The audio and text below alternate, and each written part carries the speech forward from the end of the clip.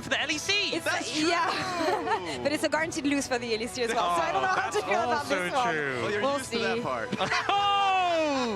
Hold that thought for a bit, because we'll see what happens with your teams, Ras. But for now, as you said, it is going to be LEC versus LEC. The stage is ready. Everything is set. What do you have on this whiteboard? Damas y caballeros, bienvenidos a Madrid and Beijing. Beautiful, beautiful. There we go. That's for my Spanish fans out there. A rematch of what we've seen in Madrid. How are you guys feeling?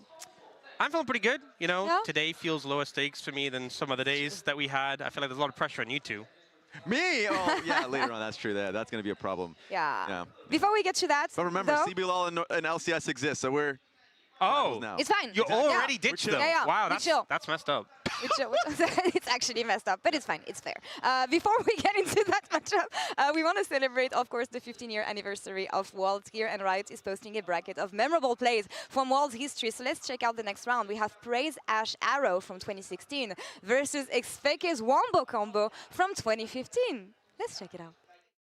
Trying to punish. They're going to get the close. Gorilla putting down 5 damage auto attacks, doing what he can to keep mid lane alive because top and Hib has been killed, and they even got the pick off on Bang. Rox doesn't actually have to stop pushing right now. They can delay the recalls. The Ash arrows. Look at the arrow. Get teleport. He's stopped too, which means they can push. Mid lane, they're going to try to go. It's going to be pincher maneuver. They're all grouped up. They got to be careful here. They're coming in. Imp is okay. Amazing takes a lot of damage. Soaz trying to get to the backline. He did get hit by Emo playing. Expect is okay. Big old shockwave. That shockwave doesn't work. Oh, and the wild growth. It keeps him alive.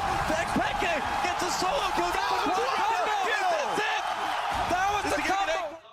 You know, I actually got super emotional watching this because it was my very first international event. I was in this arena watching this live. The eruption of joy from the French fans, honestly. I got chills. It was really good. Maybe not you, though, because LGD that year, not great. Oh, yeah, that was sad. We thought they were going to win it all. It was the worst thing ever. Yeah, I think for me, the Ash Arrow, I mean, to me, that series, Rox Tigers against SKT, one of the greatest best of fives of all time. To me, still the greatest. And that arrow was just insane. The timing as well. That was crazy. At least for the LPL fan, that's good news because it can get worse. It can get to LGD levels. So for you BLG fans, don't worry. It's bad right now. It could get worse. Now, for the next one, Ox, close your eyes, close your ears, close everything. The next matchup features Levi's Nexus Defense in 2022 against the Shy's Aatrox from 2018. Oh, teleport coming in. They can keep the minion alive. He needs to walk up and cut the wave. He needs to die. Die to get the cannon off the Nexus turret. He just needs Levi to respawn. He needs to jump in right now. He needs to get it off of it. That'll get it off the backdoor bonus. I think he'll walk into range, but he is very tanky. He'll buy some time, and backdoor bonus will eventually fall. He'll die to Elder, but he bought enough time that I think Gam can live. Levi's up in 1 second, but the turret is falling with the new wave. With Katie, can he find the stunts? Wayward still on. Wayward still hitting. Crucial moment. IG are going their eyes, crossing their T's, trying to get this second Infernal. It's just gone. Are going to be taken low, secured by Ning as Jankos goes into the pit, going to start the fight, but he's 1 versus 2. Perks coming in now as well. Ning taken very low, likely going to be killed to start this fight off. Wood did able to find some CC onto multiple people. Balon now going to be the target of the Vanguard's edge. Wonder trying to make something happen, but G2 looked like they just want to disengage this one now. They already got the pick onto the enemy jungler. Oh, hello, folks. I think we're all set up on YouTube and stuff. I need to run away very briefly. I don't want to say anything, and I don't think Ox wants to comment as well. Here. You guys with some of just the a glimpse chat still members of what we're going to see throughout this entire month of competition. So keep an eye out. Look after yourselves. For We'll be more live with that very plays shortly. throughout the MKOI versus which Fnatic ones LEC elimination advances match. through the bracket. Look at this. Hold Look at all we someone's have. hand, There's a lot LEC there. fans. It's gonna be a wild Start I a like the Shy celebration. Aatrox part. That's in the music video. The Shy Aatrox was great. Yeah, let's show that again. Don't show the other play. Yeah. All right. Thanks for that, Law. We're going to keep that theme of comparing things here, playing the first Worlds edition of this or that. Are you guys ready? They want Grab us your whiteboards. to actually agree on something for once, so we got one here. Yeah. So we got to make a decision. Hey! Okay, fine. The first one is, which run has been the most surprising at Worlds so far? LCP or LEC? I gotta say, I'm not that surprised that LEC is doing poorly. So I'll say this because that has to be LCP. Because they're so good at the moment. We shouldn't be surprised, but we still are. I don't... You know what? It's hard because I'm not really that... I thought LCP was pretty good, and I thought LEC was pretty bad, so I'm not hugely surprised by either. You know, we're going to that then. We're going to that. You know Then winning against T1, almost winning against AL. Yeah. To the next one we have, though, we're going to see some dance moves here. Taki on one side and driver celebration. That I count as a dance. Oh, we're going. It's just Taki's. Really? This guy he's literally orchestrating this. The camera movement. I think the camera movement, the move in. Yeah. Putting in work. It's quick. You know, shout out to the cameraman. Shout out to the Production cameraman. value. Yeah. Love it. All right, for the next one. So we agree on Taki here. Yeah. We agree on Taki. For the next one, we're going into champions this time. What is the most terrible? Kalista from MSI earlier this year or Jarvan at Worlds? I think it's Kalista. It's Calista because they kept picking it and it kept losing, and we were like, please stop, and they kept it. Yeah. Definitely Calista. Yeah. Yeah. J4 Be is right 09 back, right so now. we'll be So back. We'll be how back long? very shortly. How long is this gonna go for? I mean, that's the thing. J4 has the opportunity to end up with, but I think Calista right now it was bad. Even we've been agreeing on this entire thing. Good wig, good wig. God. For now. even Roller couldn't make it work. So yeah, let's see who can make Jarvan work this time around. Next one is actually on the good champions, Flandres Rek'Sai Oh, or Kyrios Bar. Just carry bot. Why? Look, because we decided to give him, FlyQuest decided to give him the Bard, and he just showed us why he couldn't have it. That's He's not true. going to have it the rest of the event. Fondra Rek'Sai is really good, but you ain't banning it first rotation every single game. Yeah. The fact that we were even talking about it as a first pick, get out of here. Get out of here with that one. All right. And the last one we have here, it is God himself, the GOAT, Faker, and his pre-game ritual. Faker meditating or hip stretching ahead of the game. It has to be the stretching. No, you know, the fake and meditating is such a classic. We call the reboot. You know, he's just re-downloading a new patch. He's getting ready. Yeah. Rebooting the software. But the thing is, because I have bad, the meditation. Oh, you want to give us a performance? Yeah? I'm like 33, brother. I need this actual stretching power. Bro, he's 29 and he's doing it. If he's doing it, we all should. We Yeah. should. Everybody, if you're out there, That's some get good up your movement. seats. I know you've been sitting on your computer seats forever. Please, get up right now. That's Shout some out good to neck movement. production for showing us all of this. Now, good job, guys. Thank you. Let's dive into the bracket, shall we? And Yeah, see we the actually games agree. that we have A lot. today. We're gonna send some teams home tonight. Sadly. Yeah. Sadly. Yeah. BKS versus Salute. PSG is going to be our second matchup of the day, and first one is MKOI Fnatic, a rematch of Madrid. And yeah, one LEC team is going through, the other one is going home. So I don't know how to feel about this. How do you guys feel? I mean, at least it's not my team's on the line at the moment, so I'm happy until later on in the tournament. Yeah, I think it's been a bit rough for the LEC. I mean, obviously G2 gained some life with their win against PLG, but generally we've seen LEC struggling to get a lot of wins, except against LEC teams so far. Yeah, yeah. Hey, they'll get one today. I love when Yeah. you show up with the stats like this. Anyway, enough for us from now. I want to hear from the players, and earlier Jason caught up with Elioya in the Verizon Game Day interview. Welcome to the Verizon Game Day interview. I am here joined by Elioya on the side of MKOI. First off, thank you for your time. It's a survive or go home kind of a day for you up against Fnatic, a team that you have beaten multiple times back in the LEC. Does that give you extra confidence going into the game today? For sure. We've beat them many times and we know how they play, how they are as a team. So for sure we come way more confident. And at the end, it's also really important that we start building this confidence from today onwards, because if we want to last in this world, which is going to be the case, we need to start building the confidence and, yeah, becoming a much stronger team. Amazing. Well, Elioya, you have never missed World ever since you joined the LEC. However, making it out of the Swiss stage, the group stage, has always been a challenge for the past few years. What kind of advice are you giving to the younger players as a leader of MKOI? I think the best advice I can give is to play with no regrets. I think is the most important, because play with no regrets. As long as you do what you think is the best and you put on all the work that you've done throughout the year, you put it to a test, I think you will come out happily with the result. Because if you don't try, you're going to be much more angry at yourself that you haven't tried. You don't know if that was what you needed or not. If you're scared to try things, you don't learn anything. And I think not learning in Worlds is the worst that can happen to you. Well, adding on to that, who do you think will be the key matchup today up against Fnatic? I think me against Razork is going to be the key matchup. It always is. So, yeah, I know I'm going to come out on top, so it will be us. Well, you've mentioned the jungler will be the key matchup today. Well, speaking of jungle and setups, well, it seems like MKOI was struggling a little bit around the Otacon, whether winning or losing.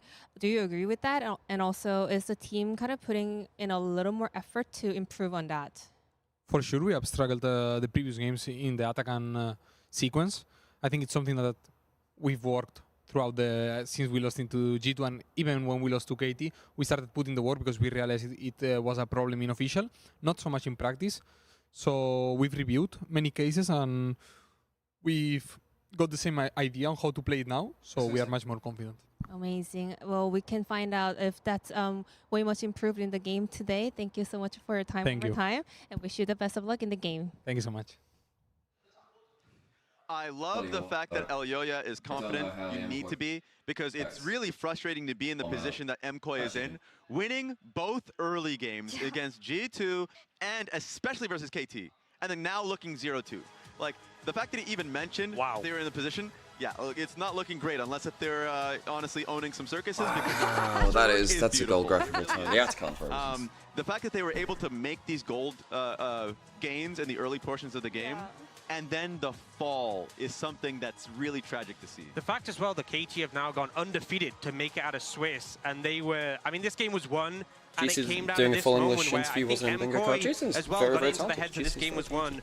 Overcommitted so heavily on a Cuz here, who had the ultimate up to keep him alive, and they turned around this massive shockwave. The throw was insane. This is basically the only way you kind of throw a game from this position is a huge shockwave coming out from BDD. They had so much engaged potential, they had so much scaling with the Yunara and the Lulu, and it was a big blunder that cost them the game. That's the thing, like, that's what's so frustrating. So much of that game was positive.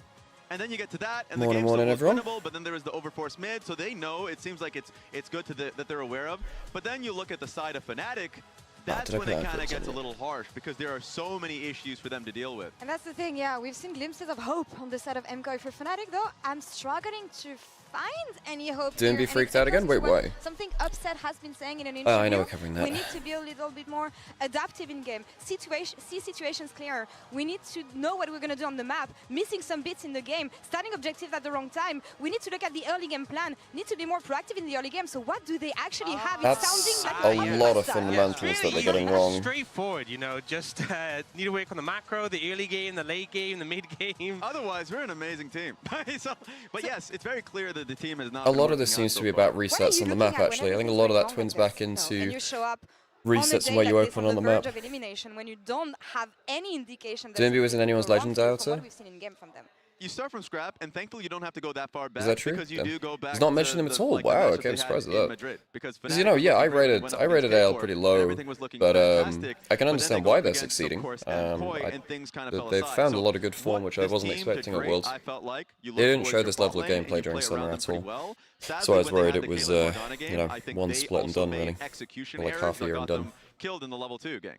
I think for me, I just want to see them be more proactive. I think something we found against them going up against BLG is they had an opportunity where they could have started the Otacon. We saw Shadow recall right in front of them next to the Otacon.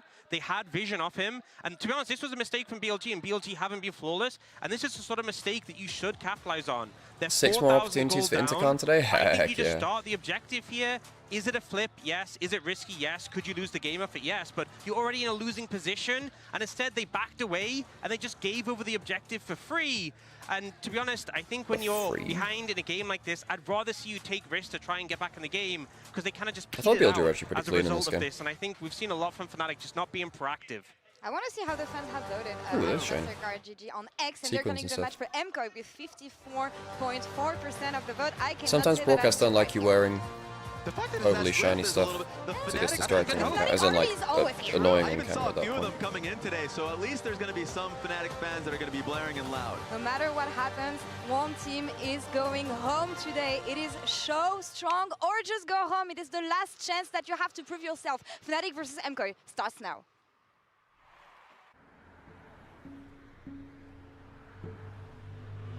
Run starts.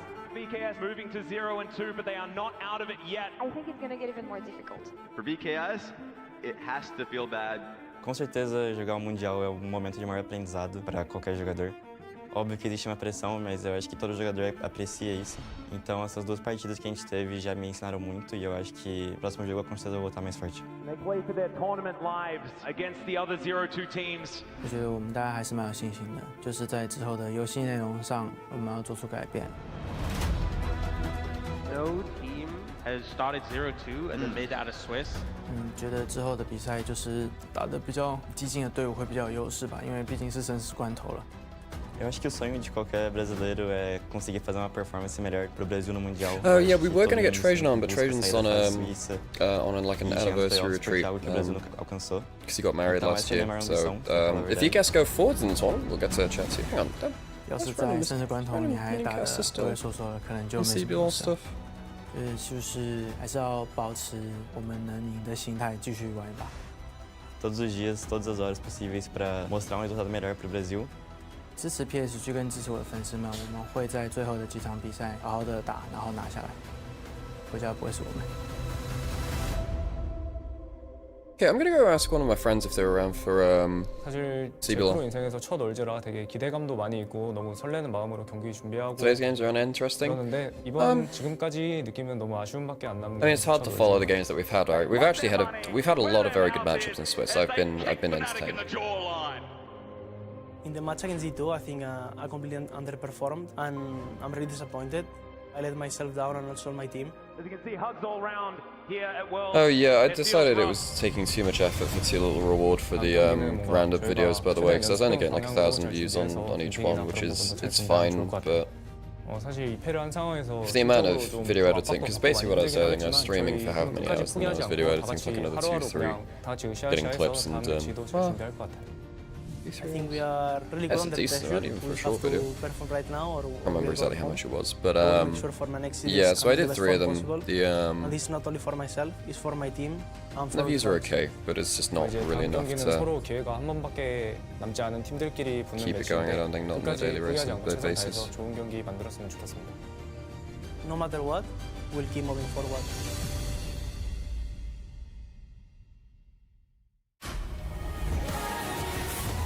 It's better to watch best of 1 rematch between different region teams than see the same region matchup. I don't think you want to see rematches in Swiss. Rematches in Swiss kind of build meh.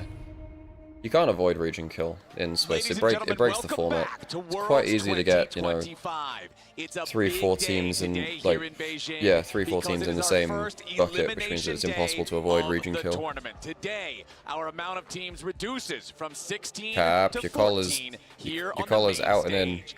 Choose one, Cap. And we've got 2 best of 3s ahead of us to determine who gets to keep competing and whose journey ends here. I'm excited, my friend. I think it's going to be a banger. I am very excited to see what the 2 matchups have, especially because we start off with a rematch from the LEC to kick things off, and then later on today, it feels like for BKS, they have a lot to prove against the LCP. Looks like it.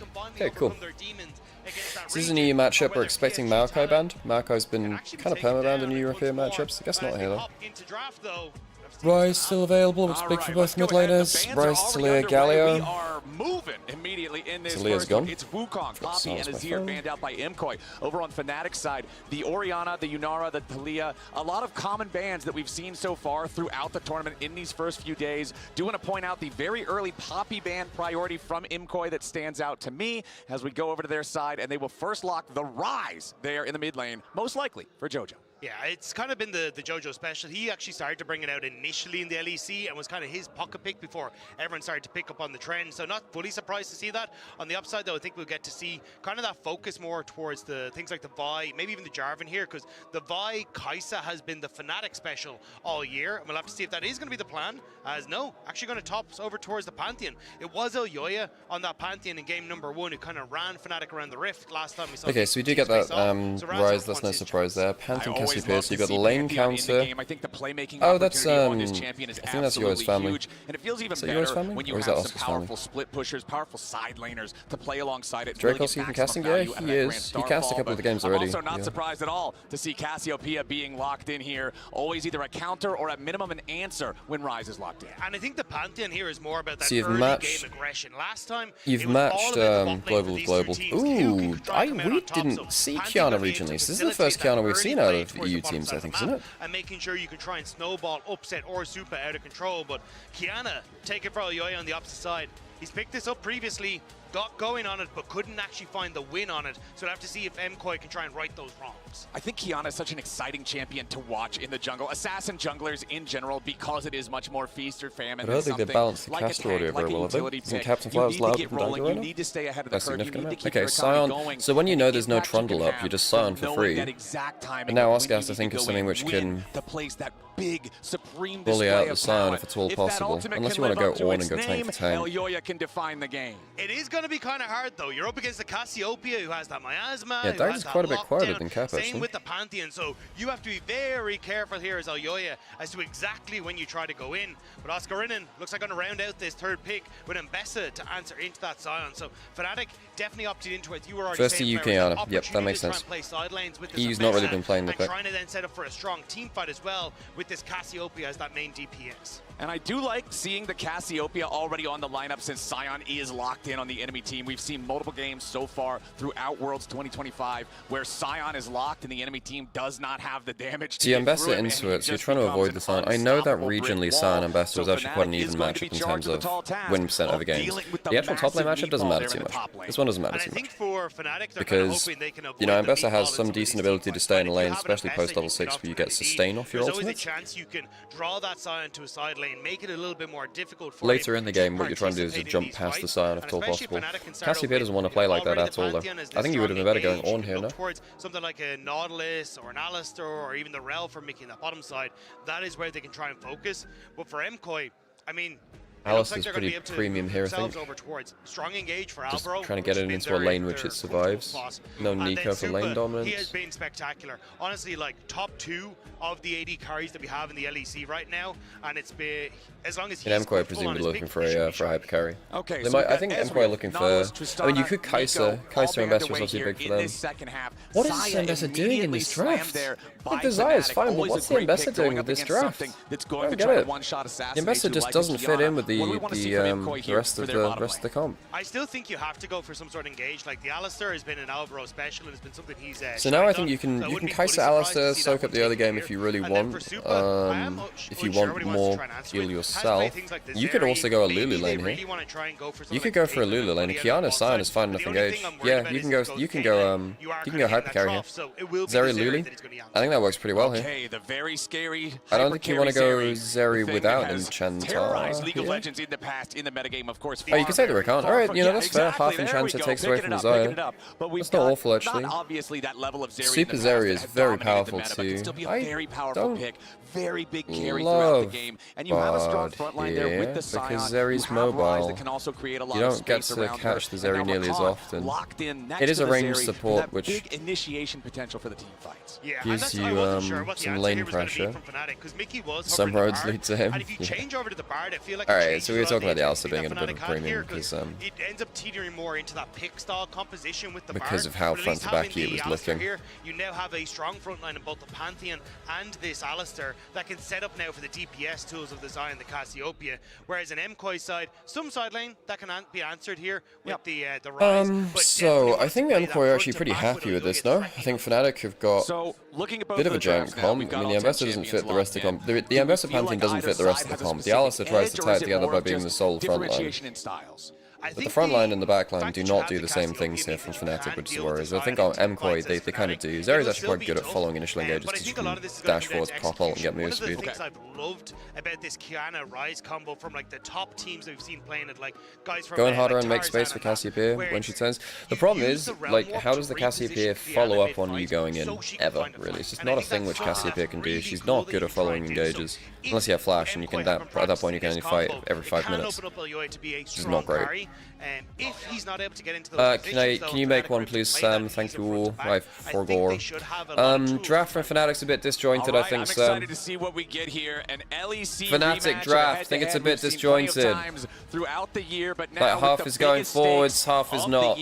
Whoever comes out on top in this best of 3 gets to stay here at Worlds. There was a tweet which Mickey liked as well, being like, you know, finally he can be free from these, you know, whoever's picking these champions for him, kind of thing. playing. I've heard some tension about Fnatic drafting across this year. I have heard about it. I don't know exactly who or what is the cause of it. But you can sometimes Fnatic come up with some really cool stuff. I love the Vi Taric that they showed in playoffs.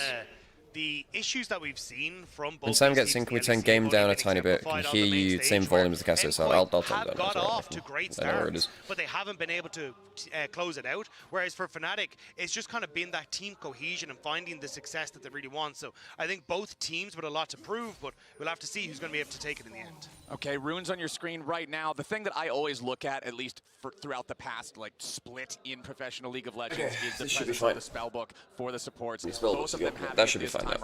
Rakan versus Alistar. EU Kiana. I mean, Elioya was. Elioya's always been pretty good at mechanical. Yeah, and it is also, it just gives you options to so many options in the later portion of the games with teleport and being able to get it back into the map quicker. Exhaust for someone like a Kiana that's trying to get access to your backline. It's just works so incredibly well. So MKOI have just kind of bodied them most of this year. Oh, they beat them in winter. I forgot about that. We've got the information on the screen right now for kind of how oh yeah, MKOI's winter was a little bit rough, right? And then G2 KC finals. G2 smashed KC the first time, gave up all their draft prior, and KC won in winter finals. But the second time we saw them face off, honestly, it was MKOI dominating. Kiana's easier to play than J4. It's a different skill set, but J4 is pretty hard to play on the whole. Kiana in jungle is much easier to play than Kiana in lane. Getting good laning trades as Kiana is actually very difficult. That's the difficult part of the champion, but we're not seeing Kiana in lanes, not really. No Beifong here. He was like the crazy Kiana one trick. Apparently, Beifong's solo queue name was 18-year-old BLG 18-year-old prodigy mid laner, and he was playing against Caps, which is kind of funny. J4's easy to ult. Hang on a second. Le flash. Oh, he just. Ooh. Couple of failed. His W's got cancelled there very slightly. I mean, Jojo has been very good in lane. I think that these are two of our best laning mids in EU, of course. Not surprised they made it to Worlds. They're pretty good at laning. To at least push up as far as they can so they don't see him early. Okay, no flash on him. Lands the Q. Easy. But like, there's no jungle support are just very slow to respond to what's happening mid lane from MKOI. Your mid laner is just blown flash and your lane is pushed up, and both your jungle and support are slow to crash the wave in or track jungle. Sometimes in plays like that, it's worth running into the enemy jungle as long as it's vaguely safe to do so, to see where jungler is or where they're not. Because right there, just the tangential information gives you a lot to work with as Jojo. Early flashes, you've got to respect the possible presence of the jungler. Jojo doesn't do so, and it means that Razork gets paid early on this Pantheon, a champion that can really run away with the game if he starts to get accelerated, especially if he hits an early level 6. You catch somebody off guard with an early. Why isn't Nymaera going top to free farm stack Cull and plays first and best? Because your bot lane laning phase is completely fine. You have a winning bot lane. Ooh, damn. Revenge. MKOI, nice. So when Yoya and Alvaro start to get popping, the game is very good for MKOI. One of my issues regionally coming into Worlds was that actually I didn't think Alvaro was on great form, which is strange because he's actually been very good. And you even think that's Worlds last year. You know, Alvaro was very good for MadKOI last Worlds. Yeah, I don't think there's any value to going the Zeri versus the Ambassador. All that ends up doing is, you know, I don't know, I feel like your lane is fine. Your lane is fine here. Whoever wins this has a chance to need to play T1.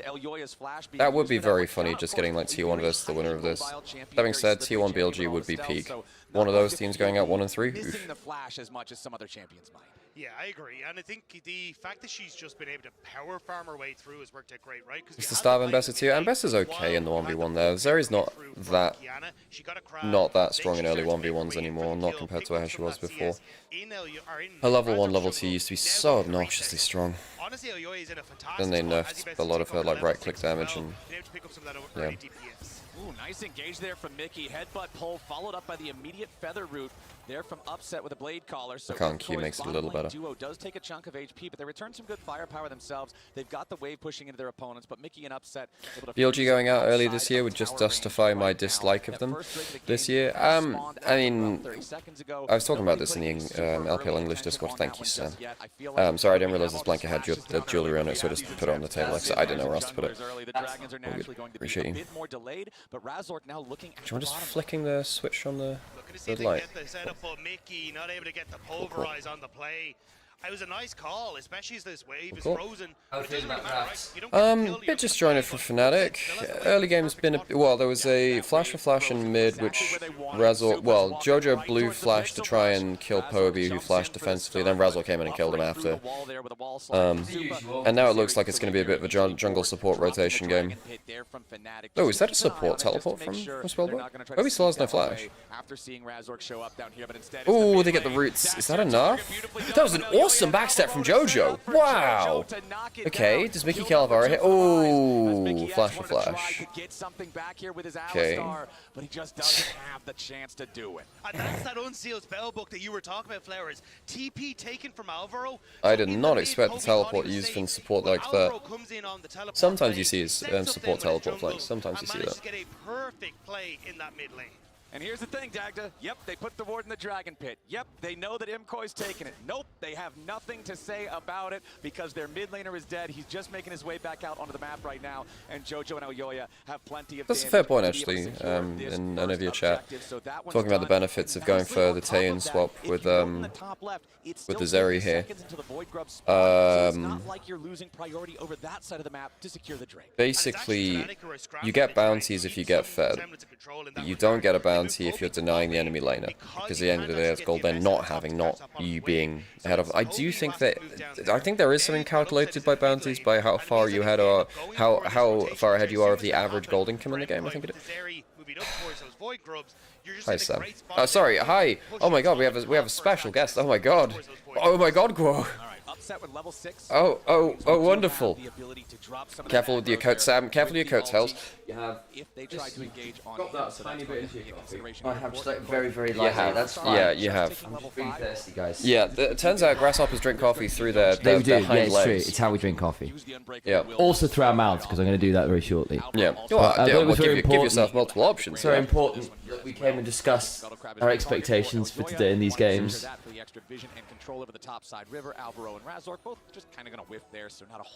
How we doing, guys? I've had a revelation. Yes. You're not paying attention to my revelation. I am. It has been decreed in the annals of League history. Right. MKOI will win this game. Whoa, wow. The prediction's coming true. And then over the next 2 games, they're going to lose because it is a requirement that MKOI fall out at Worlds in the most frustrating way possible. Thus, I have decreed your God here from ASI, now at Worlds, in my more human guise.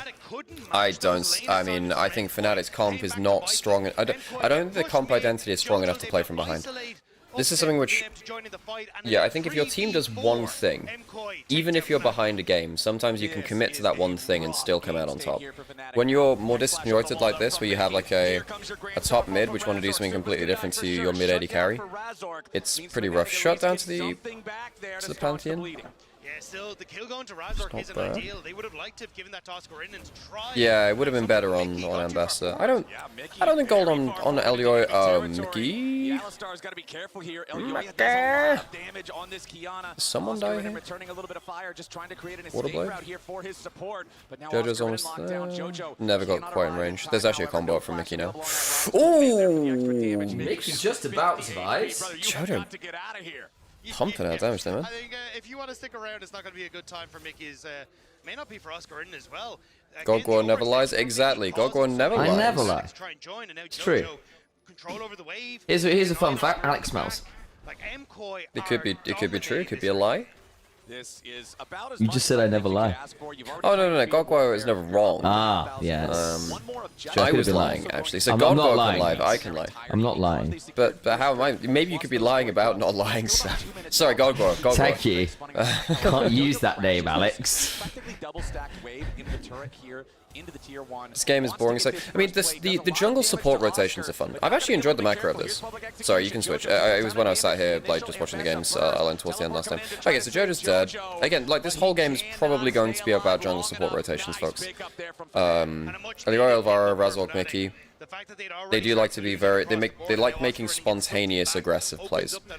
And having something like the Pantheon ults really helps that for Fnatic, but I do think on the whole, Yoy Alvaro have gotten the better of Fnatic almost every time that we've seen them. I agree with that. Like that as a duo. I mean, Mickey individually, I think, has been very good this year on the whole. More recently, just happened to go. Oh! Nice battle dance away, just about. Well, was that a Mickey or an Alvaro thing? Who gets the? I want to give it to Alvaro there. Sure. All right. Okay, we'll give it to him. Good. Farm and get into a position where he's relatively comfortable, but it's a long way from Fnatic scaling into this game. Speaking of scaling, just checking in on where we are with I fear a little for the Kiana into short-range composition issue. Like, you can obviously just get blasted by Miasma Feathers and go, oh dear, this is a horrible time. But I do fear for the Kiana ult into Rise Zeri unleashing all hell angle. It means that that's going to be another point of power that MKOI could potentially play around later on in the game. Yeah, and it's where they have been putting their focus, right, is having, hey, Jojo in a side lane, we're going to try and play off of his pressure into... Yeah, I think a lot of this game is going to be about just which... and this really happened in LEC Plus as well. LEC Plus, basically the teams that were... Oh, I turned the game sound down a bit, by the way, because it was... How did you turn it down? Turn the desktop audio on OBS down a bit, because I seen you changed it with that before, and I assumed that was it. I had turned down, I wouldn't turn it down to... That's fine. Yeah, because Chet was saying we were basically the same volume as it. Which is fine. Yeah, but yes, in finishing the point, EU regionally, basically the teams that had more aggressive jungle support plays successfully would win. So it was, and that's why I think KC really didn't thrive in the later stages of the playoffs. Actually, it's because I don't think that Yike and Targamas are aggressive jungle support players. They're very good at the slower objective play and around the team fights, but I don't think they're that aggressive at moving around the map. Not really. Yeah, as a duo, they're not compared to Razork, Mickey, Yoyovar, and then Scuman Labrov. Well, Razork's ult's down. Good defensive play from MKOI there. 2 dragons, 3 grubs, gold lead, a team comp, which I think is more synergistic. MKOI are pretty chilling right now. I mean, the problem is, if it's a split map like this, the gold lead doesn't always matter as much. Phase rush? That is not going to say. He's trying to buy time for Yoy to come down. Miasma cancels it. Oh, that's a bit of a... That redemption could have saved him, I think. Where was Alvaro? Was he out of range for it? Hello, we're watching MKOI losing kills right now. On the enemy mid laner, and the game is tied up, at least in kill regards. Yeah, and at least it's going to Poby, who can do some damage in team fights. And again, you've got that decent setup where instead of trying to come in with the Grand Starfall, where you've plenty of time to try and run away, especially on a phase rush rise, they actually managed to get the flank. Yeah, no, it's and that's why, you know, Mickey being proactive and stuff like this in the Alistair makes a lot of difference, right? Because that's where this game's going to be decided, if anything. My problem is you've given over 2 dragons already. Ever since the Void Grub fight, we haven't really seen a lot out of MKOI. They managed to secure the dragon, but they haven't made any plays against their opponents specifically. They've been farming, so I don't mind them not making plays. Like, they've already got themselves the lead objective-wise. They just need to be moving jungle support to kind of match Fnatic's now, if, at worst case scenario, really. MKOI trying to set up for Yoya with the vision and potential invades. Yoya is 30 CS ahead, which is a bit painful for Razork though. The CS numbers in the jungle look so swayed, whereas because Poby has kind of been sitting in a side lane, despite the fact he's a kill down, still keeping within touching distance of Jojo Pyun on the opposite side. It's a fair point. Kiana's actually very good at just randomly poking people out with a Q or 2. Like at this point, when you're at 1.5 items with the Brutalizer in, you're very happy just to like throw some random Qs in. The problem is if Alistar has flash combo. Whenever Alistar has flash combo, I've really noticed at this world, Alistar flash combo is just utterly game changing. It really is. Because there are a lot of very squishy champions which can get comboed up as long as there's a little bit of follow. Oh, is this? We saw Super doing. It was Kalista. I can't remember if it was Super as well doing W max there. Okay. So Herald's there. Fnatic. 1 for 1 right now. Blew up. Oh, that's an actually It's not bad actually. Yorick is one on the way out. Jojo's gonna survive. Super. Wait, hang on. Yorick can kill someone on the back here, right? Super. Upset has nothing left. Grass blades. I think it's gonna be a terror shape over the wall. Hang on. Oh, he terror shaped forward. Super's going, yeah. I think Upset's maybe a bit dead here too. He's trying to herald his way out. He's trying to battle herald his way out. Yeah. He might have done it actually. Do you wanna know how they drifted? But how bad does it feel to use studio? Yeah, but how bad does it feel to have to use your herald defense for like that? That feels awful. It does. You just died for that, Fnatic. I think. Does he full kill here? No, gets over the wall. A little bit too long, perhaps. Dodges the Comet Spear there. Did not want to find himself hit by that one. Could have been a potential execution. As he does escape through the invisibility that is Fnatic just got blasted, man. There's what I was talking about. The Gold League now, the Well, Super's area is now nuclear, really. A very long walk back down the top lane, and this could be a very long journey back to the fountain. Although it might actually be for MKOI, as Fnatic is ready to. Okay, Oscar's good at the angle, so Alvaro's dead. Hang on, I think MKOI have just completely full sent this, no? Like into the abyss. He's got nowhere to go, but a gray screen does try to pop the ulti there, is interrupted by Mickey. I think Muin's dead here. I don't think he can follow. I don't think he can get out with his ult down now. Not bad, Q. Wait, maybe I'm just wrong. Okay, it's about a lot longer than I thought. That's exactly what Fnatic was hoping for. MKOI just tossed that gold lead out the That's window. wild. The fact that you managed to get I mean, they're still in a gold lead. They're still in a gold lead. And Super is still very, very fed.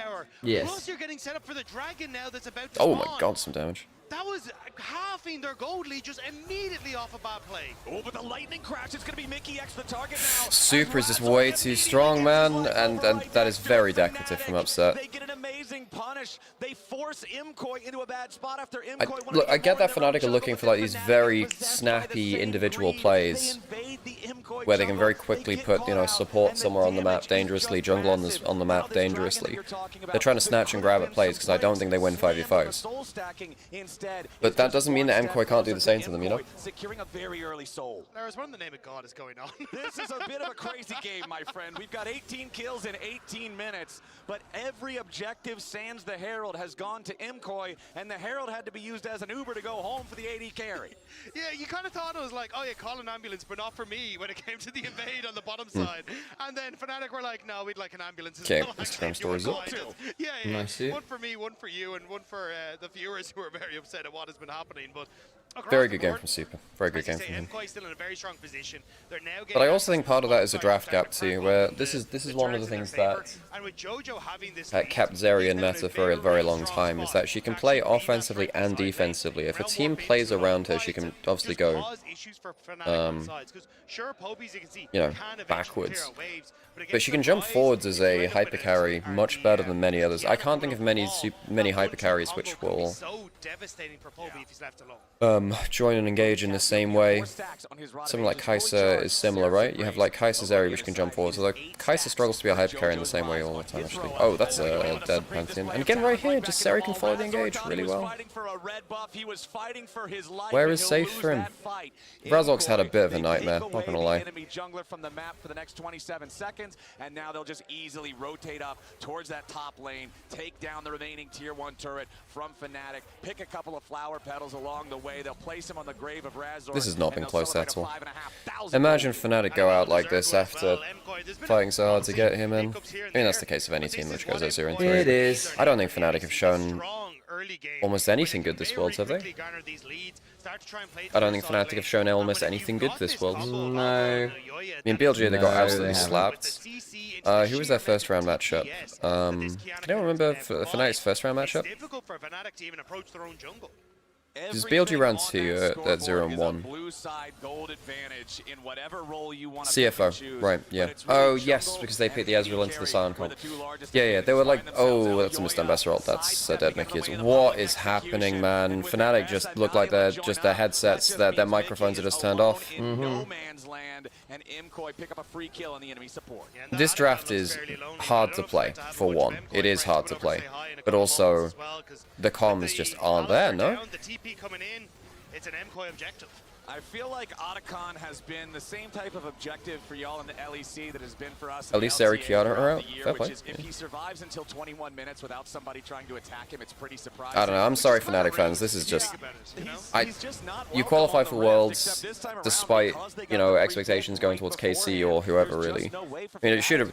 I think people were thinking it was a shoo-in for G2, MKOI, KC. Yeah. Those are going to be the three.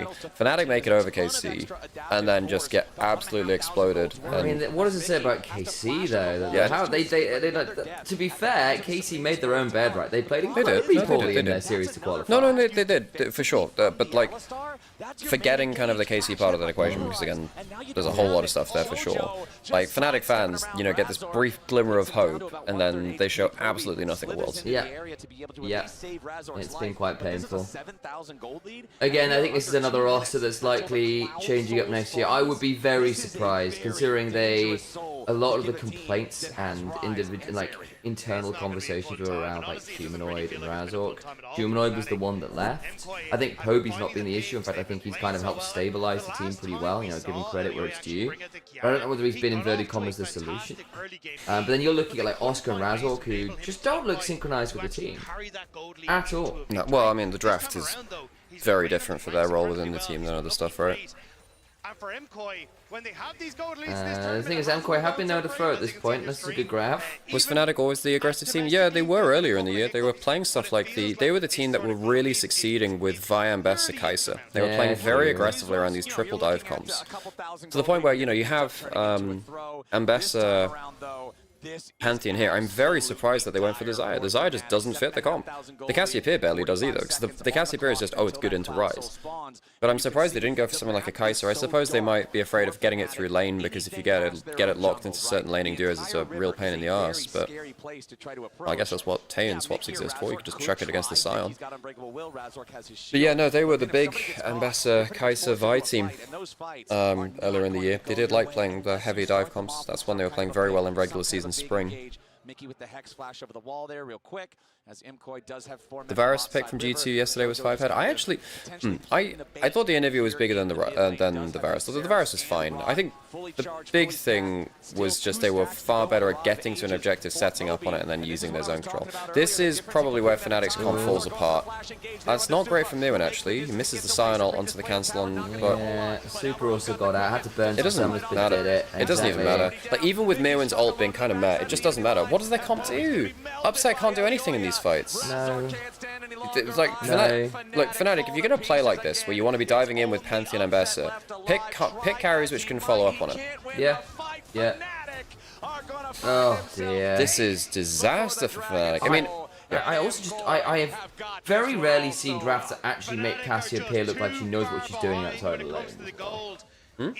I feel like I've not seen comps where Cassiopeia has an idea what the hell she's doing. Who is setting up for Cassiopeia in this game? Exactly. You know, we've seen, you know, Faker's cast was actually pretty good versus CFO. That was actually pretty good. True. No, exactly. I'm not saying that, but it does feel like I've just seen some really awkward Shanks versus HLE. He solo carried late game on it a lot. Exactly. We've seen 1 or 2, right? But again, those are with comps where actually you can kind of grind the front line down in front of you and just say like you are not. If you try and engage, you're gonna get stuck here, and the Cassiopeia gets free DPS. This is not a comp which does that for Cassiopeia. Not really. I think you had to do. You either had to pick different carries or different top side. But there's just what can the Xayah do besides like flash forwards for feathers here, which you don't really want to do into a Rise anyway, right? I mean, okay, here's the potential angle. If you can force a fight on Super around Baron in the next minute and a half, 2 minutes, they've not got they're down 2 summoners. Maybe that's the angle, but you can't have this happen. Super's been insane, man. I mean, Super's having a great game. Yeah, Super's having a great game. Although, he honestly, does sometimes do this. He that being just said, like, go the air. I'm really happy to see Alvaro playing like this, because Alvaro was not fantastic in playoffs run. This has been a much better showing from him. Okay. And yeah, I think that if MKOI are to do well, jungle support needs to be online. Now, this is going to be a little bit of a, if this is a confidence game for MKOI, I need to take it forwards into, you know, a stronger matchup next time. Problem is, you're now going to have BLG T1 both in the 1-2 bracket, and there's a chance of drawing either of them. Well, you can't draw... No, MKOI didn't draw either of them. Fnatic, if they went forth, couldn't draw BLG. MKOI haven't faced either of those teams, because they faced CFO first round to... I guess that, at worst, they'd avoid them at the 2-2 match. That's pretty much what it's going to require, but you can see... I don't know, man. Fnatic have got to draft something a lot more coherent for the next game. This is... I agree. I mean, we called it pretty much straight from draft. It's very incoherent. And sure enough, Fnatic's not even going to try. Gold lead approaching 15,000 now. Baron in their pockets. It's a 1,500 Red Bull Baron power play because there was no attempt from Fnatic to try to stop it, and I'm pretty sure we're going to see the Nexus explode before that timer runs out. Yeah, I agree, Flares. I don't really think there's much here on Fnatic's side to try and uphold. 3 items on the Cassiopeia is a decent spot to be, but it's just everything else is so in favor of MKOI. I just don't think you have a chance, but here we go, one more play. Forgot to ping on my Discord. Whoopsies. Well, there's already a ward right where the unsealed teleport. I think Jojo could be in trouble here, actually. Alvaro's got on the backside. Really good defense from Alvaro. Oh, really, really, really nice. Oh, it's just over. Oh. That's the Cabidon. Jojo! Could you imagine, like, the anime, well, would it be shoujo, I guess? Like shoujo Kiana with the Cabidon instead of like the so she has like the wolf and the wolf. She's got Battle Queen Kiana. That's maybe true. That's what Battle Queen Kiana's like. Maybe a good Kiana roll is just the Cabidon.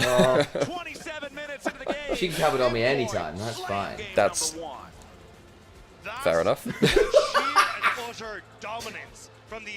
I mean, yeah, MKOI, I'm glad to see Alvaro playing very well. Super Alvaro. 20k gold lead? Oh my god. Did they actually hit the 20k? Oh, holy shit. Dear. I was not paying attention to the small number at the top of the screen. Why was some wire in this? Yes.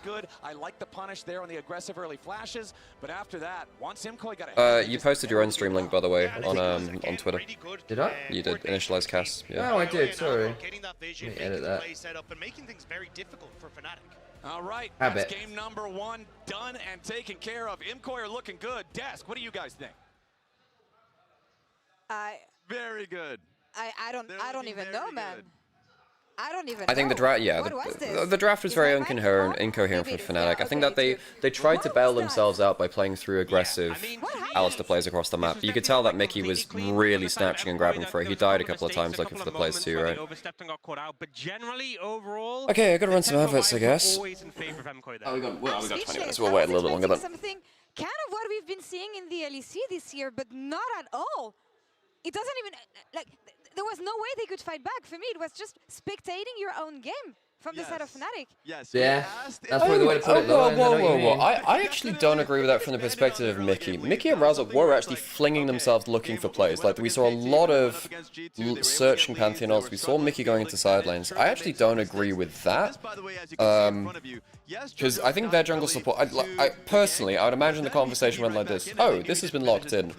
Well, we've got some problems here. Well, I guess we got to just try and skirmish our way out of this, and then you live and die by skirmishes, which were quite low percentage, but you're not winning 5v5, so you have to win like random skirmishes. And it turns out that Kiana and Rakan are very good at moving around the map too, because they're very mobile and they can engage from a long range. I'm not gonna lie, folks, I think there are going to be some interesting conversations after this game about that draft. Yeah, I was saying earlier, like, I've heard bits and pieces about some complaints from Fnatic about their drafting. No, I'm not exactly sure and I mean, on Twitter, Mickey was liking a tweet about, you know, bad drafts and stuff like that, and someone posted it like, by the way, So I don't know, and apparently Law was saying on her stream in French that there's been a ton of internal stuff at Fnatic, which is no surprise. Honestly, this year's quote-unquote Worlds drama for Fnatic, if it's just internal issues or whatever, it's not nearly the level of what we normally see from Fnatic, which is normally just full team meltdowns at Worlds. The Niski drama. Because for them to play champions like this and manage to that was MKOI, wasn't it? That fast, It's the most hopeless Fnatic I've ever seen. You didn't see 2016 Spirit Gamsi roster, which is a shame because Spirit was actually very good. Oh, the jungle Lulu, baby. Yeah. And it's not as if Fnatic didn't try, right? Like Fnatic did make the. We shouldn't have to watch EU third seed of Worlds. What they should have done is done the play-in match be between third seed of LCP and EU as worst performing regions at MSI, or NA or whatever, right? You have it as the worst performing regions because realistically, IG would have been probably in the 1-1 bracket, I think, at this point, and I think they would be fighting all the way to 2-2. I think probably. I want to take a look at our hyper. Can finally catch Worlds. Well, I hope you're doing well, Derek.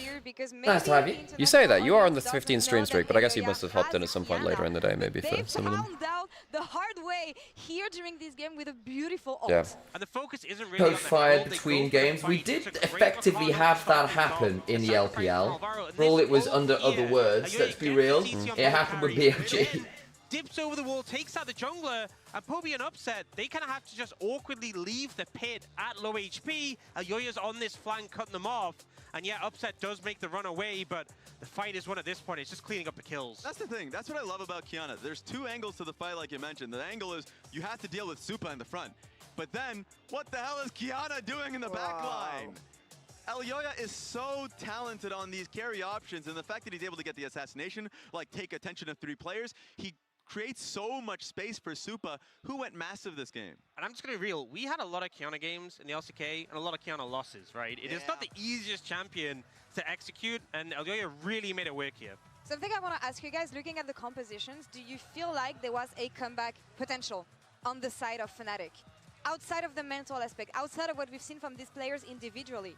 Like, I liked Fnatic's draft. I think it was fun. No way you like Fnatic's draft, Raz. It's so disjointed. The top. Okay, all right, okay, I know. What's he gonna say? Qiyana, like, sign and everything, so they could deal with it, especially the Rakan. Like, I thought it was okay. There was some comeback potential, but you just. Okay, so basically, actually, the Rise Qiyana, Rakan, you have got tools with the Miasma and the Featherpool to like turn around onto them. Yeah. I see your angle there. My problem is Sion exists. Sion exists, and there's this. Oh, I don't know. I just think that their front line and back line is just not wanting to do the same thing. It's do or die. It's back to the drawing board and come back with something ASAP, or just go back to Berlin here. What do we want to see from Fnatic? We want to see something. We haven't seen anything yet so far at Worlds, and especially this last game. One last chance to prove it all. It sucks. Kaiser is 1-8 at Worlds? What? I guess it was picked as a poppy a lot, thinking about it. To pull more members because MKOI are bloodthirsty.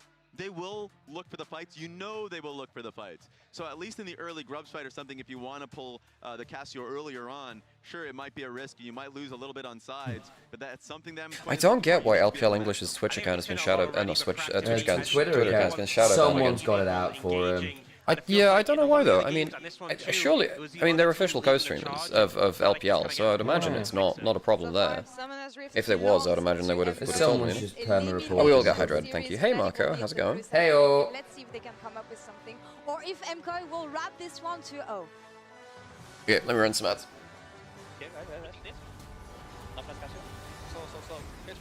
Chat. Doesn't Corky slap every game? Definitely. Okay. Alright. What have you got for his God War? I'm receiving a premonition. Right. Fnatic win the next game. Okay. How? That is for me to know. You to discover through gameplay. You close your ears, I'll tell chat.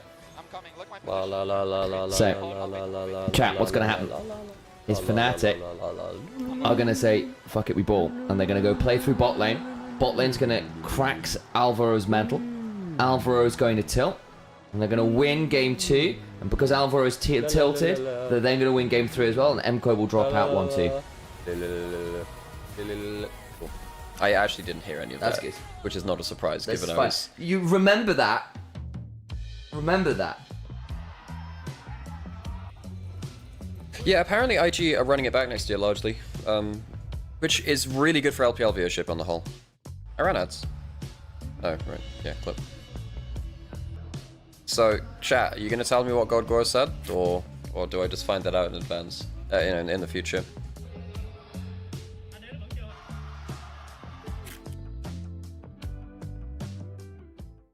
An update is required. You'll find out exactly. Exactly, chat. No spoilers. Right.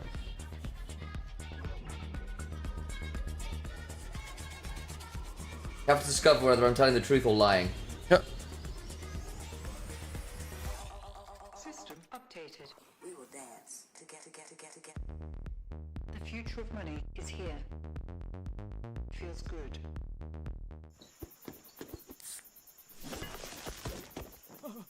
Red Bull gives you wings.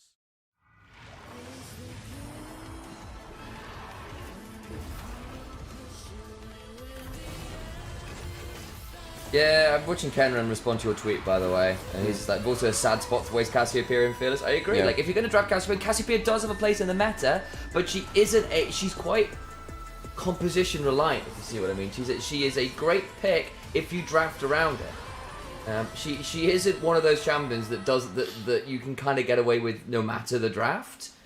Yeah. She does need some setup.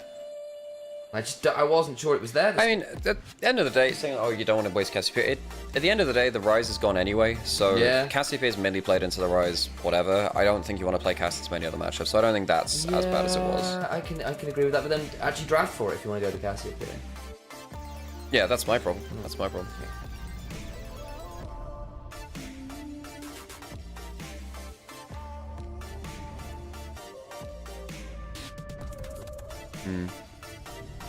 And yeah, that was the game where, you know, MKOI's bot lane. Okay, this was a conversation we had in like prep meetings for LEC before playoffs came through, and this is before MKOI Fnatic in one of the matchups where I believe the conversation went something like this: if Fnatic are going to win versus MKOI, their bot lane must be ahead. If MKOI are going to win against Fnatic, they don't need to have bot lane ahead, but if they do, it's pretty much game over. So I think that Fnatic picking kind of like a whatever lane and not kind of activating a strong win condition through upset is because, let's be honest, folks, this whole year has been just upset core of this team. He'll win you games, and in fairness, he has done from ahead. The guy does play. They play laning phase very well, and they do end up transitioning that into upset win conditions pretty effectively when he's actually got a good draft for it. And with that as well, you've also then got to talk about, like, well, that's why Poby came in. That he could, like, what did Poby do for T1 challenges, right? He played to enable Smash to go the fuck off. Like, that was his whole thing. They brought in the mid laner whose whole thing is being able to get your bot lane online. And then to do that and then not play to that win condition, yes, I know Fnatic are then very limited in the way they can win games, but at the minute you're not winning games. So maybe play to the thing that wins you games? Yeah. Maybe? But hey, what do I know? Yeah, I don't know. I think I think Fnatic just look very boomed, and I don't know. I want to see how much stuff comes out internally, because I hear bits and pieces, but I don't have like solid stuff on them. But obviously Fnatic just don't look like they're gelling well, and some of the random interactions you see on Twitter or whatever from, you know, people like, oh, they like these comments or whatever.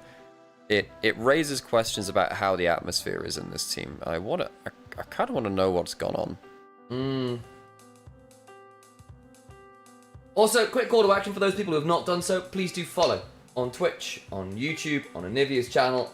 Please do come say hello. If you've got the capacity, please do consider subscribing as well. You get cool things for subscribing while watching Worlds here with myself and Nymaera. It's a great time. You get incredible value like Godgore here, offering you awesome insight into the games. Now is the time. Show your support by using your Amazon Prime subscriptions, your gift subscriptions buttons, just looking after us. Much appreciated to those who do. Chilling over. Hell yeah.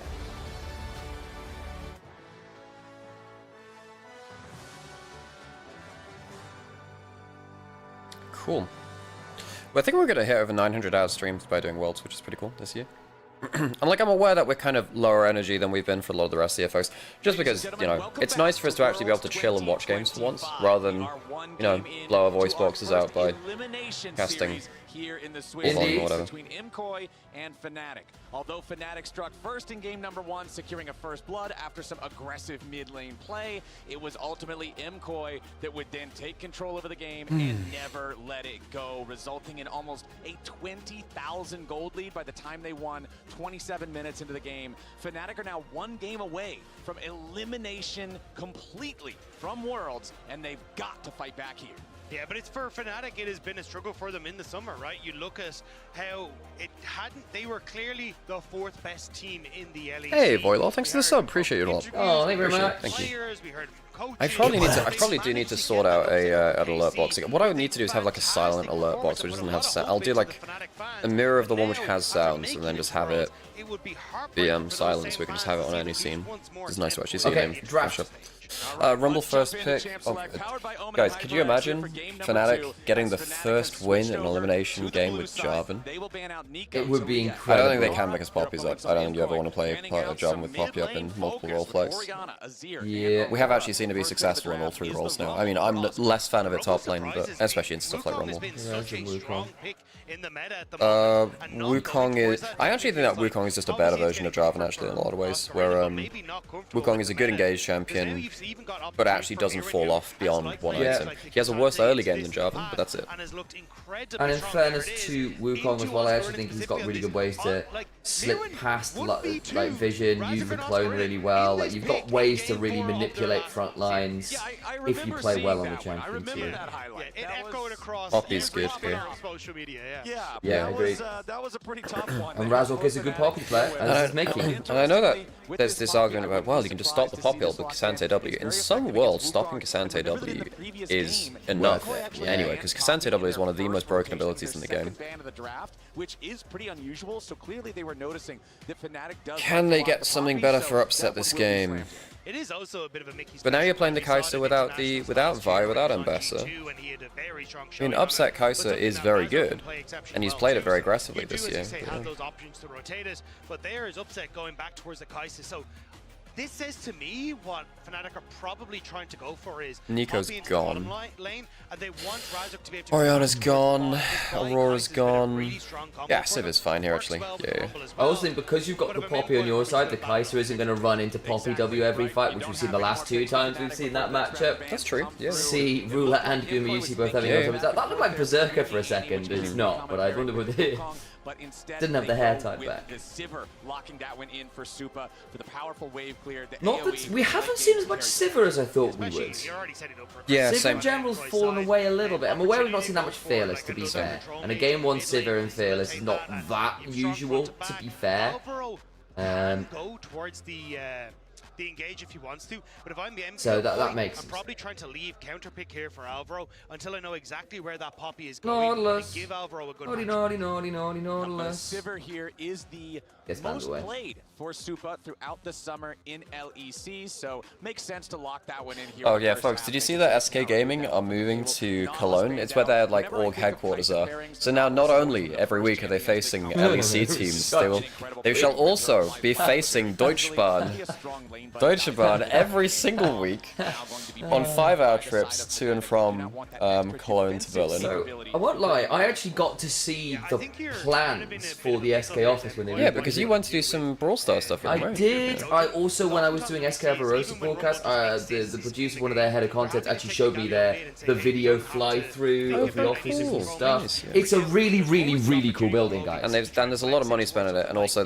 I guess it's just cost-cutting to cut the Berlin office. Yeah, so basically they've already got an office that can support multiple teams, like Brawl Stars and Valorant, loads of stuff, right?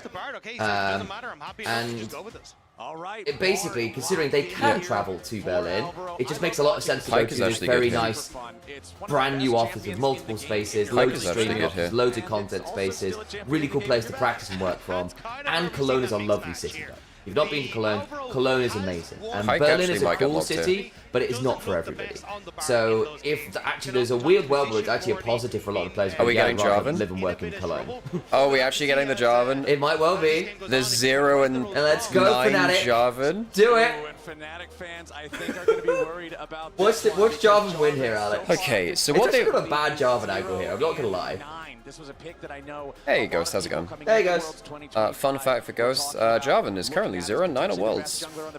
Did you know, fun fact, there was a piece of lore and an art piece which made it seem as though LeBlanc might actually be Jarvan the 4th and might have killed Jarvan and taken his place. There's been some weird LeBlanc stuff over the place. Okay, Victor's... Now the problem is, Bard has now got very good value into Rumble and Victor. If Bardal ever hits Rumble, Rumble's in deep shit. Tell you what, that's actually not a bad cast angle for it. It's actually not bad. Your bot lane's stable, your top lane's okay.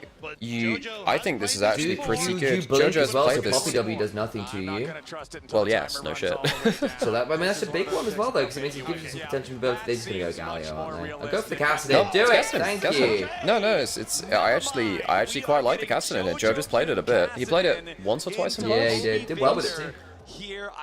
Now, the thing about Kassadin is, it's not an individual player thing, it's a team thing. Your team must accept the fact that your early game objective is getting XP and gold onto Kassadin. It's not actually about winning early fights in the same way. It's not actually early objectives. It is, you cannot allow Kassadin to fall a certain level behind the game. Like, if Kassadin is 1,000 gold down or more, then it starts getting really funky. You just don't have a mid laner until their item stack at that point. Whereas Kassadin with level 11 decent stacking on Roa Seraphs is actually very nasty. And then when you get the third item, which is often Malignance, then you just pop that off. But you don't need level 16 on this champion if he's within a certain margin of the game. Level 11 is enough on Kassadin nowadays. Has been for a while, actually. But then come alive on those side lanes in those team fights later on in the game. Compliment for Ghost, let me have a think. You're kind of a melee minion. Levels 6 through 10, okay, you're a bad champion. Levels 11 through 15, you're a good Instead champion. of last picking Kassadin in my draft, I would last pick Ghost. I've just played through Ghost of Yote. What if I pick Ghost of Deadly and I win the entire World Championship? I think that would be the best course of action. And, you know, 10 out of 10 game, 10 out of 10 Shadow, 10 out of 10 friend. It's working pretty well here. Rose Pinceless, 0 out of 10 game, 0 out of 10 champion, 0 out of 10 Shadow.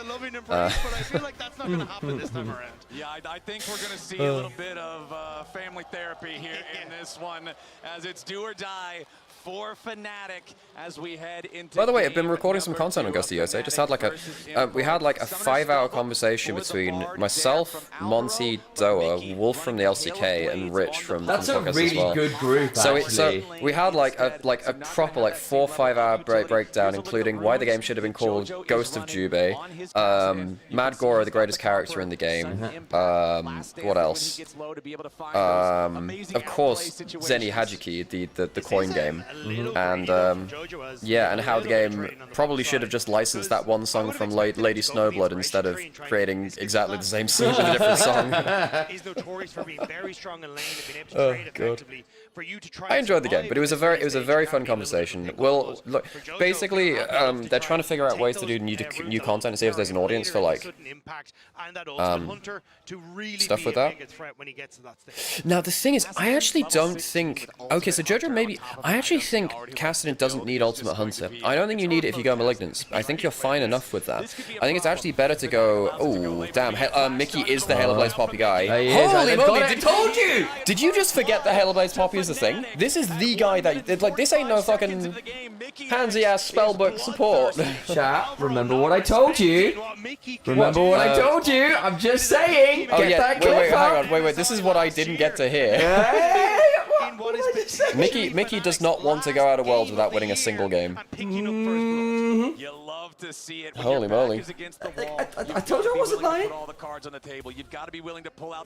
Well, okay, folks, this is just don't stand in a bush against Poppy level 1 like that. Doesn't that just throw this bot lane into the abyss? And remember what I was saying as well. LEC green room meetings, our prep room meetings for for Fnatic MKOI were largely, if Fnatic are going to win against MKOI, they must have a bot lane lead. They must have a bot lane lead. MKOI don't, and it actually becomes a very interesting game if they are far ahead. Razok's got around vision. He's flagging Dragon for the Dragon Pet. Yeah, but Wukong's still on bot side, so it's not I don't know if it'll matter. Look at Super's HP. Okay, alright, so they have managed to spot him out. I was wondering if Wukong would clear quickly enough, but I guess not. This is a very he's dead. He's actually just dead. The flash. Oh, wonderful Razok.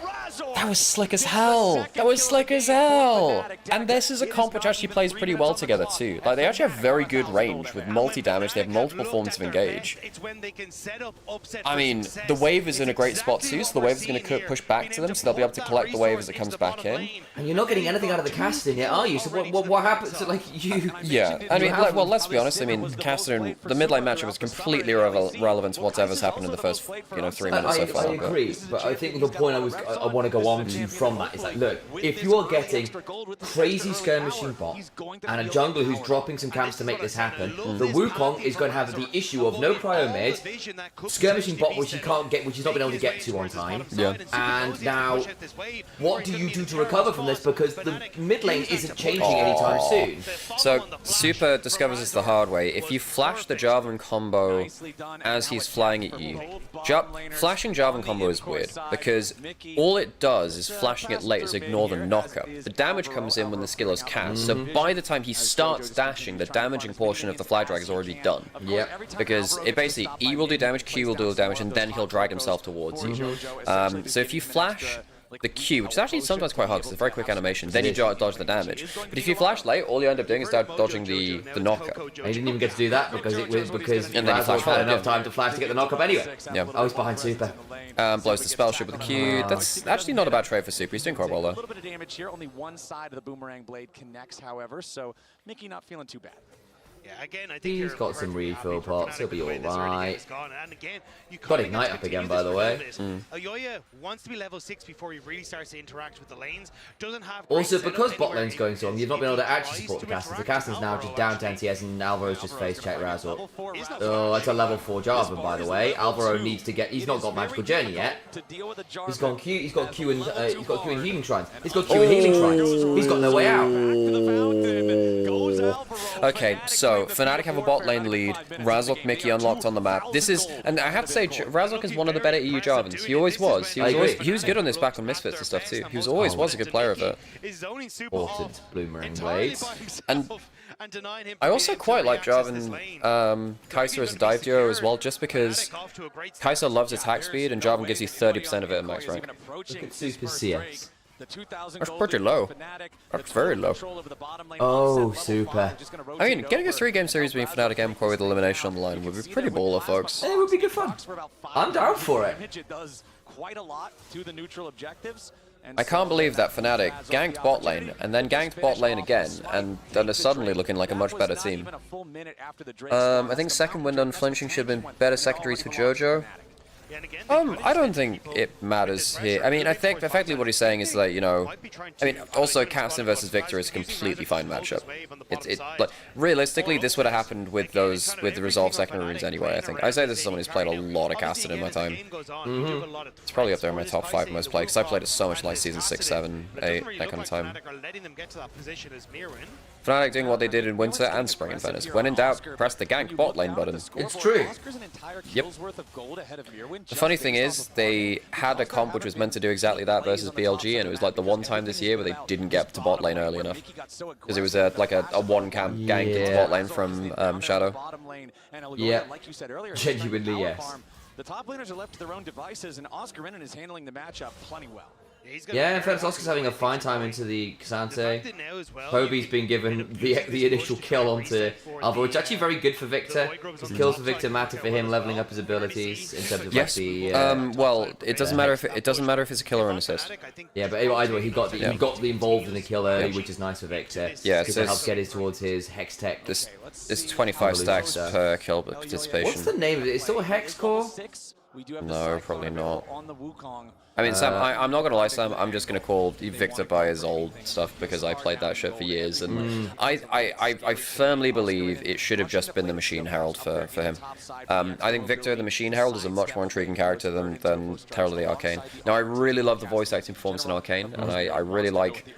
I do like a lot of the personal story that comes through from it, and what he's willing to do for you know, gain more to gain back bodily autonomy, stuff like that, and well, to gain back the life which he was denied because of the Undersea and stuff like that, right? It's you know, it's a very cool story. Yeah. Funnily enough, the same kind of stuff which Caitlyn uses in Act 2 of Season 2 or whatever it was, or Act 1, whatever it was, is the same thing which caused Victor's kind of illness as a child. It is assumed so. Which I thought they really could have explored that a little bit more too. That would have been fun in Arcane Season 2. A lot of kind of like bits and pieces which characters did in Arcane, which I think were I can agree with that. less explored. I think Oscar's gotten shoved, that's nice. This is for grubs as well, so Rumble coming in is a big fight. Rizzo gets one. Cassidon's got a wave on the turret, and he's not going to do a lot at this point. So I actually think this should be a Fnatic fight that they want to take. Oh, spell shield, very good spell shield. Exhaust. Alvaro's still going to get caught within the magical journey. That's not bad, actually, from the Cataclysm. Now you get to go all out, maybe? Maybe not. Doesn't actually get as much as I think he was hoping. No, he does. No, he does. Yeah. I think he was hoping to get Upset as well, was my thinking. Upset still had ult. You're not, he has ult barrier. You're not realistically getting Upset there. Yoya? I think he could be in danger here. What is happening there? That's because they'd actually done a pretty good fight at that point, you know?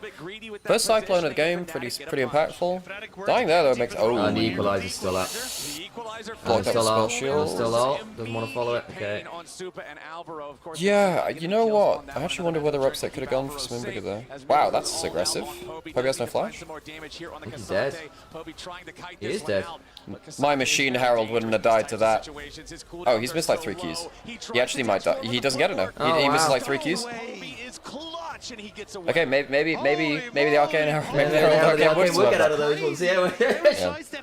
But did you see that they delayed the Machine Herald Victor skin release because they wanted to chunk him up a little bit more because the base model is too different now from in terms of just dimensions and stuff now. It does not have reliable CC in the middle of the lane. You're thinking, all right, man, see you once the screen's back in full color, right? But Poby, yeah, they wanted to like make it more kind of chunky compared to the current model, which I think is good because he lost a lot of aura on the rip. Like the proper like Kane stamp was pretty cool as the walking animation. I thought they kept that animation. It just doesn't. No, it just has lost aura with it. It's just not the same, Sam. I say this as someone who I spent a lot of time on my university team getting Ari permabanned from me, so I just had to play Victor Malzahar pretty much. Your Galio was alright as well, wasn't my it? Galio was damn good. Yeah. My Galio was damn good. Yeah, I was really slick at getting the backy double slam combos. I'm pretty damn good at that, champ. Although it never really showed up on my. I didn't play that much in solo queue because I don't like playing it with. We should play Galio Kindred.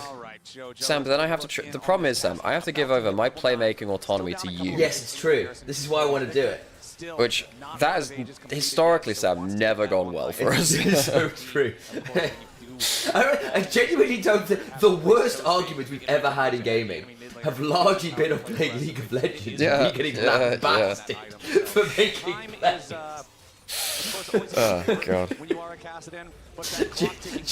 I mean, at some point, I do need to go back to like actually playing League again. I've been trying to do more variety stuff because variety is the spice of life. And streaming. The deep twinkification of the Machine Herald. Yeah. Oscar gets out. Is that that's Flash? Okay. Oh, did Jojo also flash somewhere? Oscar didn't have to flash to get away from that cyclone there on the top side. When? That is something where Jojo flashed as well. Has got caught out on those plays. So having that flash, I will say, I mean, Jojo's dropped a bit of farm, but he's not. Look, the Caston is still in okay form. You just want to play here. You just want to play here. Yeah, overcomes Alva. You just want to play here. The way it's clear. You only want to play. That's fine. You lost Dragon's so feat to strength with that is the kind of play, Sam, which you're doing just for Caston and XP and gold. That's like what I was saying in draft, where actually you don't. If you overforce that and died randomly into Oscar, that's when you realize you actually don't know how to play around Caston, really. Yep. It does cost them a dragon, which is then feat of strength. Hang on, okay, I'll go too much further. Two double dragons being taken. You want that time to buy for your Sivir, your Cassidon. Yeah, and again, Dagger's talked about now. Like you are in a Cassidon Sivir draft. If you can hold the gold lead here, you're okay. Do not want to give across Inferno. Wait, he just hit the scuttle crab with it, so we can... Mickey! You little shit. Oh my god. Oh, that's just excellent. Just punching the... Oh, that's phenomenal. Punching the crab away so the other team can't get it. That's funny as hell, man. That's so funny. Oh, it's so good. That is so funny. That, I mean, all it delays it by like 10 seconds, but that's very funny.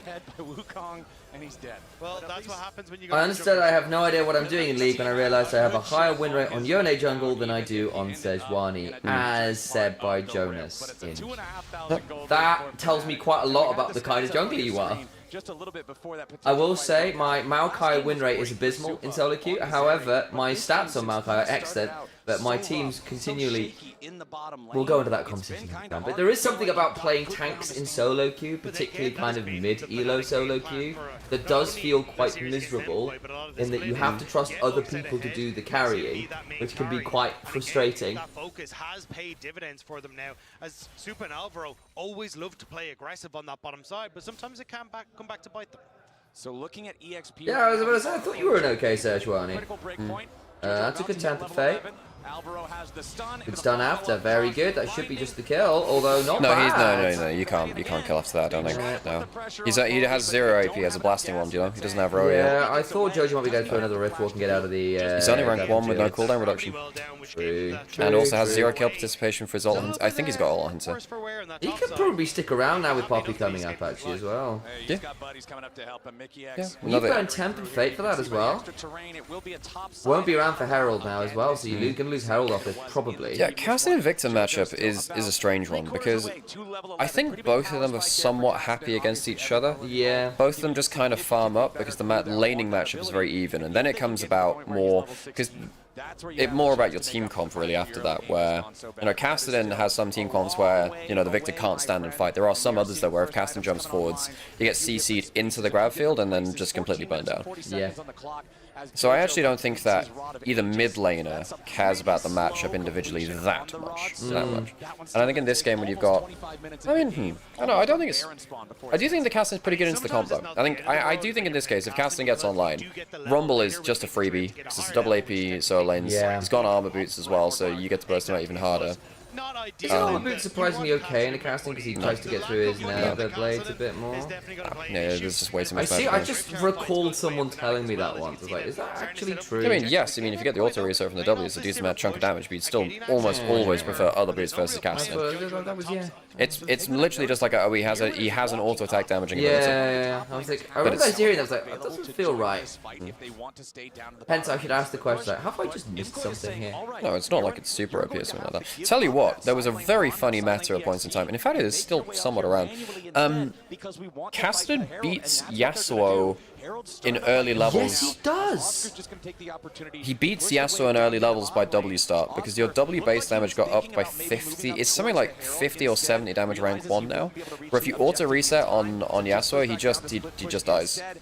I'm kind of worried that Fnatic have let a lot of stuff go up to M20 in the last few minutes, by the way. They're 2k up, but they've let Herald go over.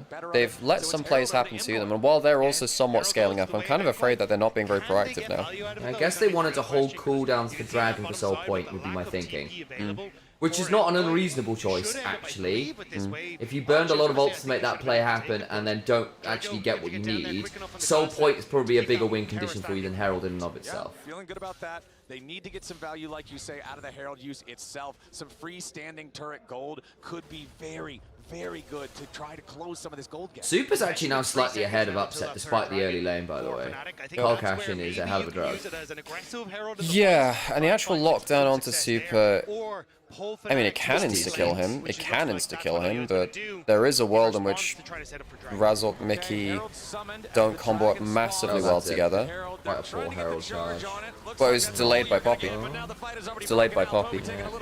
Oh, double temp. That's not bad. Super's verdict on casting. I think that just means that no one dies. Super's dead.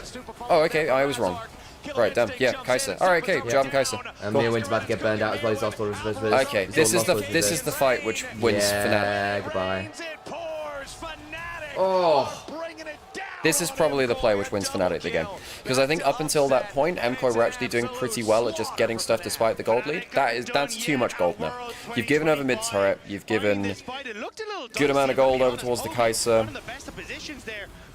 Yeah, it's not bad. That's actually not a bad start. And then Jojo should have either ulted or flashed that. He should, if Jojo can actually follow up onto Poby, Poby dies. Yep. And then I think you can actually fight around it. Just have Casten doing little bits of extra. I mean, oh yeah, it's the bring your daughter to work day, by the way, with Casten and Kai'Sa. Forgot about that. Oh yeah. Bring your daughter to the cage fight. They're on opposite sides. It's like Sivir Azir. It's true, Rigester. I did speak it.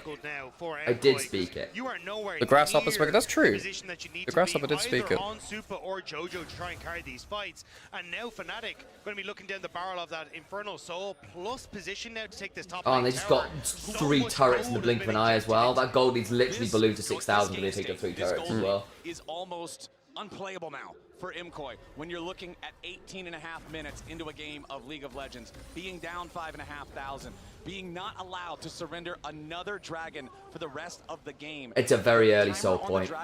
That'll be a 22-minute soul. Yep. Yeah, I think MKOI giving up way too much early now. The early bot lane pressure from Mickey into... Yeah, I think Mickey is really playing his heart out here. Great laning phase, great skirmishes, a couple of ults which were kind of less useful, like the one at Herald was kind of whatever. But on the whole, Fnatic have played very well with bot lane being ahead, surprise, surprise. I also think the Jarvan here makes a lot more sense that we've seen it in other drafts. It's been picked later. It's into some really good picks here. And like actually, Jarvan into Sivir is pretty miserable for Sivir because actually she is forced to flash out of the Cataclysm, can't use her flash elsewhere, and if she's ever down flash and stuck in the Cataclysm, you can't spell shield that, and it means that you can get out of it with Bard occasionally. Bard occasionally. We did see that once from Bard himself doing that, but it's not easy, and we have seen Jarvan earlier when Jarvan was having a lot more success sort of in regional playoffs and stuff, was often into Sivir, where Sivir would get locked and then Jarvan would go, yeah, but how much fun are you going to have? And with Kai'Sa follow up as well, if you flash, Kai'Sa just ults away or ults to you and you have a really difficult time. Yes, the Sivir can still carry this. Yes, of course, the Casten can still carry this. There is an Intercon angle yet for Fnatic to throw this back to MKOI. And it looks like Fnatic are ready to just start it up. MKOI hanging out nearby. Jojo and Upset, the only two from either side that aren't here just yet. Upset going to join up. The Louvre just got robbed? As Jojo is still making his way over. The Otacon is dying pretty quickly. The Louvre, the museum in France just got robbed, apparently. Huh? It's got a little note. Ooh, knock away. Very nice. What? What got... Okay. No idea. Damn. Okay, good split fight from Fnatic, actually. That being said, Razork's dead. Jojo, that's a very good Bard ult. Oh, and the Victor ult is nasty as hell, though. Cyclone's good. Jojo's low HP. Upset doesn't have ult or flash. Okay, you know what? Still not an awful fight for MKOI. They get 1 for 2. They lose the... Wait, what do you think? So I'm trying to see whether they can follow any further. No. No, they have nothing. They used everything in the fight, really. The Louvre got robbed though? What? Yeah, it's got a little notification box. The Louvre apparently got robbed, according to the French culture minister. That is a great temper fate, you're right. Yeah, and the Cyclone's not bad here. I think it looks so tasty, and they really want to go towards it. I realistically think they could have 1 for 1 and then just... Well, it would have been 1 for none at that point, right? Or was it 1 for 1? I think it was 1 for... Moon said, so 1 for 1. Yeah. This is dire. Otacon giving them all of those flower petals. And again, I always like to bring this up because it's something that's so easy to gloss over. I think it's quite interesting to have. This is the kind of thing which I do find quite interesting for use of like machine learning models and stuff like that. Where, you know, if you look at the data across a crazy amount of games, what can you just get out of it, right? And then you kind of... correlate win chances. Because that kind of stuff becomes... Because I like having a talk about that when it comes up, because, say, for instance, there's stuff which you don't see very often, like a Casten or whatever, then it becomes down to, well, you know, while you might see, you know, what's the data sample size, and also just nameplates on. Do we expect this team to be playing to certain spikes in a way that they should do, or are they less like less good at that, or whatever? If it's like, and also like, where did that data come from? If it's been like your data is one single player named Glorp Shito, like running it down on Kassadin 9 times in a row, then maybe the Kassadin data doesn't look great, and now actually someone that can play Kassadin plays it, then it looks very different. Oh, that's Temp Fate. Actually immune to a lot of the equalizer. Jojo didn't get a great ult there. Oscar's roasting him. Upset. It's not enough on him. Yeah. Oh, Jojo not bad. Still not enough. Oh, that's a Chaos Storm. I don't think it was even close for Jojo there, was it? It was like Upset went in, did a lot of work. I think there was one extra Rift Walk away from Upset dying. I think he got killed mid-Rift I don't even Walk. think that's true, is it? He doesn't even have full 10-stack Rod of Ages. Yeah, I'm not maybe even sure not. that's I true. thought actually Upset was probably a Rift Walk off death. We'll see in the replay. I might have over-egged it, but I thought Upset. But even if Upset had died there, it wouldn't have changed anything. The damage had been done, right? Yeah, if that isn't a MasterCard Priceless moment right there, I don't know what it is. With the soul and everything taken, Fnatic just get to continue pushing. This feels so night and day. And this is the kind of point where, because the fight is being played in the backline of MKOI, Poby feels so good. Because Poby is untouched this entire fight. Like, Poby gets to play textbook, and he's very good at reading from a textbook. Right here, you just... wait, hang on, has Poby damaged a single time in this fight? No. Poby isn't damaged a single time in this fight, folks. Yeah. Perfect Victor team fight. Gets DPS out, no damage onto him. Whatever. And I mean, hey, it's a frustrating game. It has been from the very beginning. Fnatic has run There's the Terminus for Upset. I'm also just looking at this this Victor who's now picked up an arm guard as well. Like, I just don't know, guys. I think the other thing is MKOI's comp is quite short range, and it's making decision making from Fnatic relatively simple in terms of, well, between Poppy W and Jarvan R and Victor Gravity Field and Equalizer, all of these short range champions that need to get close to us to do damage have to walk across hell in order to hit the auto attack button, you know? First win for Jarvan. This will be Jarvan's first win. Yeah, it will be. I will say, I think a lot of the Jarvan losses have been because they've been blind picked.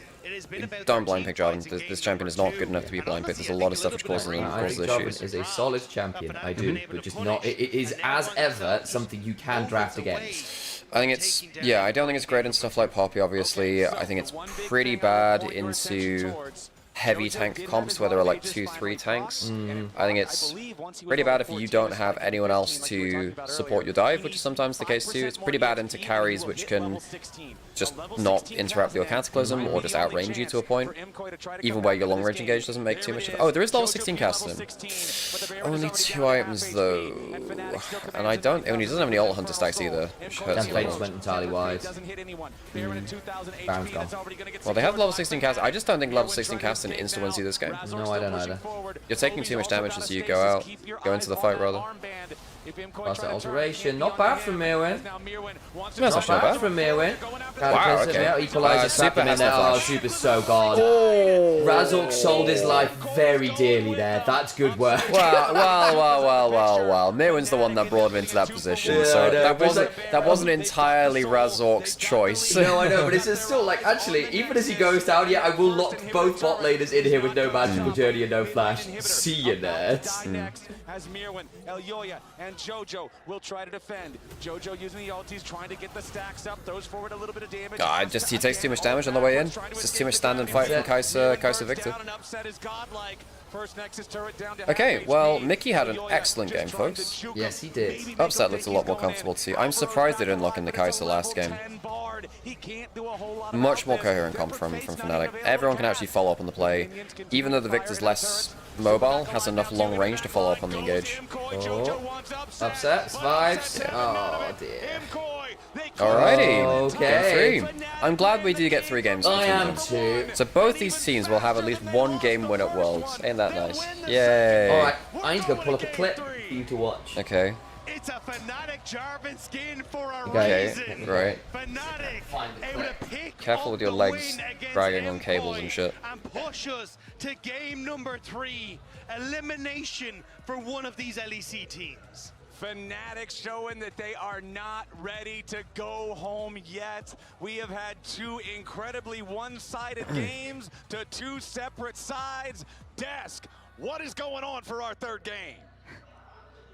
Well, before we go into that first game, I want to say I'm happy that Fnatic finally arrived at Worlds. Jarvan first one. Yay! Congrats, Jarvan.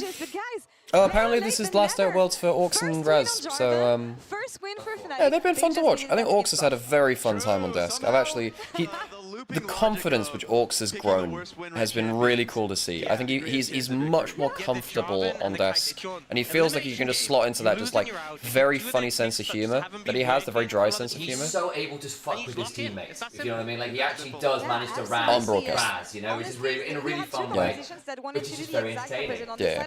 Okay, what do you want to do with this clip? On the side of MKOI, you want to stall for as long as you can. Turns out they were not able to do it, and thanks to the reliable Cisco network, Razork hits a flash follow gang to lead Fnatic and J4 to their first win here at Worlds, right in the first minutes of the game. Yes, sir. Following up with a flash to get the kill on towards Supa. Razork really stamped his early presence this game.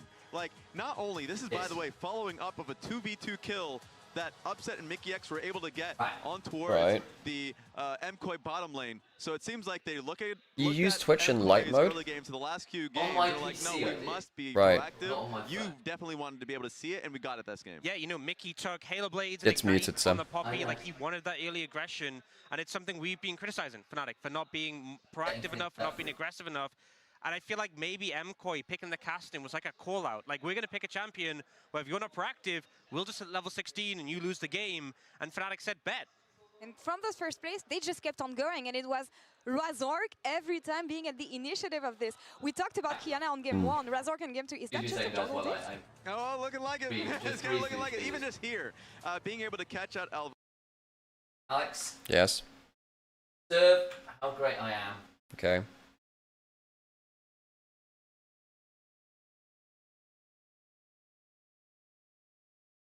No, you've muted on the clip as well. No, yeah, I know. And they're going to win game 2, and because Alvaro is tilted, they're then going to win game 3 as well, and MKOI will drop out 1-2. I've not got the full clip. God damn it! I clipped too late. That's good. Which is not a surprise. I've done all this. Remember that. Remember that. Also remember that like the broadcast volume is like very low as well. Apparently IG are running it back next year largely. Wow, okay, that's slightly disappointing. I thought I had okay, okay. Do you want to just put the stream back on? Yeah, I know, I do. I'm slightly disappointed in myself. That sucks. I failed you all, Master Wayne. That's crazy though. No. That one. Can we have the stream volume back on, please?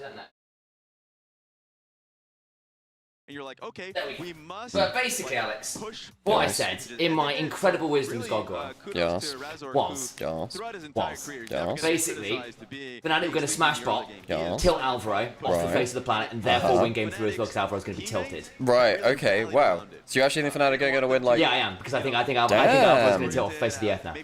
I mean, he had a pretty meh board game in fairness. Fair play. Off the early snowball. So you got like the last 5 seconds of the round. Right. Right. But I'm just saying, Goggle had it. The first region to lose to Jarvan. Nice. Good job. I didn't think that this first Jarvan win would come from Fnatic. From every team, honestly. That was what I was going for. Right. And I am slightly disappointed the clip didn't work out. With my glorious... Now, Elioya was telling us it is going to be about that jungle matchup. It is going to be about me versus Razork because they are. Yeah, Sam, it's like the grasshoppers have like 6 legs, Sam. Yeah, honestly, for the past couple of years, you know this. Got so many legs. Yeah. Guys, I don't know what to do with them all. Right. One of the best early game junglers, mechanically skilled junglers. Even when Elioya is talking about it in that interview earlier on today with G-Sun, that he does think it's going to be about those two. It's not ego. It's just true. It's just the reality. So maybe you should be looking to build a draft around it, but I think MKOI realized that you just can't build something like this. Well, very good. And expect your logic is pretty okay. Have you beheaded Godquo? No. Now everything is on the line. Even without my head, I'm still. Prove it all. For both of those teams, we see MKOI. It's like I'm Ando San of the Forest. Get that energy, get everything you need out of Valorant to make this one work, because it is going to come down to this one game, this last game to save the World's run. What are we looking at here? I think. Okay, I'm gonna go have a quick break. Quick I think you want to be proactive.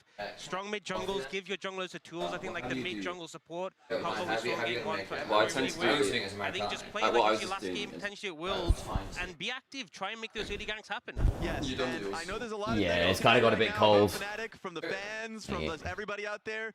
Just know they That would be bad, I grant you. Like K-Corp knows that more than anybody. First win for the J4. It's true. It is. It was a good J4 angle. See, this made a lot more sense. I mean, just following up your point. Do you think the momentum has shifted here? Because we were thinking that MKOI had the upper hand. They were favored in this matchup, given what we haven't seen from Fnatic. Very nice, actually. Thank you. I made an additional fried egg to go on top of the stir fry with chili oil, Alex. It was very nice. Which I actually highly recommend as an additional topping to stir fry. They could do it. I think they could do it. Yeah, that's why I have the flag in front of me. Now my powers are doubled. It all comes down to this final game between these two LEC teams, Fnatic versus MKOI. Let's see who takes this right after this.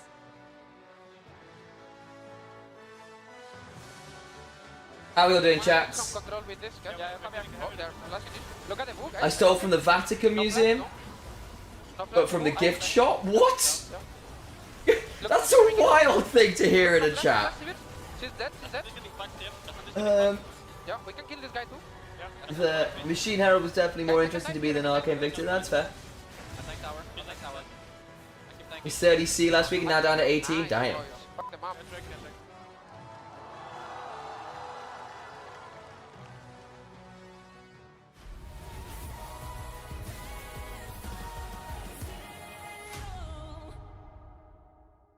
The greatest players in the world are here. They can just burn this one down. Oh my god, forward by 9! You are going to see them like you've never seen them before. Rocked it will as the Arcane Storm doing so much work, and Gen.G, they are just going to ace them! 누구 만나도 이길 수 있다는 자신감 정도로만 생각하고 있습니다. Gen.G, the EWC winners! Locking down the Drake is now Doran. Decent position, double break down my walls, but I won't rise again. Cause I stand tall in my environment. How could I ever close my eyes? Do we need to run ads? No, we've run ads. Exit news.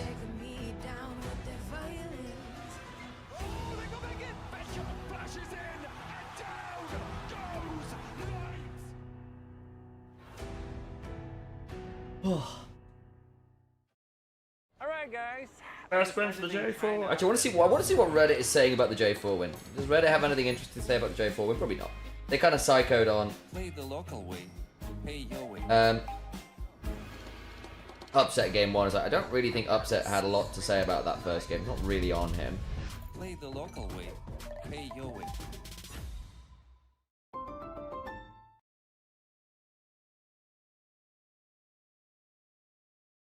EU lost to J4, or EU made the unplayable pick work. That's true.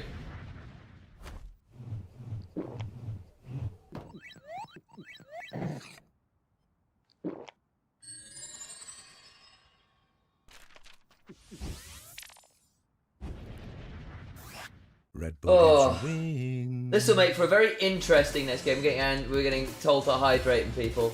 Vincent, I'm assuming you got roasted already, and if you've not at this point, just understand that your all news are not worth roasting. Ghost, I know you did get caught. Does Reddit have anything interesting to say why you can ask? Very true. Very true.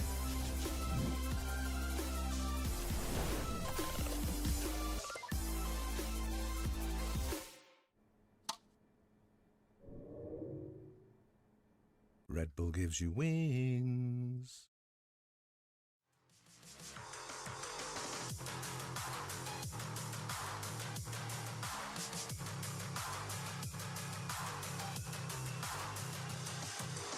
Okay. How y'all doing, chat? Anything interesting to say to me? I fear for MKOI's mantle having lost the second game. I'm not going to lie to you.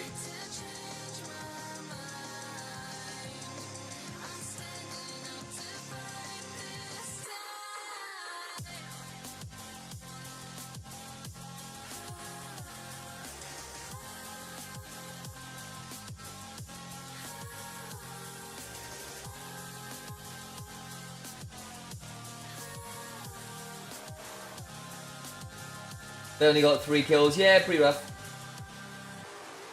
Yes, I got my roast, but thanks for follow-up. No problem.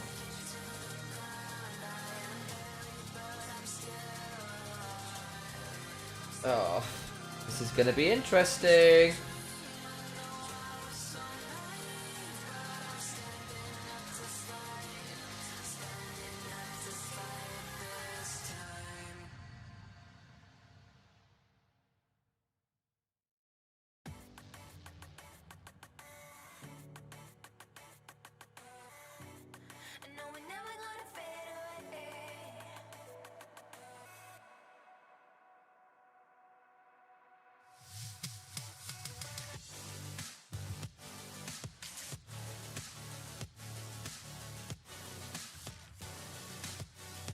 If Razork and Mickey X have another good early game, I think it's going to be difficult for MKOI. It just mentally, I really worry about this team.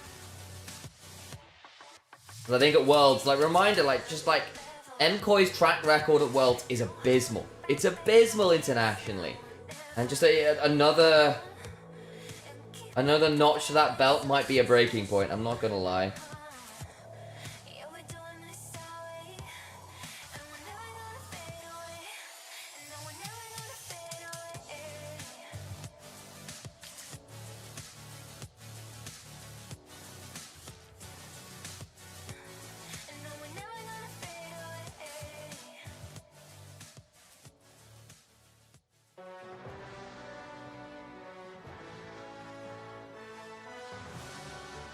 You point at the screen. I swear, Yoya always wears the undershirts. I don't think I've seen Yoya without that undershirt, like ever. Welcome back to Worlds 2025. We're back. We're tied 1-1 hang on, I've got to move. in this first elimination best of 3 between Fnatic and MKOI. MKOI slammed the first game with nearly a Where is Gamba? In 27 minutes of gameplay. But in game number 2, Fnatic took control before 2 minutes and never let go, achieving an even faster win. Now, one of these two teams is about to play their very last game at Thanks, anytime. 2025. As we hop in. Yeah, I hadn't realized I hadn't moved the mouse. Sorry about that. That was awkward. I was thinking, it just kind of blanked on me. I'm not gonna lie to you. Right, so MKOI back on blue, Fnatic on red, Orianna, Nymaera, Vi. Yeah, that makes sense. Joy is a big Vi player. Orianna is just incredibly blind pickable. Nymaera very, very lane dominant against pretty much every champion in meta right now. Nico away from Mickey, Aurora away from Poby, and the LeBlanc. So it's just Talia angle, Pantheon still up. Do they want to go that route? I mean, maybe. We've seen a bit more Pantheon of late, but actually, no, it was picked. Of course, it was just picked in game 1, wasn't it? So I take that back. Of course it was in game 1. That's right. So never mind that. Xin Zhao's up. Sion's down, but you could Xin Zhao here. Azir's also been left up for Poby, which is a fairly significant one for him. He is a big Azir player, so that does make some sense as far as I'm concerned. And we want to see what they can get for playmakers this time around, but we're going with the Azir for the mid lane, the answer into the Talia, alongside Ezreal for us. Yeah, and the Ezreal hasn't worked out too well for Fnatic this time around at the tournament, but there is no Sion, that mega tank available on the opposite side thus far, unless Miro wants to go back towards the Ornn. But now, going to immediately go over to the other go-to pick in the jungle. I mean, Ezreal on 2? Razor could actually end up opening up with the I mean, I know Upset really likes it. I don't know about early Ezreal like this, guys. I really don't. I feel it's very awkward. I think the moment, if you lock Swade here, you're never hurting the damn guy. I mean, in fact, as I say that, actually, probably are. You can just play for range and just keep Swade away from you. So Renata then threatens some very aggressive bot lanes. Yeah. Okay, they go for the Braum. Braum Xin Zhao's alright. Good front line, good disengage. You can put the door up against the Ezreal poke and the Azir poke a little. It's fine. Don't know about it blind, but it'll be fine. Does deny Trundle a bit, as you get a tank front line that isn't predicated on Trundle. If they're expecting the Razork Trundle, it does make a bit more sense. and it is certainly being a consideration. You're thinking, my friend, I'm not going to call it until they lock it in, but I wholeheartedly agree. It seems like it's a good jungle matchup. It seems like it's a good comp matchup, and it seems like it's. A number of them have, yes. So now, what do we want to see banned in the second half? If I'm MKOI, I'm probably looking at actually banning away things like the orange. Yeah, I'll pass that on TFC, because that was my understanding too, is at least some of them have re-signed from Invictus Gaming. Not all of them have yet, but they've managed to pick up a number of their current roster. Look at Fnatic. I'm kind of unsure what way MKOI want to take the remainder of their draft. There's still a lot of. So the thing is, Fnatic can now play from miles and miles and miles away. Shinzao doesn't actually enjoy dueling with Trundle very much at all. Though the Braum, as we said, makes a bit of sense considering they were expecting a Trundle. It also now prevents Mirwing from realistically going for a true tank topside. You're already down Cassante, you're already down Silent, so actually you would probably have to go towards something like a Renekton, assuming Oscar Ridden just doesn't slam Renekton on 4, which would be okay, not fantastic here, but would be something blind pickable. We haven't seen that much Renekton at Worlds. That could be pretty facilitatory for us. They're getting rid of some reset / mobility carries. Bot side already lost the Zeri, already lost the Kai'Sa. Tristana is kind of a next string of mobility options. You've already picked the Ezreal up. So there's not that many ADCs with good range and mobility. Caitlyn is the answer here. So a lot of your lane dominance options are gone. Don't have the Civet. There's a lot of AD carries out now. You could, I suppose, look towards things like the Varus. We saw a little bit of the Poke Varus the other day that ended up working out quite well for G2, but I don't know about that really. What does Oscar want here? Because the other thing is Oscar can afford to go tank because they have the Trump, and the Cassiopeia is already down as well. Rel for Mickey, it's alright comparing Ish with the Trundle. Can be allowed to roam a bit more freely because Ezreal's pretty good in 1vx scenarios. That'll be the play. That was just insta-locked! Okay! Shit, I thought that was a hover, now they've insta-locked Vayne. Dylan, we have to go Vayne. So they have locked Ornn into Trundle, and then locked the Vayne into... If Oscar goes for something with a little bit of mobility, I worry here. If you lock Jace, or Jax here, I think that the Vayne is going to really struggle even in a Taeyun swap. I love this rotation from MKOI because we were talking about the okay, so what is It's a little bit tough to play for Fnatic into the Braum, but I think it's still incredibly strong just for providing that team fight and setup that you want. But now MKOI, they're the ones that have turned around and said, right, we're going to play this strong front to back, and there's not really that like ease of lockdown for the Vayne. Sure, Rel can try, but apart from that, yeah, I can agree with that. Run through these team fights and up against Dax has got a point right there. Actually, there's not a huge amount of point and click CC. There's Pillar, there's Rel you can dodge out of. You know, there is CC, but a lot of it is avoidable by well-timed tumbles or a good condemn away as Rel comes crashing down. However, my worry here, and it is a significant one, is I don't think Fnatic with the Ezreal and the Azir actually needs to go further forwards. Like, they can just play range, and then Vayne has got to run into them as a really short range carry. Your Ornn is going to get trundled and be immediately shredded. And I actually think Vayne's range here into what is actually a pretty heavily outranging position could end up being really, really dangerous. Across Braum, across Ornn, across Zinzao, it's like, that's a lot of CC.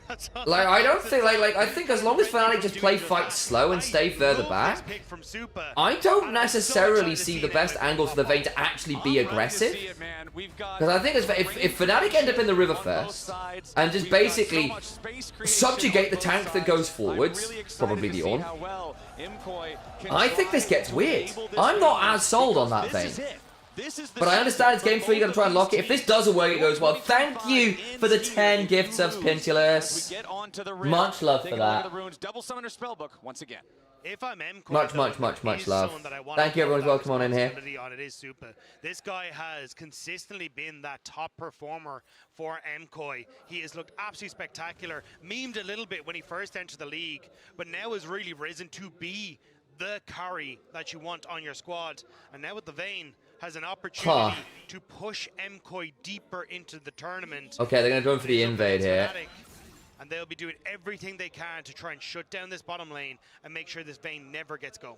Okay, I just double-checked to make sure there were absolutely no games in Isn't Azir undefeated when it's left over, but it's been pretty strong so far. That and the Orianna have been very high on the ban table for a reason. Kobe's very good at it. I was not lying, because this seems like a hell of When was Lucian still up? say this is what we're putting our faith in. This Rainbow was really did we need to do this, because yeah, Lucian I think would have been arguably better.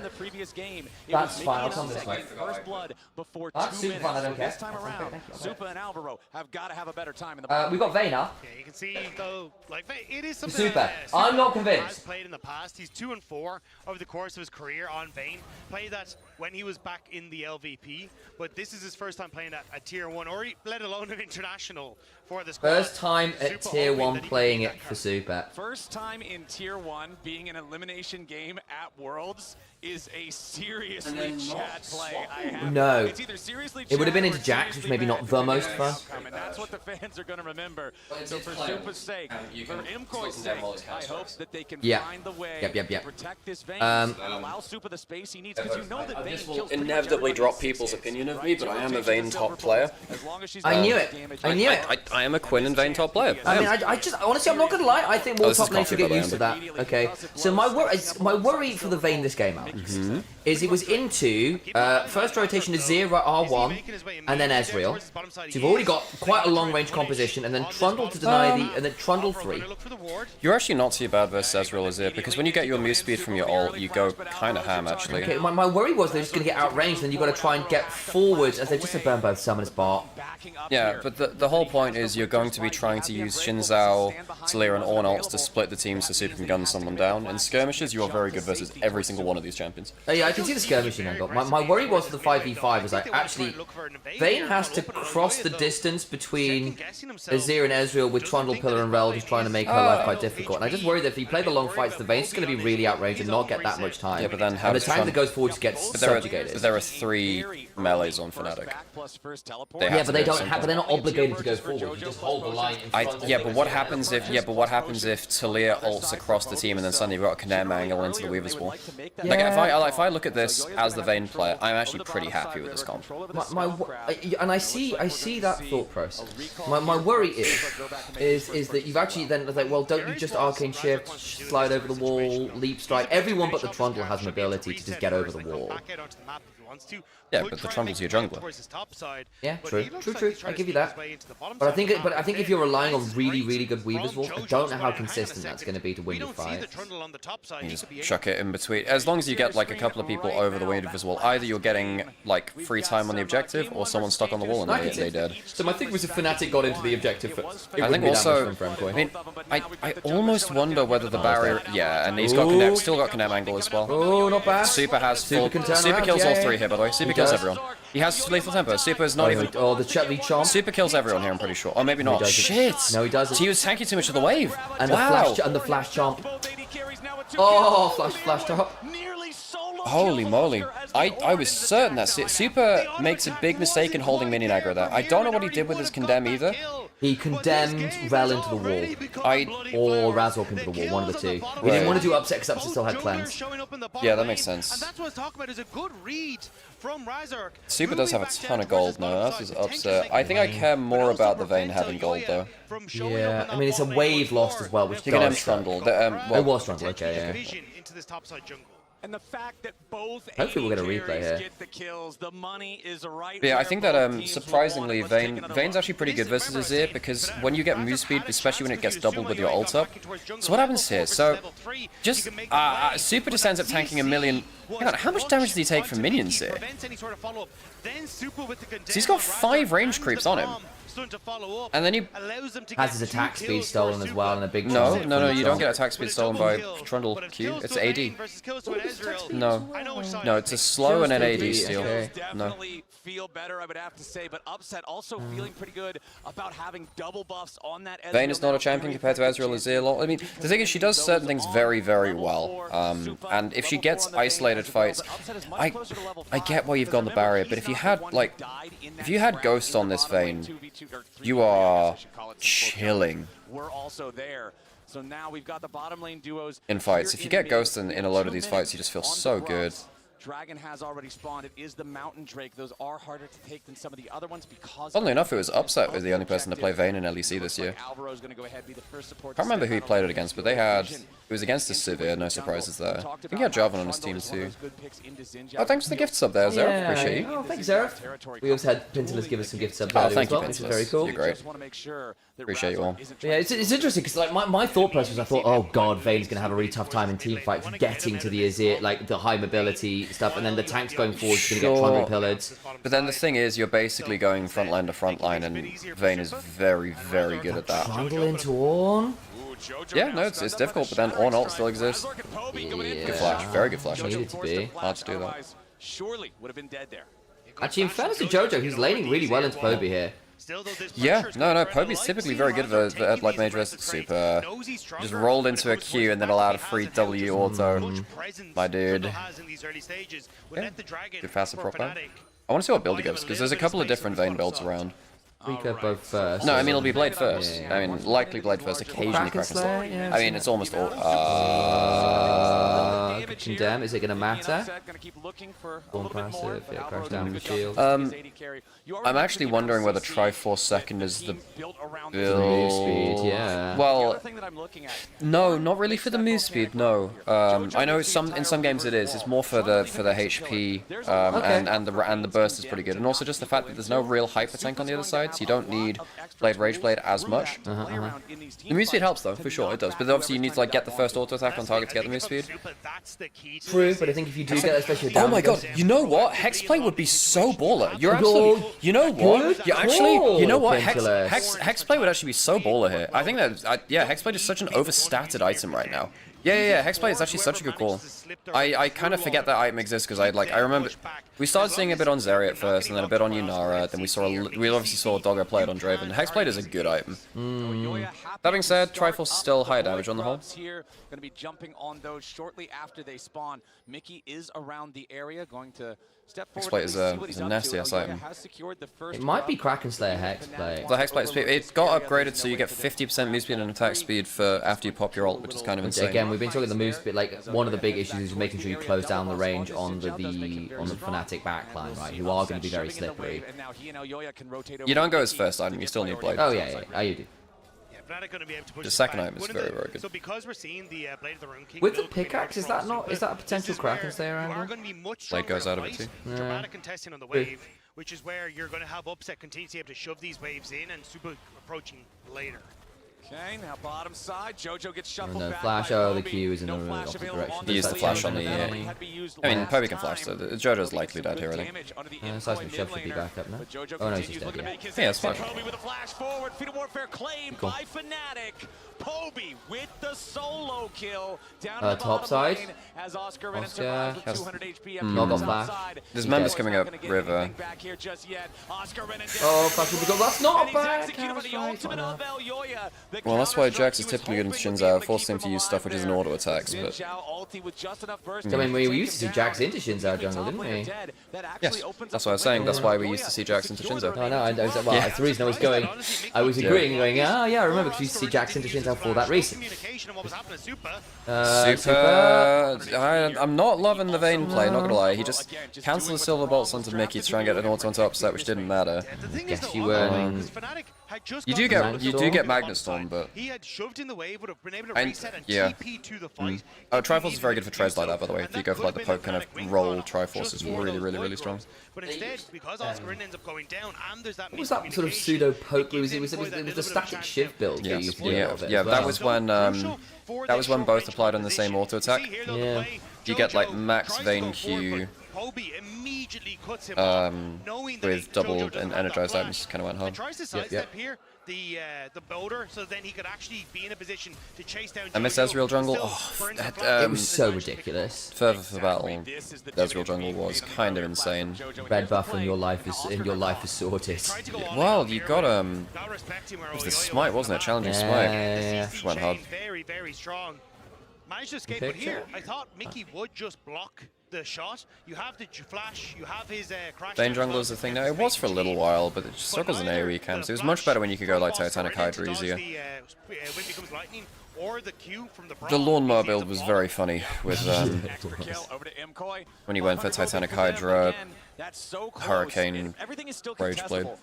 Like late game, you would just pump out damage. I played a lot of that build in Arena, actually. It was very good in first set of Arena. Vayne was very, very, very good because everyone was going tank, and you got very tanky with that build. So you could kind of survive the base damage, say Alistair Poppy, and then just stand an auto attack with a million attack speed.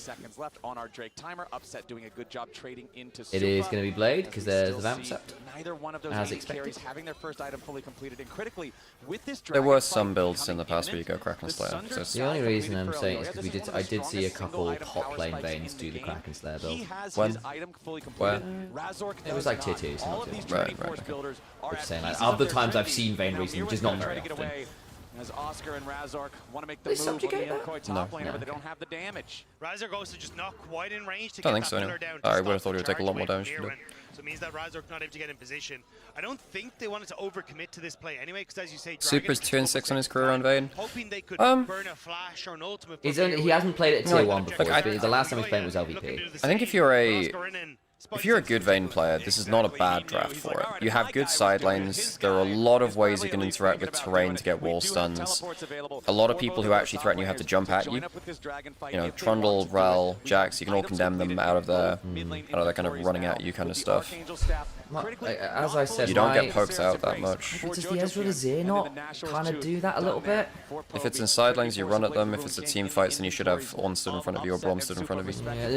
Yeah, I guess the problem is Ornn and Braum are stood in front of you. They're not in danger of just getting subjugated. They jump back. Ornn can just E backwards. And yeah, the Trundle pillar makes things a little interesting, but Braum has the... Braum's okay into Trundle because he put the E up.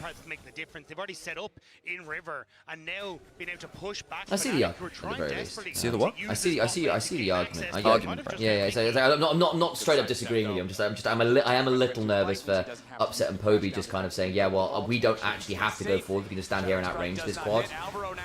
That's bad. Exhaust. JoJo's here. He's gonna die. Super's coming. Upset's just face check to Vayne. He had to run down to the play. Super can kill the Tumble Flasher. He does. Nice from Super. Nice, yeah. And that's the problem. Your E from... Ezreal is one of these kind of bait champions where you think he's safe versus a lot of different champions because he has an E away. The problem with Ezreal is that if there's champions with big move speed or like continuum ability, then Vayne can still chase you, for instance. Because I mean, if you get your passive because your ult doubles your move speed towards enemies, you do just get, and you've also got magical boots which Ezreal doesn't have, so he's going to have less move speed there. If you end up getting feats of strength, Vayne is going to pop off actually, and then what you can do is you can go for the upgraded armor boots for the Vayne, which means that you can just tumble into stuff more. JoJo just used it as minefield, might end up in... This could get weird actually. Just go on Dragon. Go on Dragon. Just keep... Don't let the Rel disrupt you too much. Joya, just take the damn Dragon. Redemption should be fine. Oh, it's resetting slightly. It's fine. Okay, it's fine. Just take the damn Dragon. I know. I think this may be the end of Fnatic, folks. JoJo? JoJo? Let's guess the stun. Does it? Fine. Okay. Yeah, because he gets the stun, he's fine, yeah. Still loses half his HP bar off the teleport, which kind of sucks. JoJo losing 60% HP there off of a little bit of an aggressive teleport. Not exactly what you want. What was even changed during Shinzo rework? It was a visual update. It was a visual update mainly. And also the way that his W applies Black Cleaver changed too. So we have almost fully stacked Black Cleaver when he jumps in, by the way. Nice pillar coming up from Razork, immediately pops the subjugate. Oh, good condemn, is it enough? Dude,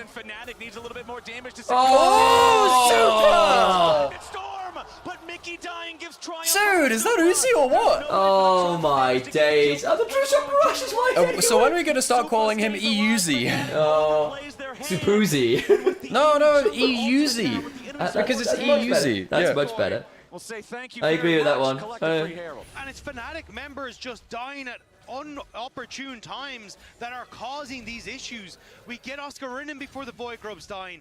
Now we're Holy shit, Super, that's an insane play. And Oscar Rinnan might fall after. Like, he used the extended, like, just the extended invisibility so fucking well there. Yeah, man, I think Oscar's now dead as well, isn't he? Yeah, he's gone. Oh dear. In a 2v1 when Talia hits her CC. It's another free kill over to And Razzle doesn't even get... Oh, he does get the red buff. Thank God for that, at the very least. Herald topside, that'll be feats of strength as well, then. Traded for a tier 1 turret, that's not enough. And I don't know if Oscar Rinnan's allergic to his flash button this game, but kind of needs to start using that a little bit Oh more. my God, that's an outplay. Fnatic now on the bottom side. They're going to try and dive this. Does it matter? They want this turret. However, the Herald was already used on the top side, and the feats are Oh boy, can they just take the turret? They can. In enough time to take the fight. Poby summons up the Sun Disc, but Alvaro and Mirwin will just walk away. Yes, they lose the That was ball. That's one of my favorite plays this one. That was so nice. Exactly, and for MKOI, In an elimination match, well, let's go, yeah. Scaling that they have on their squad, the fact that Dylan, we have to go Vayne. 1.5 of that is sitting on this Vayne as well. They're in such a strong position, and because Fnatic are trying to play I genuinely thought Super was done there, by the way. What, like, did Ezreal just not stick around with someone tanking the turret to get the kill at least? Like, why did Upset back away? Because Elioya was there, so yeah. I'm pretty sure. Okay, this will be the replay one. Here we go. I mean, yeah. I mean, goes invis. But great condemn here from Super. Oh, it's insane. Goes invis. Razok has to drop aggro. I think Mickey just said I can kill, and then Super maybe should have stuck there. That's kind of I think. Sorry, I think Upset should have stayed there. Yeah, I agree. And you saw there when Mickey at least go 1 for 1 at that point. The invisibility, he thought, okay, maybe Magnet Storm's damage will kill. Yeah, I think Upset 100% should have stayed there. Yeah. He didn't have flash. He was afraid of getting Braum stunned, stunned at the turret. I guess they were afraid that Elioya could be there. Yeah, and he was. Because if you lose like 3 for that, it's just doomed. Whereas if you just lose Mickey, it's whatever. What do we see here? This could be potentially quite nice. Not the best. Super gets to pop and then it's over. Weaver's Wall, separate the team. Yep. I'm saying, as soon as I saw this Vayne, I'm like, this is not a bad Vayne draft. There's a lot of people running. I genuinely thought when it came to teamfights, the Vayne was going to have a lot harder time getting in range to damage people without getting poked out. They've got the wave, they've got the man advantage. I mean, part of it was not bad. just not actually. It's not bad though, actually. Good shot. Yeah. Shove. Super played that. Ooh! Snipe! I was supposed to say, like, Super was a little bit far. He is going Rageblade second, by the way.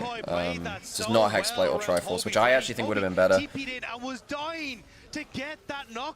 Upset had aggro, he had to reset. Okay. We got a TP coming in. Mickey wanted to step forward to make something happen, but now he's going to be in some danger. Jojo takes the kill, but Elioya is going to be very low. Finally a shutdown. Finally a kill. Hang on. This is not bad at all.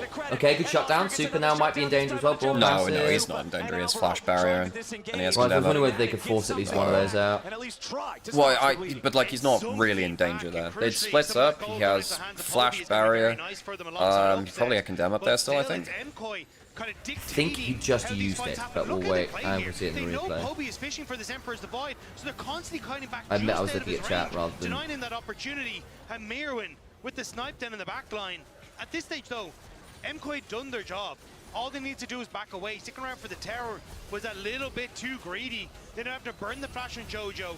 I don't know if that's the right call there, actually. Then they're going 2 for 1 at the back end of that, which kind of sucks. Yeah, he still has Condemn here. There's legit zero threat.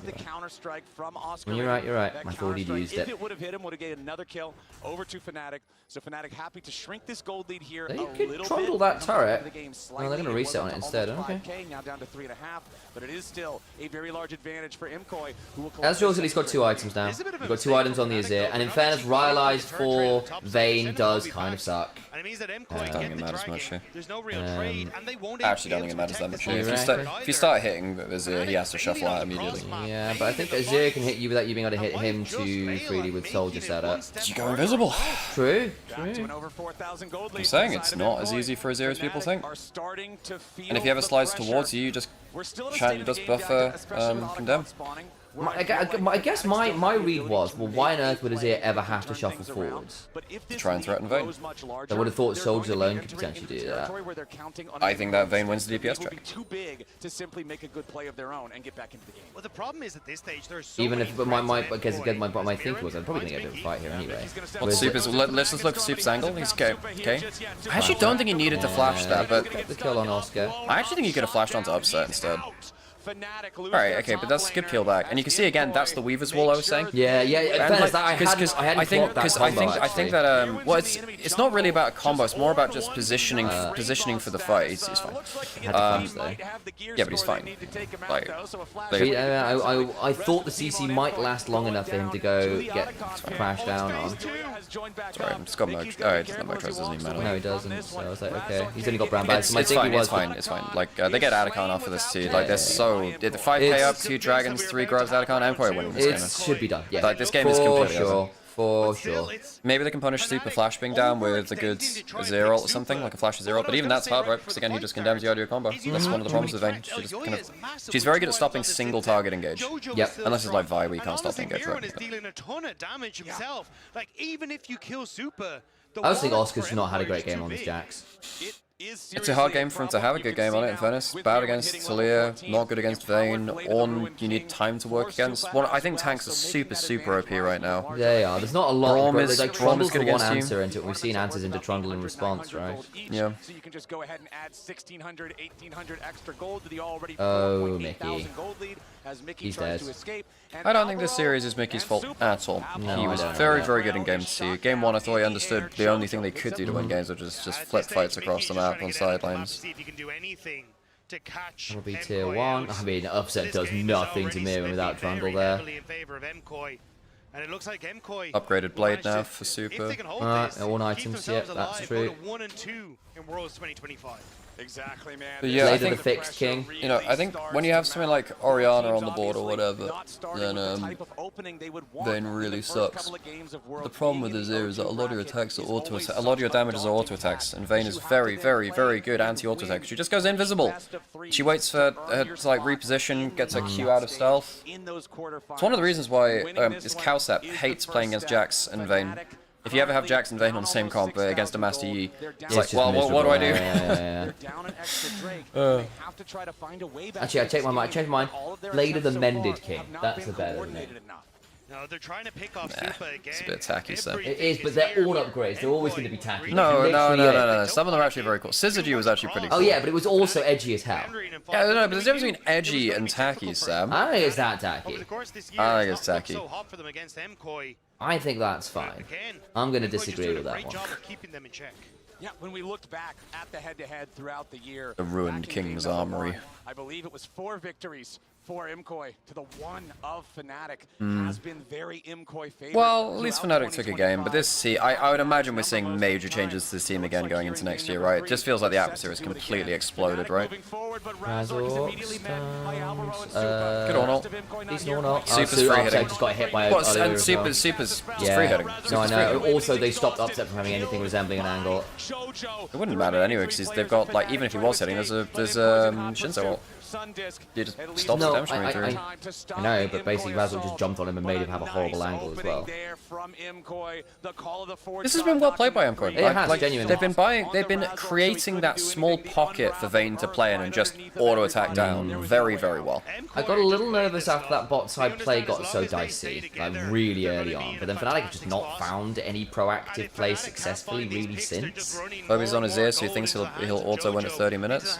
I mean, there's not much else for him to do but farm. Like, he needs to be somehow strong enough to then, like, if Azir does get Death Cap, Void Staff or something like that, and Bloodletter's here actually. Whatever ends up going towards, it might even be Riftmaker against stuff like, I mean, it's probably the Leandries versus Melee. That would make sense. But, actually, I mean, in Bloodletters is kind of max, there's no other magic damage to buff up on this team. No significant magic damage. Leandries is probably correct. I don't know, I think you need Pan versus the... It depends what you feel like. If you're going front to back, you kind of do need Pan ASAP. I would have expected Void Staff third and then Death Cap. But yeah, eventually if it gets to the point where Vayne does misstep and comes out of stealth after using Q instead of reacting to where your soldiers are, then you can actually kill her in like a couple of autos and a Q. That's very dangerous in hyper late game. 1, you're not reaching hyper late game. 2, I don't think you've built to one-shot the Vayne like that, and I suppose that's not really your job. That's not really your job. You're actually meant to be playing front to back. But MKOI have been using Weaver's Wall to separate frontline from backline very well. And send themselves into such a strong position. But once more, they find themselves just that little short. This has been you know what? This has been a pretty fun series, though. I mean, some people are saying it's a little sleeper. It's been pretty high kill games, different picks, great play by Super early on in this game. I've been enjoying it. Enjoying it a lot. Get over it. Super can just run at them. Super can now run at them, and by Razork. Oh baby. Takes the kill. Super firing some extra bolts towards Oscar Venom, but the counter strike. 2-item Vayne slaps. Having taken out the enemy jungler. And even when one of those items also been hit by the Ornn cheat code, like it's kind of nasty. Also upgraded Berserker Greaves as well, right? So. But Jojo is already ready to answer that one. Has his teleport to join the Baron fight if need be. Yeah, you can see the Observer showing there's some wards here for Fnatic that Poby could look to TP to try and find that pick, but they're just never going to allow it. Alvaro. Here we go. Last hurrah for Fnatic. All right, teleport from Mickey coming around. Okay. Mickey's gone solo on. Oh, hang on, that's not bad actually. They've gone on Super. They've gone pressing guard. The counter strike just the counter strike wore off, and then it looked okay. I thought initially it was like, well, Mickey's going in alone. Then actually the follow up was there from Oscar, but you only have one counter strike. And Jojo caught Poby on the side as well. So the moment Poby comes in, he immediately gets CC'd and blasted. Just Azir's not there to do DPS. They just don't have good enough answers to the backline, and they also can't. Weirdly, even though you have an Azir, you're not killing frontline quick enough. I think the Ezreal is a bit They are bad. the Ezreal. I have to say, I think the Ezreal has not worked for Fnatic this one. I think Ezreal is a good champion, but I don't think it's like insta-win in these kind of drafts. You don't damage Ornn enough. Brazzle can put on the ult. Not Brazzle. You've got like Yoya and Alvaro, which can both put up either shield or pressing guard, and Ezreal stops having like he doesn't do damage at the rate which you need to win a front to back here, even with Azir. I would have thought with Azir Trundle you'd have it, but again, because the Trundle keeps dying, you're not actually subjugating the Ornn like ever. Yeah. But also, I will say it doesn't actually matter if you subjugate the Ornn because of Vayne. Vayne actually denies the Trundle value when you go for this. This is actually the next level. Trundle ults the tank, gets a ton of tank stats, and Vayne still kills you because of the true damage. So is this how you get away with Trundle breeding tanks into Trundle? But then this is Vayne into Trundle. This is a pretty thread the needle draft, though. He had to use subjugate there, and he still again almost dies. This is a pretty thread the needle draft where you also need a good laning phase for the Vayne, and also the rest of the comp around the Trundle must have a lack of answers into a Vayne. Like right here, they don't have that many answers. Oh boy, goodbye Poby. Bloody hell, man. Goodbye Poby. Oh, bro, it doesn't get that much value. It's condemned into a wall. Oscar. Sorry. Yes. Did I say Alvaro? Yes, you did. Oscar in it. No, honestly, I really enjoyed this game. This was a fun one. Yeah. I think Super played really well, particularly in the mid to late stages. So some of the early games are a bit meh. Well, Fnatic, rest in peace. You won one game. I lied to you. You did. Well, I wasn't there to hear it, and I didn't hear anything about the clip because, you know. I thought the clip was going to be better than it was. It was a good angle. Here on to upset. Mickey respawns and charges out. He immediately has to charge right. Goodbye, Fnatic. I don't know who stays on this team next year. Is that a Griffin logo they popped up? Damn. Huh. The LEC Fnatic. hierarchy remains the same. Fnatic cannot get the upstart that they want. And a clean game. They got a game, at least. They got the singular job and won the tournament so far. Looks now at the overall head-to-head for these two teams throughout 2025 at a 5 out of 6 victory record for MKOI against Fnatic. These two teams have faced time and time again, and almost every single one, it's MKOI coming out on top as they make their way to the stage now to take their bows as they have earned the right to continue their competition here at Worlds. And we always knew it was going to be difficult. MKOI have looked fantastic in their early games at Worlds 2025, but haven't quite been able to get it across the finish line. Now, though, against Fnatic, against familiar territory, they're able to do just that. And Fnatic, they showed some serious signs of life there in that game number 2. A very dominant game from the early players. Okay, so we get PSG Vivo Keystars Indeed, next. we do. Cool. Fans, this will be their last bow of 2025. It has been a turbulent event for Fnatic. and unfortunately not able to pick up any wins. And it's got to be heartbreaking for so many of their fans. But for MKOI, it's time to hit the VOD reviews, particularly for game number 2. It's time to start prepping. Okay, so now MKOI are in the pool with 1-2, which means that they can draw Genji, T1, 100 Thieves. Who else lost? T1 BLG. I said Genji.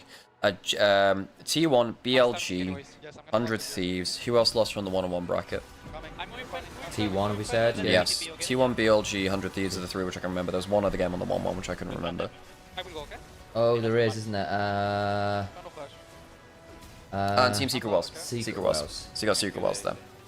And then there's the winner of this next match, either VKS or PSG. I mean, I favor them in a best of 3 versus actually... I mean, as long as Alvaro is playing well and they actually bring... You know, if Alvaro and Super are playing as well as they did this series, which they did play very well, actually, I'd take them versus... At least VKS 100... Well, 100 Thieves... 100 Thieves could be interesting. It was versus Fnatic, who looked pretty not great. Am I just getting false positives because EU versus EU?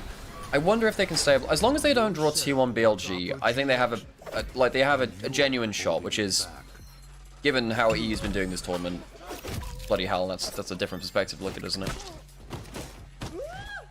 I think MKOI can beat any other team than T1. They can't get BLG. That's true. They can't get BLG. Wait, no, it's Fnatic that played against BLG. MKOI didn't play against MKOI didn't play against BLG, right? So they can get BLG. It was Fnatic which drew them. Zoom in on one face. Yeah. So I think colors so real. Every scene. Yeah, as long as they don't get T1, I think they're... Okay, how do I view them against BLG? I actually... My problem is, MKOI's early games are kind of fast and loose. They're not a formulaic early game team which punish BLG on mistakes and stuff like that. Nor do I think that MKOI are like the objective setup team. I think that BLG are a pretty bad draw for MKOI. I think BLG beat MKOI. T-Mobile bill for a better deal. You don't know that? And we'll have the draw after today's games as well, of course. Red Bull gives you wings.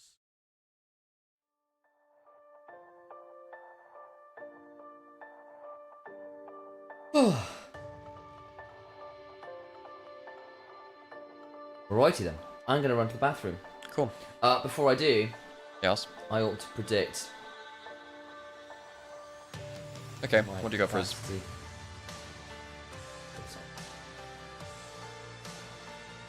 God Gore, what is your wisdom? I've got to attune my antenna. It's wonderful. Where are the antenna leading, Sam? I'm thinking.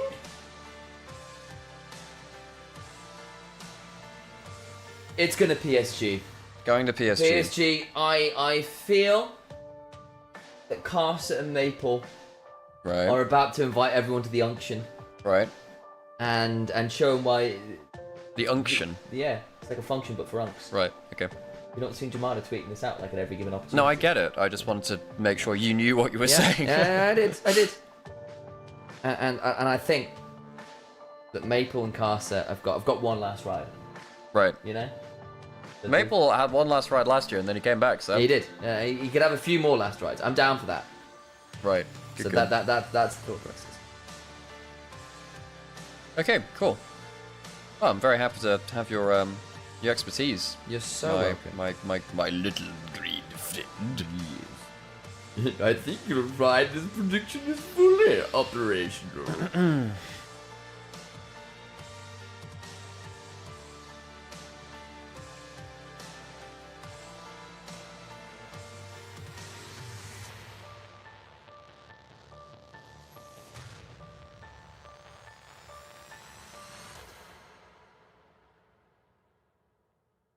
Right. Excuse me while I go for a brief break.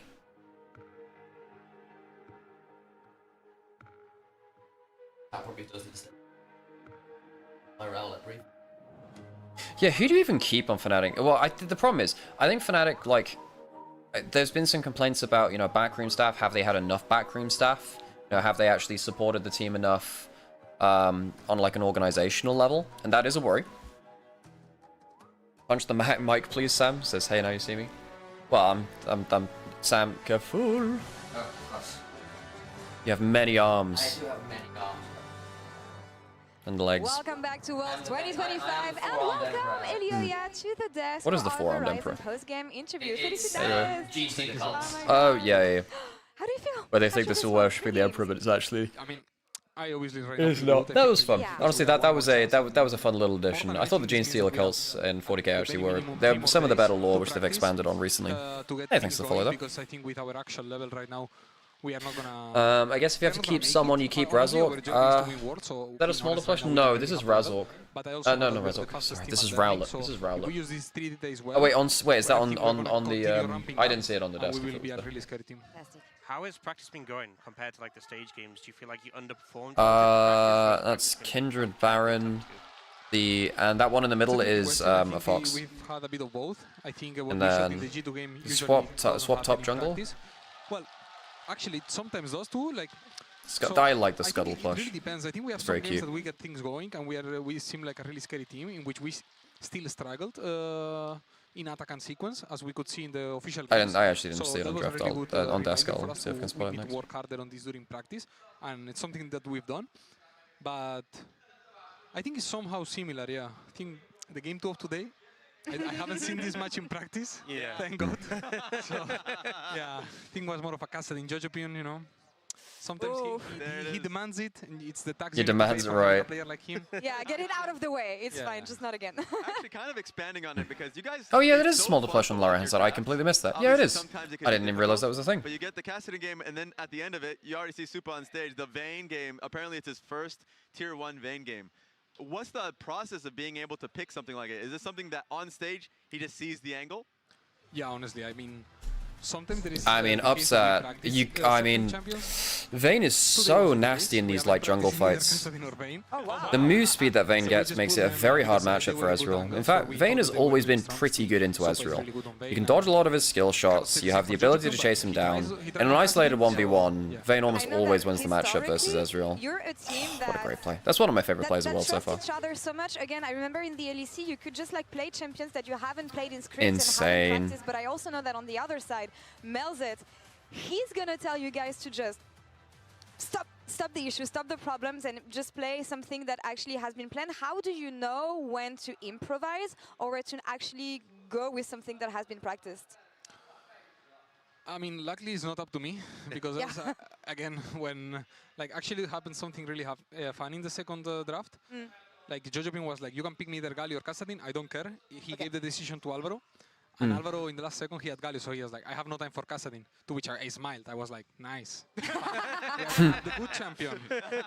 And then he could type it as fast, so it really depends. Usually the players have the choice. Sometimes if he sees it really clear, he's going to ask you, and if you have the confidence to pull it out, he trusts you, and yeah, we pull it. Completely agree, Hertha. Condemn was very, very good versus the Jax, Trundle, and the Rel. And how quick Swiss can be, a lot of teams, like, it's easy to lose confidence like that. But obviously you had your first interview with G-Sun earlier, and you looked like you still had confidence in being able to know what the game plan was. How does it feel coming out of those games with the early lead that you had versus KT and G2? And what's the process in which you kind of keep that confidence and focus going into today's game? Yeah, I do. Yeah, if FlyQuest don't do well at this Worlds, I do wonder where Inspired goes.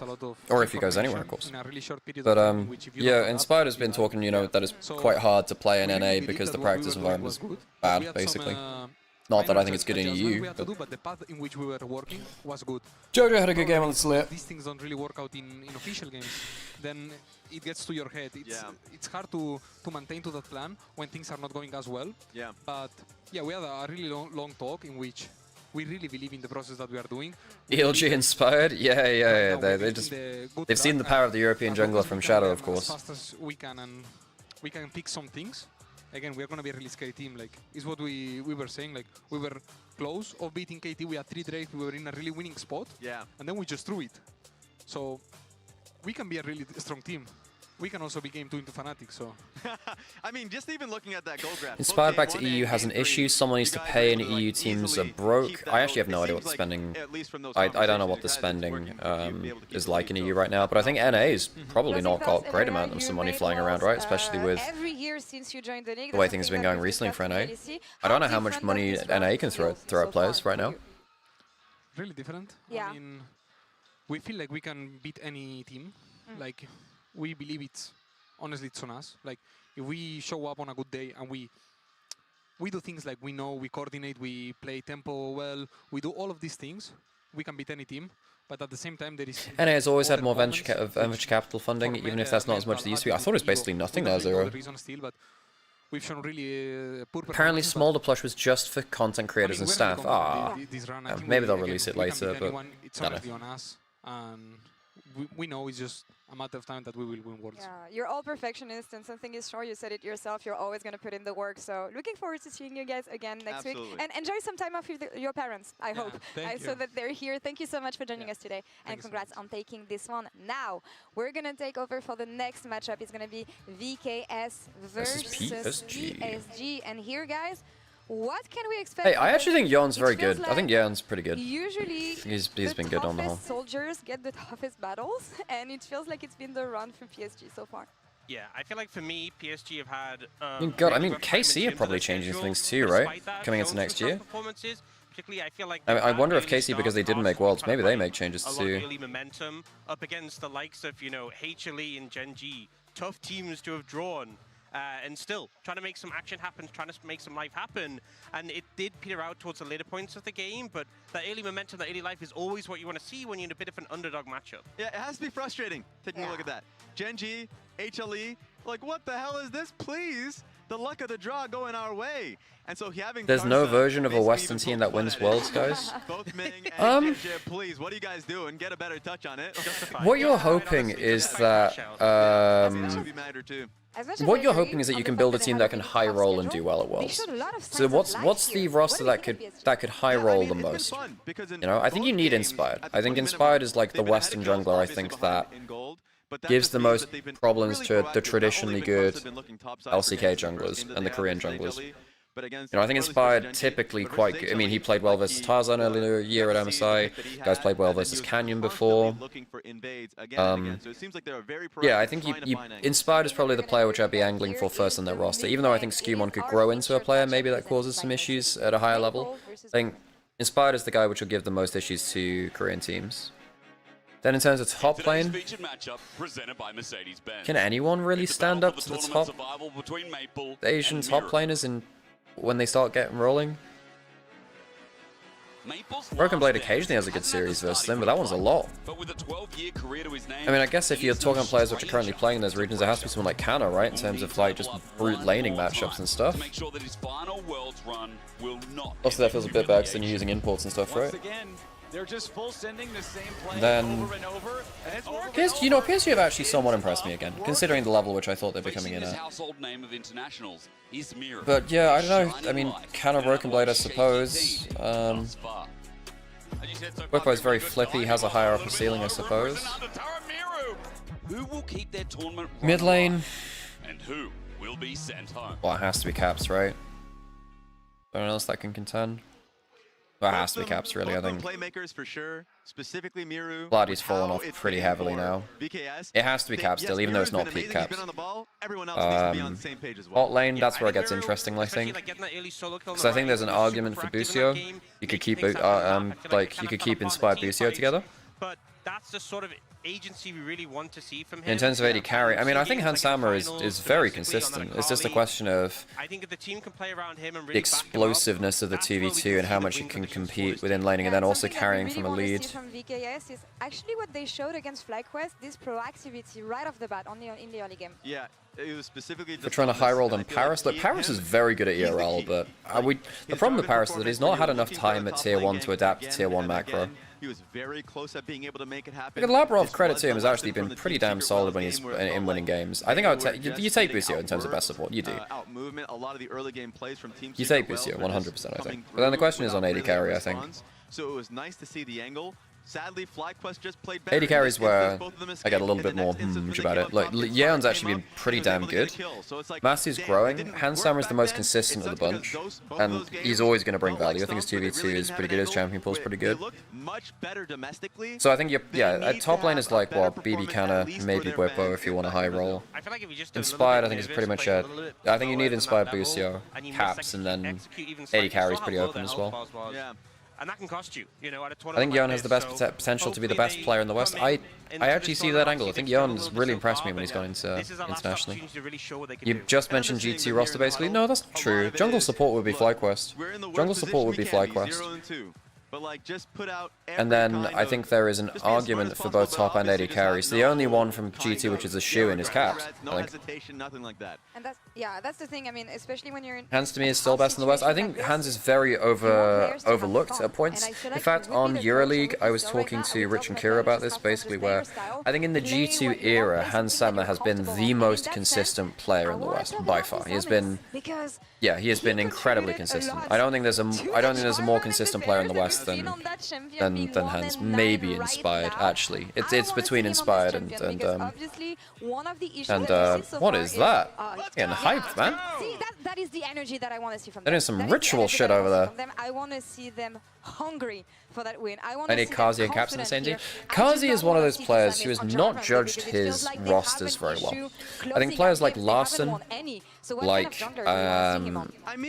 Kazi, Razork Humanoid, these are players who could have been on generational talents, but they didn't judge the rosters they were heading to very well. I don't think they were very savvy about what their teams could achieve. Okay, I'll run some ads. When they have a tempo advantage, they're bringing Miro topside, they're bringing Shrimby up What's there. going on in the middle of that circle? Yeah, we don't want to know. And you can make the case of like, well, there's better teams at international play. Well, no, like FlyQuest is the team they place against, and 100 Thieves are playing better than they did when they were in back in the domestic region. So it's like, we just need to see the VKS that we saw back then. For me, I think a big factor is when it comes to the 5v5s, it feels like they lost a lot of the confidence there. Yeah. I think we've seen other teams, even not necessarily our strongest teams, when it gets to the 5v5s, the engages, like Team Secret Whales were a great example. The engages are clean and crisp. Everyone was on the same page. I think VKS in that matchup specifically, it just talking about seemed like Western rosters with the best chance of doing well, world/winning worlds, thinking about the high rolls. And for once, I think I'm not just slamming G2 players in. I think what I ended up at was, I think you need Inspired Bucio. I think they're the best in role in West right now.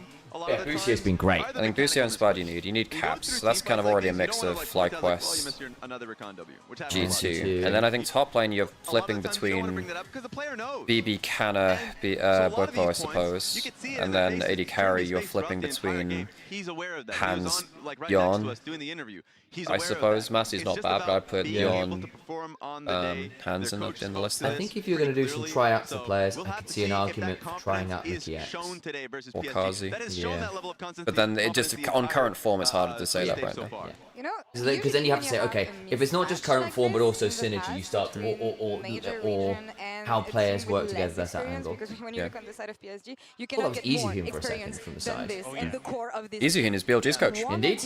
You want to create the surprise. You want to go for some early I mean, how many coaches have BLG been through this year, by the way? No, not that many. Didn't they drop Maokai mid-series? Yeah, so it's only one coaching change, basically. They might have added Cacao. They added Cacao. So they dropped one, added one. So it's not that crazy comparative to many. Like, I don't think it's actually that unreasonable. I don't think it's unreasonable to drop a coach and bring in a coach if you're doing badly as a team which is expected to do well. And actually have the budget to do something about it. If you lose now, you're gone. So if BLG go out at 1-2, I think the roster just surely explodes. I mean, it was close to anyway. The problem is, if it explodes, what happens with the different pieces of that roster with a new free agency program with a bidding system? And you're like, damn, they look pretty good. Yeah. And that pressure can still be there. Yeah, I will say with the best of 3 as well. You have Caps is too old? Nah, you're trolling there. You're trolling. And Caps is still very good. He's not peak Caps, but he's still by far the best mid laner in EU. If there's one other player that I want to focus on, it's Mortis. He's the rookie. He showed that level of confidence. Okay, so I'd say, obviously, this is a learning experience for us in terms of watching these teams, because we didn't watch them as much regionally. Talked a little bit about them with PSG. I talked a little bit about it with Vestian. And Mabinogi and a couple of people that follow the region Molecule as well. Oh, but then VKS, I mean, I tell you what, folks, I really enjoyed hanging out with Trimby when he was in Berlin. I got to hang out with him a lot. Trimby is one of those players who, I think probably, who are the nicest players I've ever hung out with? I mean, I've hung out with a lot of them at this point. I think Xerxes, folks, is a teddy bear. Xerxes is wonderful. I really like Xerxes. He's just such a sweetheart. Trimby's a sweetheart.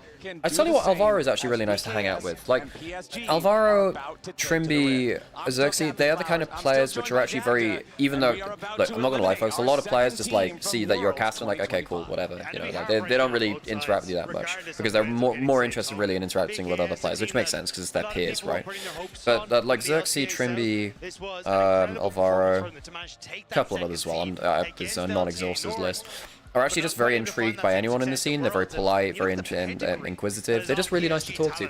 Trimby likes going on hikes. He likes going on walks. He's actually one of the people with like genuine hobbies outside of League. And he went to dance classes while he was in Europe as well. I like him a lot. Jizuke is lovely.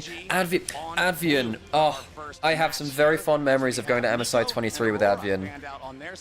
And there's a story which I won't tell about that. But Advian is a lovely guy. He used to go to law school, but like the guy's very heads up, very fun. Basically, we kind of ended up wandering around London with Malu, the head ref, kind of, and myself shepherding around like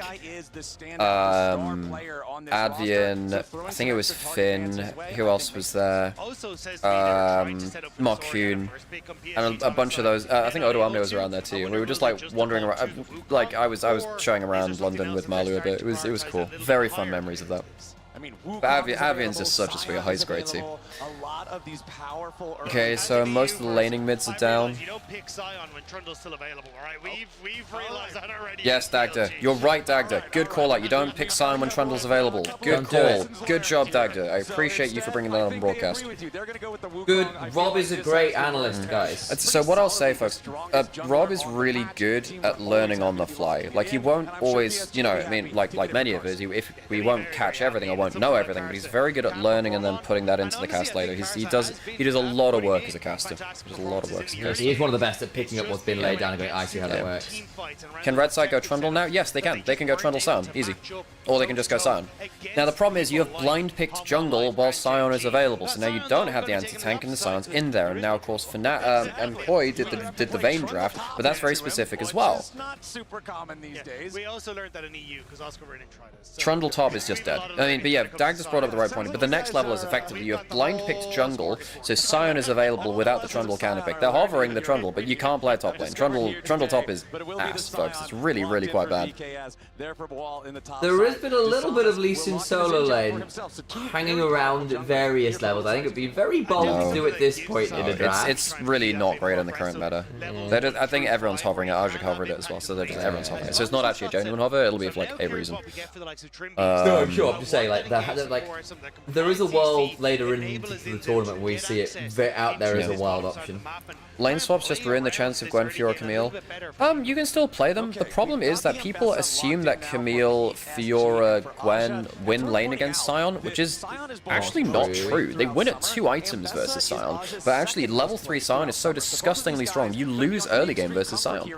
Like, Gwen loses lane versus tanks a lot of the time. Ironically, Gwen and Camille might be better served by a Taeyeon swap by having a support to help them farm and give them some protection. Occasionally, but then that gets into the weeds of 2v2 matchups with those champions, which no, but if you just get like a support, like genuinely just a ranged support to give someone a bit of agency. But then if you get ranged support, then you're easier to dive and you're both very quick. Like again, if you at that point you're going into 2v2 bot lane stuff with different champions than normal. So that might work for some lanes. It's not an assumed win. No, I know, but I think the reason I'm saying it might actually work out if you're having to, if you want to get them through the first few levels where they're at their weakest. Gwen doesn't level 1 until 2 items either. Yes, for sure. Looks at the bans. Why did blue side ban Akali? Wait, today is the birthday. Wait, it's Monty's birthday today. Oh, we'll have to wish him a happy birthday. To wish him a happy birthday. Also, there was a note from TFC earlier while you were on your break, which basically said the tweets about IG, it's basically only some of the players are blue side, not all of them. Yeah. So it's still, so it's not the whole squad as yet, but they have managed to get some of the roster back. Go get Monkey for jungle. Yeah. Legitimately, I think Monkey's a hot prospect for. I think that if you wanted to see Milky Way succeed, that's not a bad roster to give him another shot. Sam, Milky Way's still under investigation. Wow, yeah. So that's Milky Way's still under investigation. So until that's come out, you can't. You basically can't commit to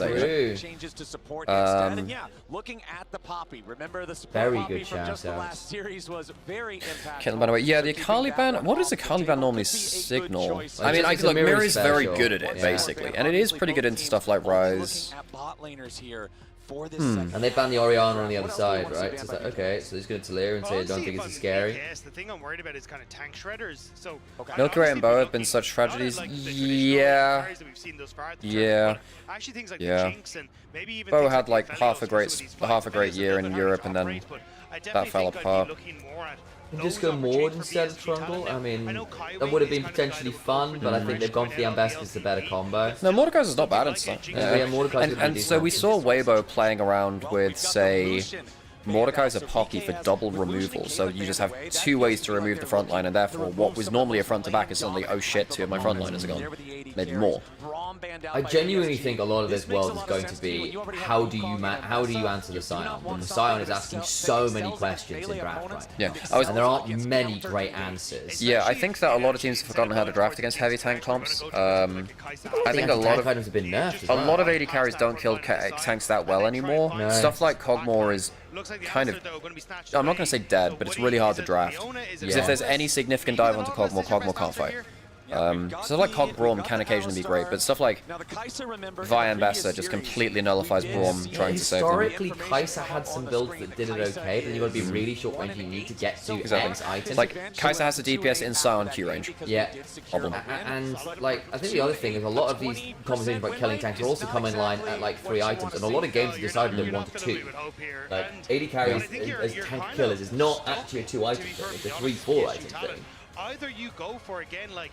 VKS don't have much damage, but it's not like PSG have much tank. But I am a little worried that, despite you need a hyper carry, you need a hyper carry. I think Samus needs to become an actual threat on Shinzo, probably.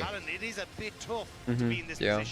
Okay, they lock Rakan. How is Garen when he gets swapped on? Garen's actually not too bad in lane swaps. He's very tanky. Is it Zion battle? Okay, Corki's good. No, Corki's good because Corki's such a lane bully that and you don't want to pick someone like Kai'Sa either here because it's bad into Corki. Yeah, Kai'Sa Alice is probably the most fun in this matchup, I agree. No. Well, hang on, it's quite a squishy team. You've got a lot of CC and frontline to give yourself a bit of space. Senna, I'm not. It's not that tanky a team. Actually, you know what? The more I think about it, I mean, you need damage. You don't need anti-tank damage. Sivir is good. You know what? Sivir is the good alternative. Sivir is actually good versus both tanky and squishy teams, and also gives Shinzo an extra boost and speed and analysis to start playing around. You good? Friend of mine is enjoying Red Dead Redemption 2 and has learned the history of the horse bugs. Yeah. And just sent me one of the most extraordinary messages I've received in my life. What? About horse testicle physics in Red Dead Redemption. And I just had this pop on my phone when I was looking at chat. I was like, what on earth is the context here? I was like, oh, yes. For the matchup. Rakan's grand entrance, you better not miss it. Corki's phosphorus. And for those of you who didn't know about the physics in Red Dead Redemption 2, there's a Google for you, and I wish you luck in your internet searching. But it was genuinely, what on earth is the context here? It's like, oh. Who have both not yet found their first. Okay, so I actually don't think this is a fantastic. I thought with the Scion Shinzo opening, I thought it would have been a lot better. But I have to say, the more I see it, I don't love. I don't think Talia is always as high damage as people need it to be. I guess in this comp it's fine because you are against like quadruple dash champions. I think VKS walk away with a better draft. I think they do, but I thought it would be a more stompy draft than it was. Also, by the way, did you see the tweets coming out from Seal about like, oh, I failed as a coach and I need to do more and blah. It was really Doom talk like, my dude, you're still in the tournament. You are still in the tournament. Do not be Dooma tweeting like while you're in the tournament. Or in the tournament. You say that for after, and he was basically like, I need like if there's any Korean or Chinese teams which would allow me to like basically be an understudy for like a year to bring it back to Brazil or whatever, please let me know, whatever. But he was like really Doom tweeting. Yeah. He's done that before though. He's quite an emotional guy. He also had that very getting punished. Part of it as well is there was an interview he had talking about executing and getting punished, but then getting something back. So like LTA South, Brazil in general in terms of the strength of the region, and saying actually then they would still be able to find always been equal to. It was unfortunately for them the Rift better Herald, in where the game LCS got completely blown open in that one. Their matchup against FlyQuest, unfortunately, there's not a lot to really talk about because it's just very one-sided. And then to come into Worlds and have a be it 0 and 2. I think that wasn't a certain amount of. So it was poorly worded. No. It was poorly worded from Seal, and he clarified after that. Basically, throwing World Seeds as a region doesn't financially bail them out, which is like NA is a very expensive region to run because it's all around out of the Bay Area and stuff. Yeah, it's well, not the Bay Area. It's all around LA, and then I guess sometimes in the Bay Area and stuff like that too. So like he was just talking about basically like look, giving World. Yeah, it was a bit meandering, and I don't think it was well worded and stuff like that. But basically, he was saying that effectively World slots don't save a region financially or structurally or whatever really. Which Raz called out the competitive aspect of it. Look, honestly, NA's third seed is actually, well, third through first is, they've been clearly a major region quality. The minor regions, when they existed, were not realistically beating NA third seed a lot of the time. And I think honestly, NA third seed often did the best runs it was because they got a bit more time to learn the meta and scrim time, right? One of the issues that NA has is actually that how you are winning regionally doesn't always translate that well to World, where you have to relearn how to play against teams who are playing a lot, well, historically playing a lot faster than LCS. LCS was quite a slow region. Which is not true actually about how LCK, LPL played the game, where yes, it might look quite controlled, but that control starts from minute 1. You're not given free lanes. I will get 100. To take on VKS now, and it's PSG Talon who are a very difficult team. You were asking what tier it was earlier. This is instant coffee, so normally we're like a cafetiere slash coffee pod machine coffee people, but the milk thingy was a thingy that we have broke, so I need to get another one at some point. I just haven't bought one yet. Yeah. Tell you what, that might not be a bad Christmas gift if we can last that long without it. Yeah, I was debating that out. Actually, to be fair, I think you already got your Christmas gift. Oh, okay, right. So good. Yeah. Oh no, it's more for like people because we're doing more like a Secret Santa. That's probably not a bad one. I basically just said, look, I'd like some money to go towards too. Fair play. Oh, have you seen the new Pokemon game, Legends of Zelda? It looks quite fun actually. Sam, have you seen how graphically awful? Sam, they've designed the game so poorly that big Pokemon can't walk through regular streets and doorways. There's only like 2 buildings in the game you can actually go inside, and all of the buildings are flat geometry with like texture of like, oh, there's a balcony here. It's like, no, this is a flat wall. It is.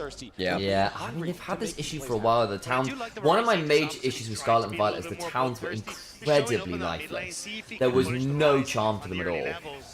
Yeah. They all just sold sandwich ingredients. Yeah, whereas I thought actually Gen 6 for X and Y, actually the city was actually very well loved. I enjoyed X and Y. Yeah, I did too. I did too. And like, I thought for the transition over to 3D Pokemon, that was actually a pretty good start. I think after that, it felt like, okay, you've not brought over a bunch of stuff. Feels like the animations are very weak. I'll say the DLC for Scarlet and Violet was really good DLC. The DLC environments were really awesome, and that did help. So, fun thing about Scarlet and Violet, the speedrunning route for Scarlet and Violet requires shutting off your console and loading it again, because there's so much memory leak in the game that the longer you play it, the more it lags. Wow. Also, when you're flying, you must look at the ground to stop things rendering, otherwise it will completely, like, screw the game. So you need to close the game and reopen it, and also, like, look at the ground whenever you're, like, flying and stuff, otherwise the memory leak goes... That's crazy. Betty? That's not bad at all. Ooh! Okay, just takes an extra summoner. But... VKS first on the board. Huge win for VKS on the bottom side. Mortez getting off to a great start. I don't know how to pronounce properly. It's true. Did we manage to get a hold of CJ? This is a nice way I said earlier. For for PSG. It's his anniversary, so can't make it. But no, I was saying that earlier. Maybe, I mean, it wasn't directly at you, I suppose, but I did say it earlier. Is RMC around? Especially as Trimby had already taken a bit of a beat fair point, actually. on these first few, but at least getting to heal. Yeah, because if we can get random minicaster. tries to step up to follow, but Morteus, good spell shield. Because we've got some friends who did the CBLOL English broadcast before there was like an official broadcast and stuff. In fact, they became the official broadcast for one split, and then the funding fell through, I think, basically. But yeah, Random Minioncaster used to do LGL with us a bit. Exactly. Very cool bloke, very cool bloke. Flash, Betty had to spend both summoner spells as well. So when you look down there at the bottom lane, it's still summoner. Oh yeah, we do actually have Portuguese speakers in chat. I thought it was bom dia. I thought like the D was more like a G, like a softer sound. So still playmaking opportunities available for them. Of course, we know some other words as well. But I never learned much Portuguese. I learned Spanish in school, and then we never had the option to learn Portuguese in school. In Brazilian Portuguese, that makes sense. Well, they're a CBLOL team, so we'll, you know, that makes sense. What's interesting about European Spanish compared to Latin American Spanish is European Spanish is spoken with a lisp because it follows the trends of one of the Spanish kings that had a lisp at the time. So European Spanish has just kept that oddity, I suppose, whereas Latin American Spanish doesn't have that anymore. In terms of farm, the Ambessa running the matchup here nice and early, but as we know, Sion's job, even if he can't stay, Mega Evolution concept was so cool.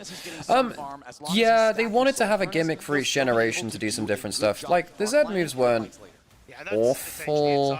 Gigantamax was actually okay too. A lot of designs were really cool. Like Long Meowth was very funny. I just don't think the thing is, Terrestrialization and Gigantamax just weren't as cool as Mega Evolution. I say competitively, Terrestrialization is one of the best things they've added to the game. Like competitive Terrestrialization makes the game so much more interesting. I can agree with that. I just think, just in general, Mega Evolutions in terms of particularly giving fan favorite Pokemon more. Yeah, no, I completely agree with that. But in terms of like Terra stuff, I mean, it completely changes everything about the game because you're only allowed one, and then you have to consider what is the most valuable thing. Some things are very, very valuable for giving you damage boost. Sometimes, like for instance, there's a load of grass Terra types to stop Stun Spore and they're like Sleep Spore and blah blah blah, whatever the Amoongus one is, stuff like that. Yeah, stopping a lot of the grass moves, which is kind of insane. The one thing I'll say about Mega is I'm so sad they never actually got the bloody flag on Mega Evolution we were promised. They couldn't come up with the cool design. Like, it can't be that hard, guys. Why are you so educated, Lamau? I didn't have a social life as a kid, so I watched a great amount of documentaries and got invested in video game communities. So that's why, yeah. I mean, in fairness, I also I do also have 2 degrees. Also benefited from having a very robust education system and going to university. So yeah, life circumstances have very much helped with that. But Sam has 2 degrees. Sam has a master's. Yeah, he has a master's in game design and a bachelor's in English lit. Well, I have English. I have I'm DSc in physics from Uni of Sheffield, and I started a course on game dev, but then I dropped out of that to be a caster. So I did a lot of kind of like comp sci adjacent stuff between physics with Python and C++, and then a lot more like HTML, CSS, C#, C++ in game dev. You were part of a trivia competitive platform when you were a kid? No way. And you were 12, got number 2 in the world. What? Whoa! Number 2 in the world, 1 in Europe in Nintendo trivia. That is insane, Jonas. That is an incredible lore drop. What? Do you earn a lot of money as a caster?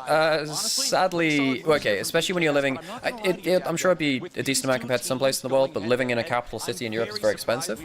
So in terms of earnings, it's pretty touch and go. Like realistically, we're living paycheck to paycheck. Because Berlin is an expensive city. Like savings aren't massively a thing now. Yeah. Was it worth completely moving countries? I've asked myself that a lot. I think socially and in terms of my satisfaction in career and life achievements, yes. Because I can say I've done stuff which basically no one else has ever done in terms of, there's only like a dozen or so people, they got to this level. That I've there's only a couple of dozen people I've gotten to this level in the world, which is very cool. But yeah, one thing which I've been really annoyed at this year is I don't think I monetized the stream well enough because we put a lot of hours into it and I feel like we should have got more out of it, but I don't really know how to do the streaming aspect of things as well. Like, I mean, the co-stream is fun and we really do enjoy that and we're very happy to get the co-stream rights for World stuff like that, but actually monetizing a stream is just not something I have much experience in. Yeah. but it would be very early to do Well, this has been pretty slow, actually, on the gameplay stuff. First item's now coming in. Caster's going Triforce first, of course they do. Sometimes go start. Who does it favor being slower? is going to show up now. Sivir, probably. Probably. I mean, I know Rise is scary, but... Trivia duels. After a month, I got #1 in Europe in Nintendo Trivia specifically. Could probably name the release year of every Nintendo first-party game. Jesus. Did you ask Sam if you've seen Mega Starmie, by the way? It's a Starmie with like 2 really long legs. Yeah, I just find the Mega Evolutions of this one have been so they've kind of gone really goofy rather than cool. but if you think back to like Gen 1, there always were some goofy things in there. I actually think that the goofy stuff is very characterful. Oh, it is. I like Mega Victory Ball is wonderful. Yeah, like, it's just wonderfully exactly. But I will sort of think like I'm not that big a fan of the Mega Dragonite. I think it's just I like uninspired. I like it. I thought it goes back towards the more evolution design. That's the clone they've damaged. Okay, well, Betty gets to just disgustingly destroy them. Yeah, I quite a lot of damage to the car, so he doesn't die. Yeah, and I don't know. I think that you teleport in the Scion, but the Scion needs to be there at the start. Oh, Trimby! Trimby, my goat. That is my goat. Oh, that was really lovely. That actually saves this entire fight. It oh does, my genuinely. god. Minion Taxi, Flash Pulverize, and then Betty's in danger as well. Does he have Fel? He's got it. Oh, no, I think the Flash will thank you! Oh my days, god. It's over! What a great skirmish from VKS. So Caster's trying to clear out the wave, I guess, before this. That was insane from Trimby. I think Mega Victory Ball's probably the best one. I think it's fantastic. And I have to say, look, Dragonite is one of my top... I have a class of like quote-unquote favorite Pokemon, and I try not to differentiate between them too much. Like my favorite Pokemon are Lapras, Dragonite, Articuno, Charizard. Rayquaza is probably up there too. Yeah, those are probably like, and then I guess some of the EV, like Eevee's probably up there, Ninetales is probably up there as well. But like that's my top class. So Dragonite was one of my first. In fact, Dragonite might have been my first level 100 after my starter Pokemon Charizard. And I actually quite like the design of Dragonite, where it feels like it's still Dragonite, but it feels like it's closest to the evolution line. So I don't mind that myself. Yeah, I think they could have been more, I think they could have just done more with it personally. It's like, oh, it's going to be a pair of wings. That's cool. We could have been cooler. Well, oh, Trimby. It was so good. That's my Rogue 2022 champion of LEC. Honestly, huge. It was Trimby's Alistar turning that play around. VKS now with a 2,000 gold lead. I may have been lying to you again, guys. Until the next dragon spawns. Then only a minute after that, Godgo, I may have lied to you. Is going to join the Rift. Mayhem. PSG looked like they had a better time in that fight, but when you're going up against VKS, Trimby might have been the one who made the big plays there. But Miru has been the hero of this stop lying, no. throughout the year. This guy has been I might be lying to you a about player in the LTA Grabs South, tweeted 20 minutes ago, sorry, changes will have to come. In the end, after many talks, this just seemed to be our level. Thanks to everyone giving their time and effort these months and at least saving Fnatic's world streak.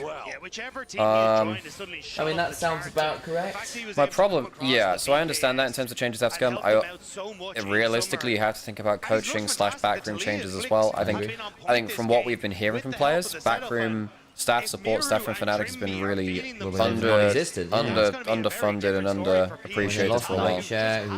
Because like I don't want to hit anyone giving shit to someone like Anissa, who's been doing like the Lord's work. Yeah, like she's been doing like 3 or 4 people's job. As is often the case as managing positions within esports, you end up doing more than one person's job. It wouldn't surprise me if they ended up like advertising for jobs. They'd have to advertise 3 for their position. And I think she's been great. I think that they should really hold on to her. She's been great. We used to work with her. Well, I used to work with her back in Newell. Yep. And Sam got to shout at her, not shout, but like get to joke to her face. That was like, wait, you never hired me for Newell. Yeah. Which is the UK university thing, because Sam was out of the student system at that point because you were done with your degrees. They're like, we want people who are active students, so I managed to get into it. I managed to get into it because I was still in uni at that point. Not even joking, just finished my masters. Yeah. By the way, folks, if you ever want to get into esports, either as a player or broadcast, go find your local university league. Now, some countries have more established leagues than others, but get into your collegiate, university, your school leagues. They're a really good thing to know. Do you know a lot about the differences between NSC and Newell, by the way? Yes, I do, because I cast for both. I was around during. Now they've kind of combined now, but I was there when they were kind of more competitive products, so I know a lot of the differences between them.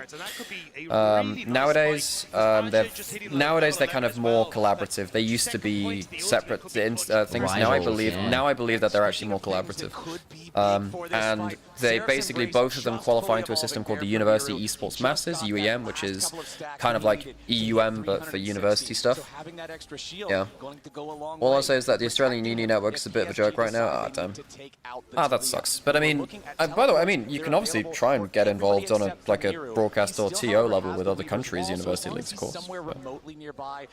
They're always in need of extra volunteers a lot of the time. Absolutely. Yeah, I used to be part of a uni team called Compliments to the Chef from the University of Sheffield, and we had like 3 master players at uni which all played Scions. We're like, what do we do with 3 Scion mains? But you're all the highest ranked people, so you know. Oh, that's a really. You always engage when they get Bastarot misses. And they've mashed the Rakan. Okay, Clone gets some value, but I don't think it's going to be enough. Who's the damage onto? It's onto an ulting Alistair, you know? Yeah, Maple's now in danger. He gets trampled. Oh, the Mega Blast code! That actually... Does that help? Yes, it does. Damn. Bounce house. Jump around. Jump up and go VKS down. are so good at comboing him. Trimby is fucking nuts. Trimby, when he's feeling it, has always been one of the most creative engaged players going. The problem is that there isn't much like him and Torre are both hold my beer players. You know what I mean? They will the highlight reels when they work are so good, but we've seen them all fall flat on their face when it goes wrong as well. God, Trimby's so good. Yeah. There is some complaints about Aja in chat. Yes, he did miss a crucial Ambassador ult, which doesn't help. Yes, agreed. Dude, how is it that Karsa can turn up against a Korean team as well and look excellent? And then PSG as a whole actually looked pretty damn good against the Korean teams. And then whatever the shit happens now. I started doing analyst stuff during Newell. Yeah, it's basically no one does analyst stuff besides that, you know? Team Secret Whale started running away with the game from there. Herald fight. Check in the box. This was a fight that PSG Talent didn't want to take. Like another game, another Scion win. Yeah, particularly because Trundle is... I mean, I really dislike blind picking... I mean, I'm actually going to make a tweet about this. If you blind pick jungle, which is not Trundle, with Scion up, it's... Oh my god. Not only knocks back the monkey, but interrupts Maple's Realm Warp as well, so prevents that escape tool for PSG Talent, and they just chase them down so effectively. And this is just beautiful. Pulverize, seismic shove, decimate, just juggling Maple. There's nowhere he can even move. He didn't have his flash, but even if he did, you're not going to get a chance to use it. Now the Herald's been summoned up in the mid lane, used to crash the tier 1 turret. Trimby's going to drive that one right into the tier 2. It's a 3,500 gold lead for BKS. And are you tweeting something about it too? No, I'm not. Okay. You tweet something.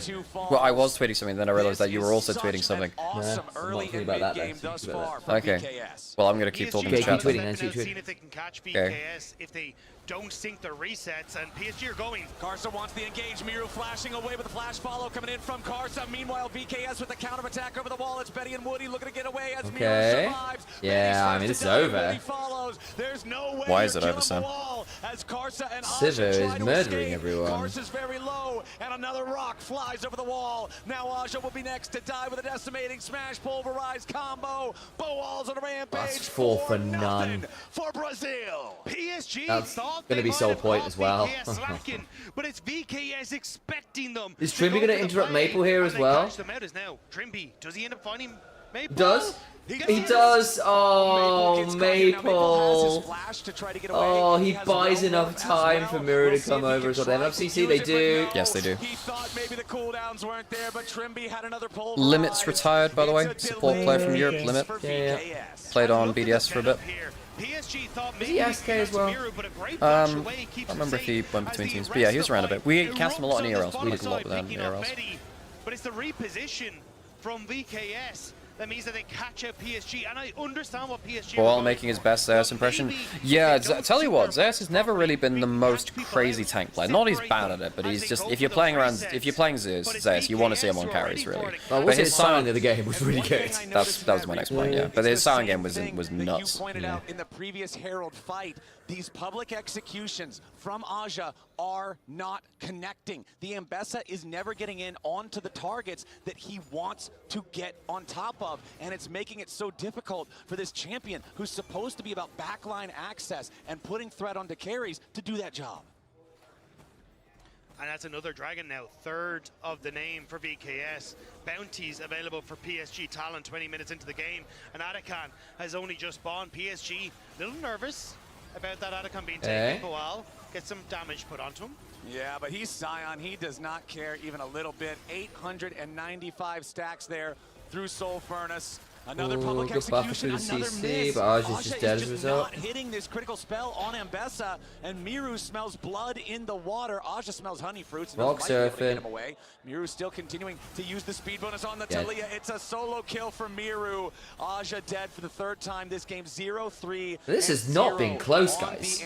Like, at all. Not having the impact that PSG wants him to have as VKS, now with their 7,000 gold lead, now with their soul point status. Miru arrives into the fight. Nice. Jump it straight on in. It's going to be 2 more. I think in another game, if PSG were tankier, there's actually a world in which Talia doesn't do enough damage to threaten the backline. Like if you, but I think Talia with Sion is actually it's quite low damage for stuff. Oh my god, he just he actually, hang on a second. Maple? Oh, wait. Oh. Hang on, Aja's coming. He's gonna flash out. I don't think he needs to, does he? He's got a shield backup. Yeah, he does. Yeah, he doesn't need to, Sam. Oh my god, he doesn't. This Sion jump is... Oh, hang on, no, they got the shove on Aja. Do they go any further? No, they don't. Okay. No, they don't have any cooldowns. This is the problem. Talia is actually not that high damage when it comes to that stuff. I mean, he is now, he's 2 points. He's 5-0, but that's like, folks, if that was a 5-0 Orianna, that's like an instant kill, probably. PSG Talon pushed Genji, pushed Hanwha Life. Like, I don't think Talia is that good DPS, in fairness. I mean, I'm just seeing a tweet between, like, LS and Jack Spectre. Jack Spectre's like, he thinks... LS is like, look, VKS have no enchanter for Xin Zhao, or Sivir, and Talia, and their DPS is low, and I'm like, okay, I agree with that with Talia. Talia, Sion are low DPS, Sivir picks up the slack, and that's fine. Oh, I forgot to change. Oh, I forgot to change the... So far this game, and I cannot give enough praises to Trimby's Alistar. 0-2 and 17, a part of everything but 1 kill so far in this game. Going for the dive onto Aja now, and again, it's that 1-2 punch with Miru to set it up and knock it down. They have done a really good job of basically getting the Talia combos down. CC into Talia flick back has happened pretty much on cooldown every time they're on the same screen.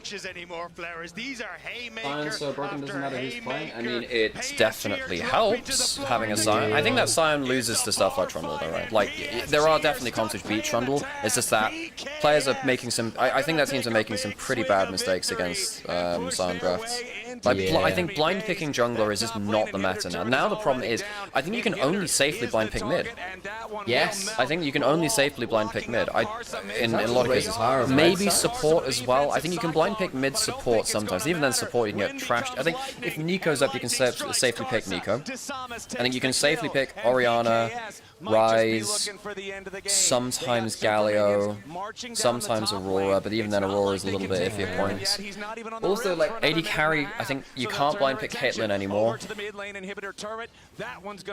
Yeah. I mean, we're getting into this really weird spot where, ironically, red side win rate might be a lot higher at this tournament than a lot of other ones. At least game 1. Typically, Worlds has been a blue-side favorite tournament. Yeah. And I wonder whether game 1 red side win rate might end up being a lot Worlds higher. 23 ended up being red side because you had like T1 red side last picking top lane for Zeus, and Weibo chose blue side, I believe, in every single game of Worlds 23 finals, allowing the show to get counterpicked by Zeus, who just ran him over. Yeah.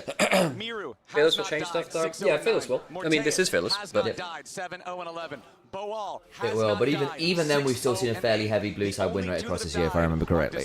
Yes, blue side was very favoured in LCK LPL. EU started to go more red side later into the year, and Trimby has died twice. Well, once was kind of silly, but the other death was, again, just part of the big VKS machine. Look, there's good deaths and then there's glorious deaths, and VKS are trending more towards the glorious. How was Sion not nerfed, man? How was Sion not nerfed? That champ is so broken. Ridiculous. He's been broken the whole damn year.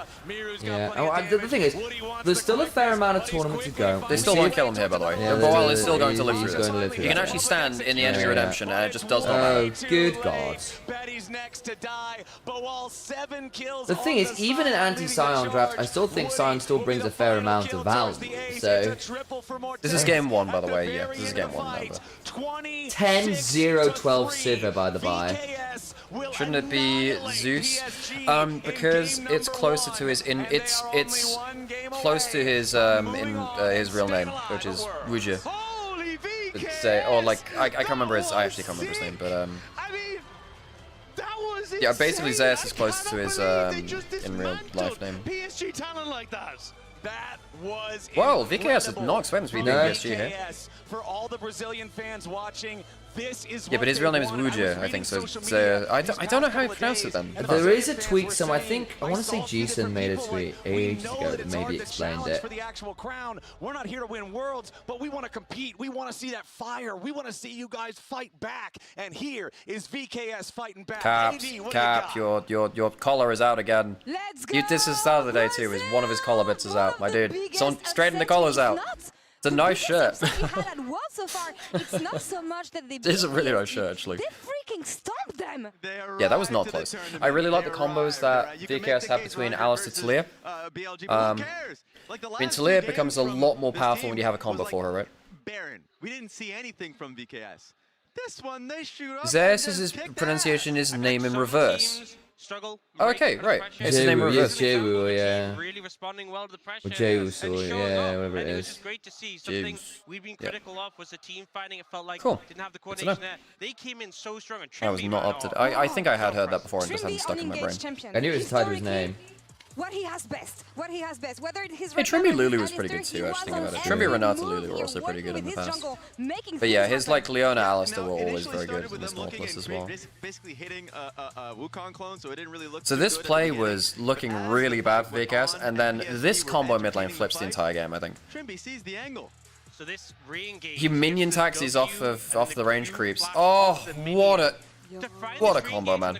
What a combo. That's insane. It looked like before the fight, it was a little bit timid from VKS. This was a super confident play that came through, and they cleaned up so much on the back of that. And then this fight coming in, once again, going in with confidence.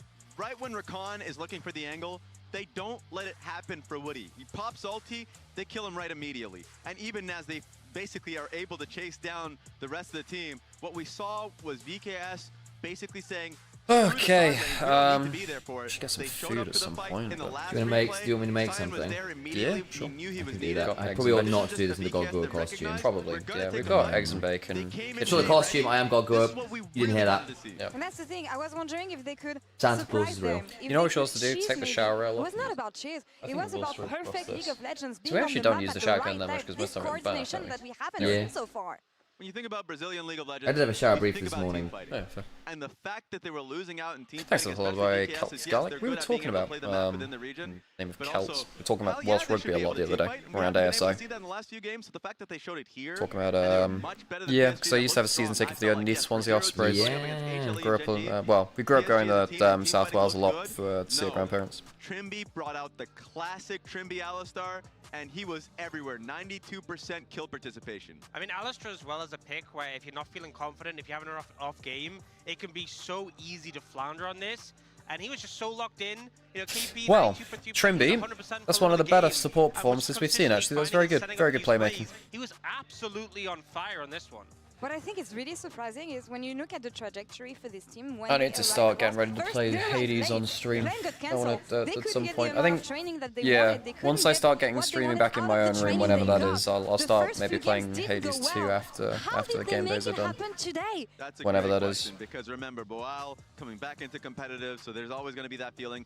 Mortes, a rookie player, so when you're on a stage like this and you already start out poorly, yeah, it's going to get in your head. Well, that's his it was tweet. great that we also got that interview with Elyoya talking about being 0-2. Raz is a very good shit poster. Oh, he is. The mentality, is there now for Vivo Cade Stars. Now going up against PSG in game 2. Oh, chat, horse game players in chat, you'll be happy to know I got Hot Springs Marazensky, like, first run. Summer Marazensky, so I rolled Summer Marazensky. Schön. They got a great game, but based on how that game went, I think PSG is worried right now.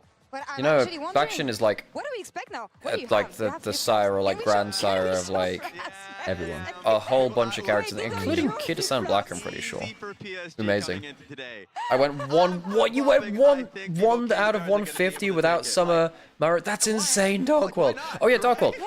Thing which I might end up doing at some point. We might end up doing like, I don't know, call it every 2 weeks or something like that. Like a room race with just like a gimmick room race where we do like 2 or 3 runs, quick runs, and then we just make a racer. Like, so for instance, everyone has to make the best Haru Urara they can for Arima Keenan, and while they're all still going to be shit, one of our Haru Urara will win Arima Keenan. Bakshin is Kid-san Black's damn side. I didn't realize that. Very cool. PSG is going to be playing on blue side here. But yeah, I figured that's just something to keep, because I was speaking with Joseph, who we're currently in a D&D campaign with, and we were like, it's like, I'm actually kind of running out of motivation to just do consistent runs, so I'm only doing like 1 a day at most, actually, really. But I thought it'd be a good way to just kind of just do something fun to, because realistically, I play games where I do social stuff around games. Yeah. Like if I'm streaming it, that's one thing, but I play games which I have a social kind of connection with. That's what I did with Halo, it's what I did with Call of Duty. Loads of different games, right? But yeah, but yeah, for those of you in chat, keep abreast of the situation there. I mean, I'll probably post about it on socials or whatever. Indeed. But if there's anyone who's actually, this elimination series, Brazil is here at to leave Let's see if we can make it happen right after this. I have to say, I think VKS winning here is probably the best thing for the excitement of it, because I think now what it does do is call into a lot of question about, you know, LCP as a region, you know, depth of the region or whatever. But also, like, a Brazilian team getting a series win at Worlds is really cool for them as a region too. Also, I know I'm away from Ice and yelling. I also just don't think PSG turned up today. They did push the other team. They did piss. Yeah, they did. They very much pushed the other 2 teams they lost to. Even there is no reaction angle to. Well, Sam, if it's a best of 3 win.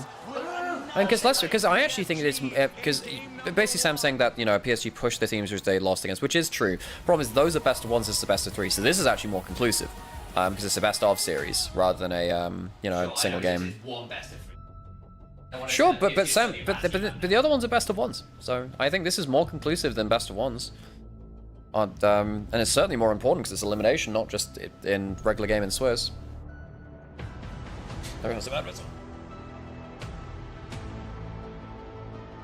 Actually been a pretty quick day so far, folks. Even, yeah, no, the games have actually largely been, we've not had a single, have we had a single soul today, folks? Maybe 1. Comment on Reddit posted, what was that? Comment on Reddit pointed out that 4 out of these 5 players plus Ginger, the prime BLG last year to 5 games, now they're playing like this. How good was Ginger? Well, there's that, but then also you look at 4 out of 5 of the players in BLG were at Worlds Finals last year, and now they look like ass. I think that raises a bigger question about how teams ebb and flow from season to season. I think it is very unrealistic to... Okay, it's not as likely as you might think for teams to be good for more than 1 year at a time. Like, a lot of teams peak for a single year and then they don't reach that peak again, which makes sense, right? No, but Ginger is fantastic. The problem with Ginger is that a lot of people held his poor play-ins performances and Worlds performances from years before against him, which you kind of have to.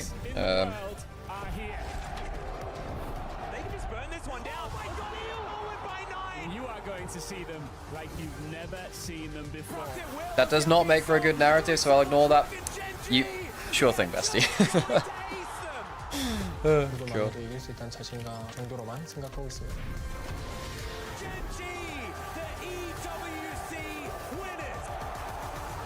Maybe BLG has consistency issue. I mean, this is not a consistency issue. I mean, for the LPL enjoyers in chat that have watched this here, we've been calling out BLG the entire year.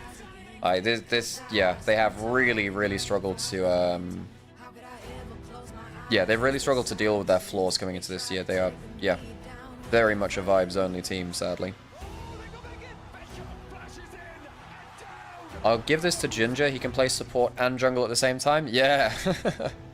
Funnily enough, most of the time it's like, oh, mid lane can play mid lane and jungle at the same time. It's not really the jungler often has to play 2 roles.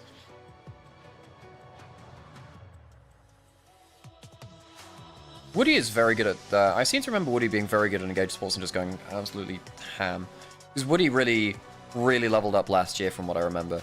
I think it was early last year he struggled, and then late last year Woody just popped off. I think that was the way that it went.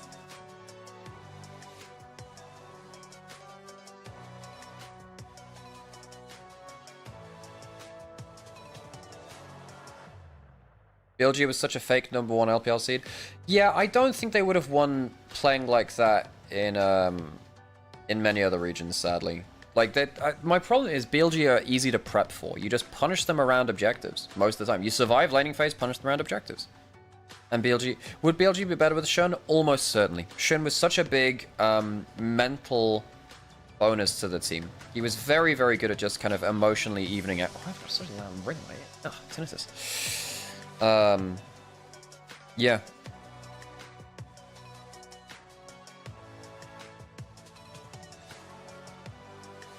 Woody was terrible, then good with Ginger, is now terrible again. Okay, right. I think there are a couple of players in support roles which look very, very up and down. For instance, like Kaiser was very good with Kazi and Elioya, because they could just lead him around laning phase in the map. And then I think once that direction was gone, I think Kaiser struggled to have the same kind of impact when he went over towards Vitality. Which is sad for him, because I actually quite like him as a player, but yeah.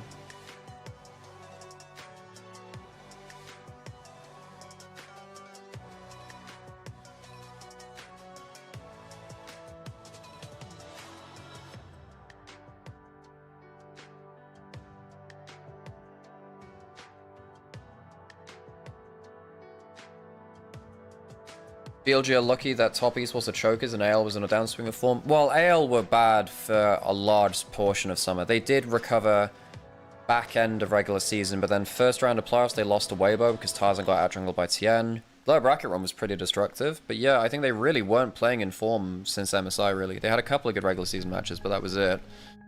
Then, top Esports I actually don't think choked in finals. I think it was very close. It was a very close finals. I think BLG were better. I think the problem was just strategically, top Esports did not pick the right kind of comps and play the right kind of style to punish BLG around objectives, where they've typically struggled a lot.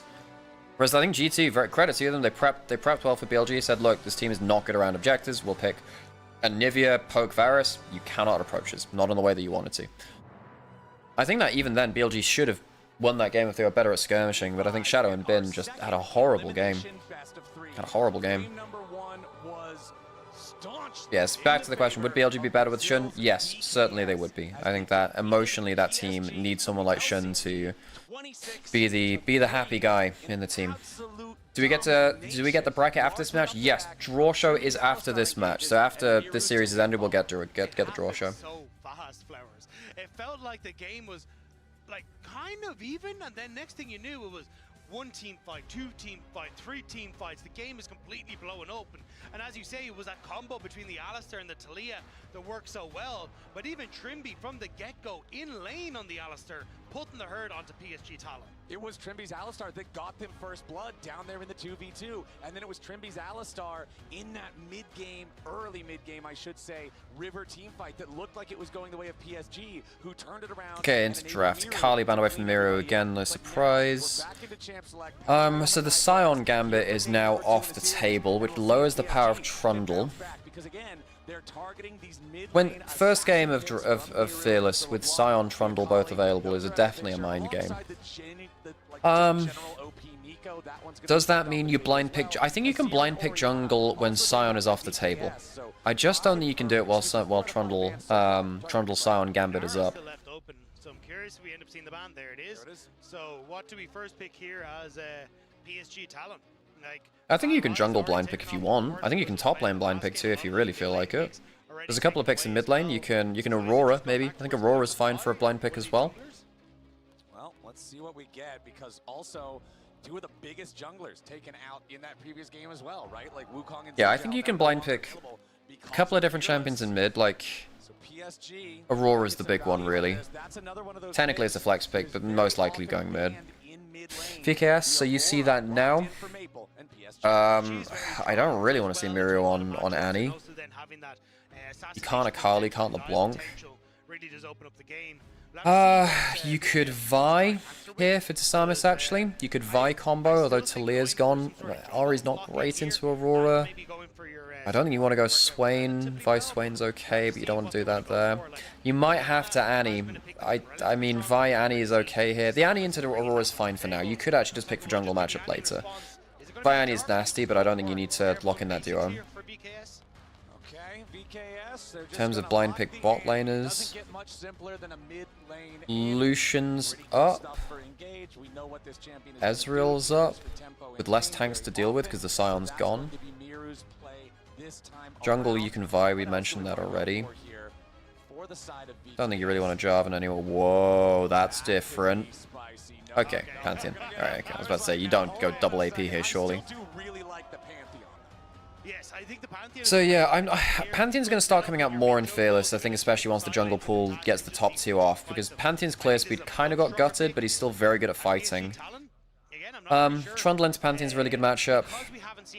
Lee Sin's fine into Pantheon. I know this is a hover, and they're just hovering, whatever. Here, now you need setup. Now you go for the Vi, I think. I think Vi into Pantheon's fine. I think you Vi for Castle here pretty easy, no? Otherwise you get it banned away. I don't think you can let jungle fall any further. I don't really want to see the Kai'Sa there either. I think you just lock jungle. I think you can lose too many other picks otherwise, right?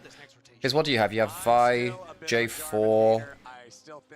What else do you have in terms of AD junglers? Vi, J4 are the 2 big ones, I think.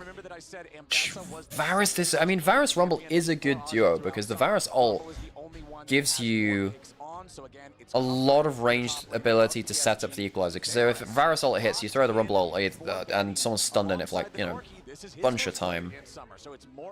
Rooted in, I suppose. Now do you need to go towards strong bot lane to protect that? Ornn's pretty good versus Varus and the Rumble, in fairness. But your damage is through the floor from VKS. Where's your damage? The only reason your comp is getting saved on the damage front is because PSG don't have tanks. So now you have to ban, you either pick Braum on 4 or you ban it. Because 1, it's a tank, hurts your lack of DPS, 2, stops the Ornn ult. So you need to ban the Braum. You need to ban the Braum. I think you ban Vi Braum here as VKS. 2 best combos for your comp. The Vi combos up very well with the solo lanes. And then you also have the Braum, which is good against the Ornn, and also a tank in a way, which VKS don't really want to deal with them. Kiana ban? I don't think that's the right ban. I think you want to. I think Vi Braum are way more problematic. Unless, of course, you're PSG or a PSG fan, in which case it was terrifying. And we will go ahead and see some jungle focus here from VKS, who have already locked their own jungler, so they're going to target the pool of PSG a little bit further. Okay. Kiana removed. So PSG, what do they want to ban away? Just hyper carries, no? Just ban away the highest damage champions left, which also survive lane. VKS might go for the Taeyin swap. Could ban away Lucian, I guess. That would also not be bad for them. Lucian would have been... I think they could go Braum and then Lucian on 5, and that would be fine. Banning Bard. So I think it might be a Jarvan ban, try and force Kai'Sa to go... I think VKS might... Okay, this is going to sound a little strange because I just talking about the heavy engage, blah, blah, blah. I think that they go Braum on 4, Lucian on 5, and that's a strong lane versus Varus lanes now. VKS want to ban away... Wait, is Nico banned? Wait, no, Nico is banned. Okay, cool. Guess they want to ban away Karma, maybe? Maybe Renata? No, Renata's not that great. They ban the Braum themselves. Okay, yeah. Of the Braum for Woody. Bard also banned out here by PSG. Yeah, so they don't want to Braum on 4. So what they have a different bot lane pick in mind. Because I think Braum on 4, Lucian on 5 would have been fine. I guess if they banned... Maybe they were afraid of... Wait, no, they wouldn't have to be afraid of that. Because if Braum was banned by PSG on 5, which they shouldn't do anyway, then it's not like they've lost anything, VKS. They banned Poppy, right? I don't think Poppy was good there from VKS, but... I don't think that... I think that Poppy feels like a little bit of a filler ban. So I don't think you want to Lucian without the Braum now. You can Ezreal Karma. Ezreal Karma's fine here. I think Ezreal Karma's fine here. I think this is such a squishy team from PSG with no Alistar, no Braum left to be picked. Their Kai'Sa might go Skarner. Skarner as a tank pick here is actually pretty good, no? I think Kai'Sa Skarner is pretty okay here.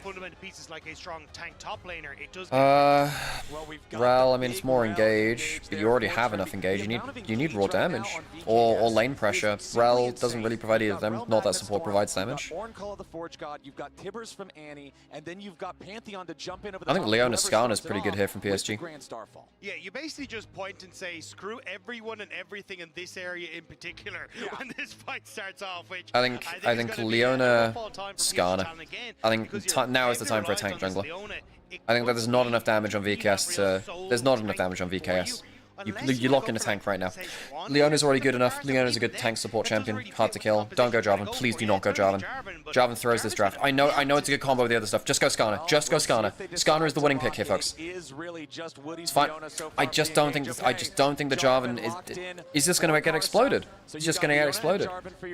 Varus can obviously go for picks as well with Chains of Corruption, and then Aurora and Rumble. Lucian's good here. Ezreal's good here.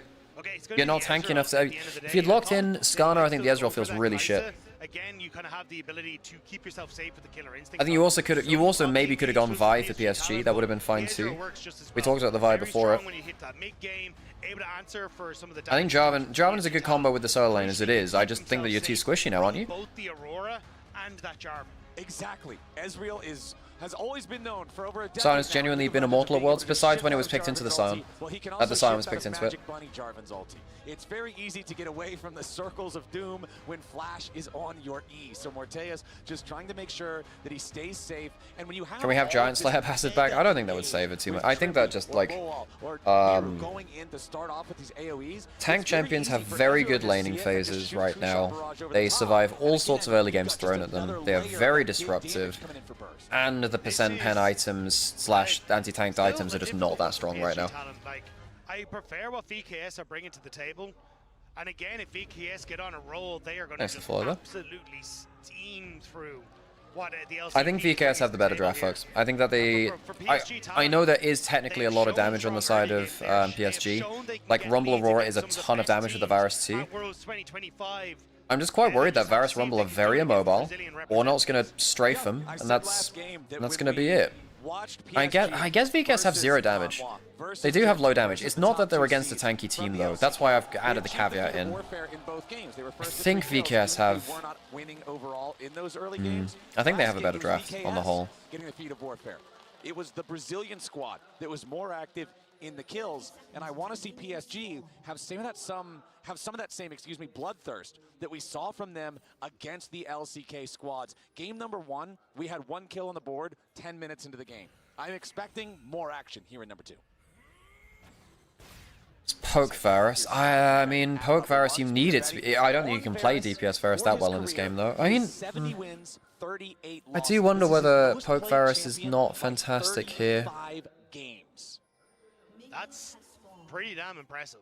I mean, not only the fact is it how many games that he's played, it's that win rate, very, very strong. I'd like to point out that PSG made it to Worlds in a best of 3. If they lose to Brazil, it's not an expected outcome to anyone who watched LCP. But also, if someone drops low, the poke that can come through from Aja and Betty, the combo that you have on some of these... I think with VKS looked okay in LTO playoffs, actually, they did. It's just that PSG really leveled up over playoffs. I know they were best of 3s, but they did level up over playoffs quite well. And also with the first couple of games that they showed versus Genji and HLE, it felt like they were actually competing quite well with some of the better teams at the tournament. Although that might also just be a caster thing of him just being freakishly good versus Korean junglers. That support engage is a one-way ticket. Yeah, I think that's kind of what supports have figured out is actually a bit of an invade here, so does Thomas. Gonna need to be a little careful. Yep. Okay, good invade in. That's very low HP on Desamis, actually. Karth's a way higher HP. And that's with his pot down as well. Hang on a second, he doesn't have his passive, he's level 2. Yo, Jarvan value? So does that mean he gets Raptors for free now too? So what happens here? Does Karthus try and go Raptors? Boal's trying to bail out jungle, so he's pushed in top lane, he's trying to roam back in. He's used his combo. Okay, Karthus, you're gonna wait. Really good roam from Boal. What is happening with the combo between Aja and Boal though? This is one of the things about Rumble, it is one of the weaknesses of Rumble. Rumble is not great at first pushing a wave since the Q damage was nerfed on minions so much. your damage on minions from Flamespitter is a lot worse. Really, you need about level 4 for that to happen very well now. Get a good amount of damage onto the Ornn. I mean, that Ornn is still plenty happy being the one who received the kill. He got the wave shoved up early, so he felt comfortable walking away and roaming. Now Karsa back out onto the map. Again, he's going to invade Desamas once more. He will not be dissuaded from this. Looks like he sees the blue buff. He's going to check the brush. Desamas knows that Karsa's looking for him. He's going to drag this Gromp all the way over here, so if nothing else, he can at least complete his Gromp task. Karsa still thinking about this. Woody stepping forward, making sure that he can use his sweep. Okay, so Desamas getting invaded again. Is there a smite available here? Karsa does have smite, doesn't have to use it though. Desamas just used... Desamas. Even with Boal roaming over to save his camps earlier, he's still getting butchered in the matchup. Java, look, this is one of the problems with Pantheon. Pantheon's clear speed got nerfed so much, you can make plays like this. Jungle. Karsa is playing so aggressively in the jungle in this early game. And he gets all of his bot side camps. Desamas has not been able to close, go across the river. Ooh, flash for flash. From Woody dodged by the response flash from Miru, but now the immobile Annie no longer has the defensive summoner spell. The question mark is what Karsa wants to do, because he knows that this Pantheon's Okay, hits it this time. Remember there's no flash on him. Miru should be able to step away. Desamas can maybe save him here though. Making a little bit more distance on this one. Safe. Did not have a stun ready and charged. Still no flash on Desamas, but there is a flash on Karsa if he really wants to full send it. It's Karsa again. We're getting close to Raptor respawn, right? Knows that the only thing on the map that Desamas can do, but like Desamas just can't leave his own jungle. So immediately forgets about his bottom side, moves up towards this top, defends the scuttle, now can start his clear back down towards this bottom side, and has really set Desamas behind. Desamas on this Pantheon down the largest gold deficit individually in the game, 369 gold behind his opponent, and Karsa going to make that distance even more as he clears out his own blue buff, clears out his own Gromp. He's got plenty of camps ready to farm, as now Maple has to get away from Trimby, who has made his rotation over towards mid, and it's a couple hundred gold lead for PSG, largely. What does warfare percent mean? I think that is that will be the feats of warfare, so that will be the percentage, how close you are. That's how often you are to get the first. That's how likely you are to get the first 3 kills in the game. The flash not on Pantheon makes a lot of these early plays difficult, and if Karsa now can kind of play off these spot side pressure, he can maybe look to contest the push as Trimby and Morteus bounce this wave back. Aja cooking up the wave here, getting this one shoved out, does have Equalizer ready, but while TP's in and immediately just ready to try to keep this wave frozen, make sure that he can farm up whatever he needs to. Does have Spectre's Cowl already purchased for, you know, heading towards the Kanik Rooker that you would have to expect every tank builds into Rumble early on to make these trades a little bit more bearable, because right now you can see Aja wins these pretty hard. Desamas has to be so careful when he walks around these brushes in this game. Okay, this is just a solo. Alright, okay, flash away from Aja. Top laner getting himself away, making sure he does not get hit by the knockup on that. Aja was really good for like about a year and a half or so. He was a very good Udyr player in the Udyr meta, one of the best Udyr players in the world. He's really struggled to hang on. Maple's just dead here now. What is happening with that wave positioning, my dude? You just had a million people run in. Hang on a second, is he out? Ooh, safety flash. Just to be sure. Maple's had so much attention mid lane and he still gets caught out like that. That's a problem. Did not want to get caught out. The Dragon down to 400 HP, and now Trimby stepping in. Quick down dodge by Betty there with a flash off his own. Morteus continues firing here with a Mystic shot. Okay. Ezreal, pretty good chase down fight here. He's taking a lot of Qs. His E should actually not be too far off now, right? He just missed E on a Q on a stationary target. Okay. VKS get a kill, but PSG take the Drake. It's a good start for Yes, you get Dragon, kill to Morteus. I mean, Ezreal can be really problematic in this kind of game. Like, if he doesn't get hit by Ezreal, if he doesn't get hit by Leona, rather, pretty sure he just kind of runs the fight. Is anyone coming up top lane? I don't think, hang on, is anyone coming top lane? Pantheon could, no, he doesn't have ult, alright. Wait, Aja just doesn't have damage, lol. He's only got a Doran's ring, he can't kill him. Oh, God. The most intense game of Peekaboo might not be over yet, though, as we get the TP from Trimby. They're looking for Aja. He has no flash. He has no flash, but there's not a lot of damage between Rel and Ornn. We'll see if there is enough. There's the Bellows Breath, but no. Aja gets out. Oh my god, no one has damage. Okay, alright, fair enough. No one has damage. Whatever. Sure, what the hell. Rumble loses the wave. And now the wave is in an awful spot for him. He has teleport, so he can go... Okay, come to Samus again. Yeah, Karsa jumping in there for the Cataclysm. Desamas immediately responds, flashing away. PSG full sending again. Desamas is their target this game. Game number 2 is all about Karsa playing aggressively and the rest of the team ready to back him up. Maple so thankful to have got still sticking here, actually. Earlier as well, but he teleport in from the Rumble who backed off by losing the wave top lane earlier. You know, just still doing fine in the individual match, right? Still 10 CS up, even if he loses a wave. It's like cutting down an advantage rather than falling behind. Could be worse, I suppose. That's going to be PSG's goal. Yeah, I think at this stage, VKS TP for Grubs, yeah, and he gets to stick around for Grubs too, for sure. Patient. They don't want to try and overextend and contest PSG as they move in towards these objectives, even though they have... Oh, hang on. Do they want to try? No, Trimmy just going to kick them to the curb. Yeah. But it's just, yeah, even when you don't have, like, Maple's ultimate was up so they get one grubbing out. At the right time, but also because Desamas is that level. Feels a bit bad only getting the one out of that, actually. PSG talent bit of his jungle, it does make them a little bit more scared. Especially when later on you want to be sieging him with Varus and seeing if you can get taps on tower. Nice to have Grubs for that. No, that's Rumble. We don't really get as much siege comps nowadays. Feels like it's much more about dive rather than siege. Stuff like Sejuani Maokai gave you a lot more options for that. Leona somewhat does too. You need, like, engage which doesn't throw your body into the play. Okay, so now they're sticking around for the second Grubs, but they didn't stick. Hang on a second. This is not a bad fight for VKS, no? Good angle. Pantheon's good. Equalizer's not bad in response. Maple's dead. Mortaeus dies first, though. Okay, I think VKS have run out of damage now. They don't have damage. If Ezreal dies, they don't have damage. Is that 2 for 2 overall, do you reckon? 2 for 2? Okay. Good Pantheon up. Open up a really good angle there. Betty was left alone on bot side though, so it's technically 4v5. Messy fight in the pit, but the problem for VKS is that Betty wasn't here. It's everyone invested on VKS's side, and Betty gets to have some alone time on the bot side. Maple, thanks to the electrocute, finishes off Mortaeus, and that takes so much of the wind out of the sails of VKS in this fight.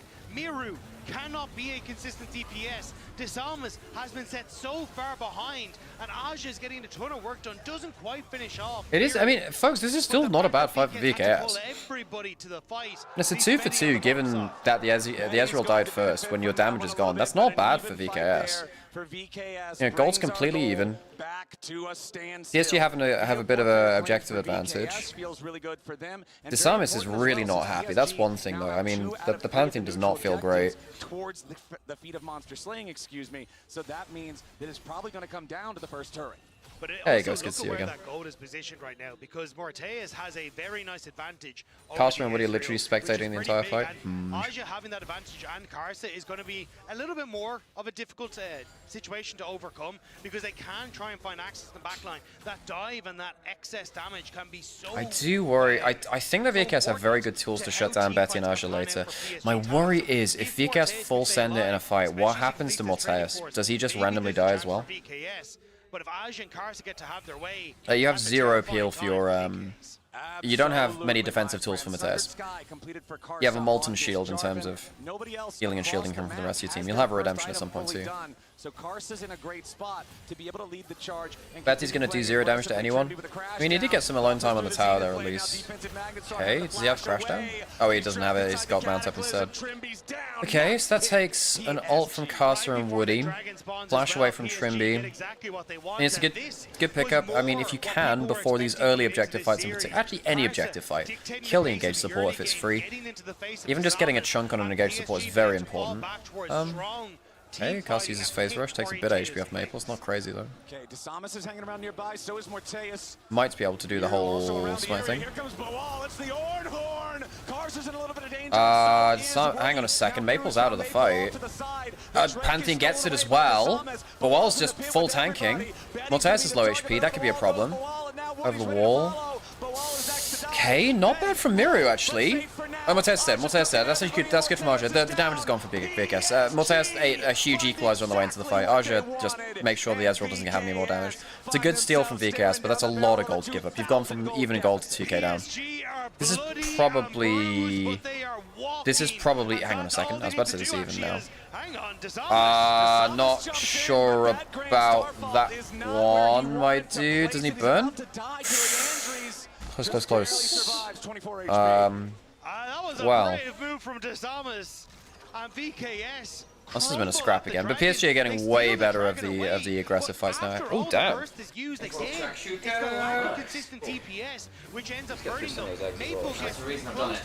Oh, it needs to wait for it to cook into it. Looks like. Oh, okay, cool. Oh yeah, cool. Damn, nice. Oh, we need to get some bread for this. Yeah, I need to keep more bread in anyway. But yeah, I think the VKS are running into the problem where Mortez is their only damage. If he dies, they have 0 DPS. Even against a 0 tank team. VKS are just allergic to damage, apparently. Particularly because Disarmus is now so far behind on the Pantheon as well. Okay, that's a good dunk. No flashes there. Oh, Mateus, my dude, don't go melee ever. Hang on a second, cleansing out of it. Maybe E forwards. With a lot more firepower, and they can't get any kills back. Karsa barely got over with the flag and drag before Trimby had the knockback and managed to get positioned into the Baron pit, which meant that he was able to survive. That was very. I feel like the Redemption being so meta makes low damage comps E feel even worse, especially if your time to kill is high. Then Redemption always comes in as for reliable healing. If it's very bursty, you have like Vi or like Nocturne Ariana. Obviously, Redemption isn't going to save you from a snap engage because it's not quick enough to come down.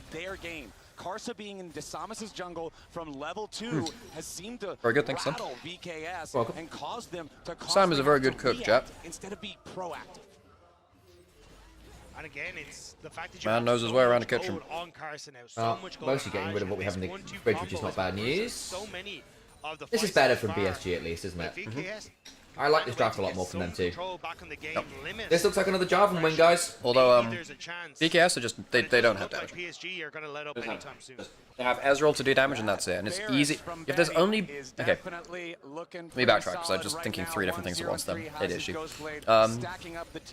One of the things that we've become more and more, like, less likely to see is single carry comps. If you go back, 10, 11 years or whatever, you would have single carry comps with a 380 carry. Season 7 particularly was like that, a little later on as well.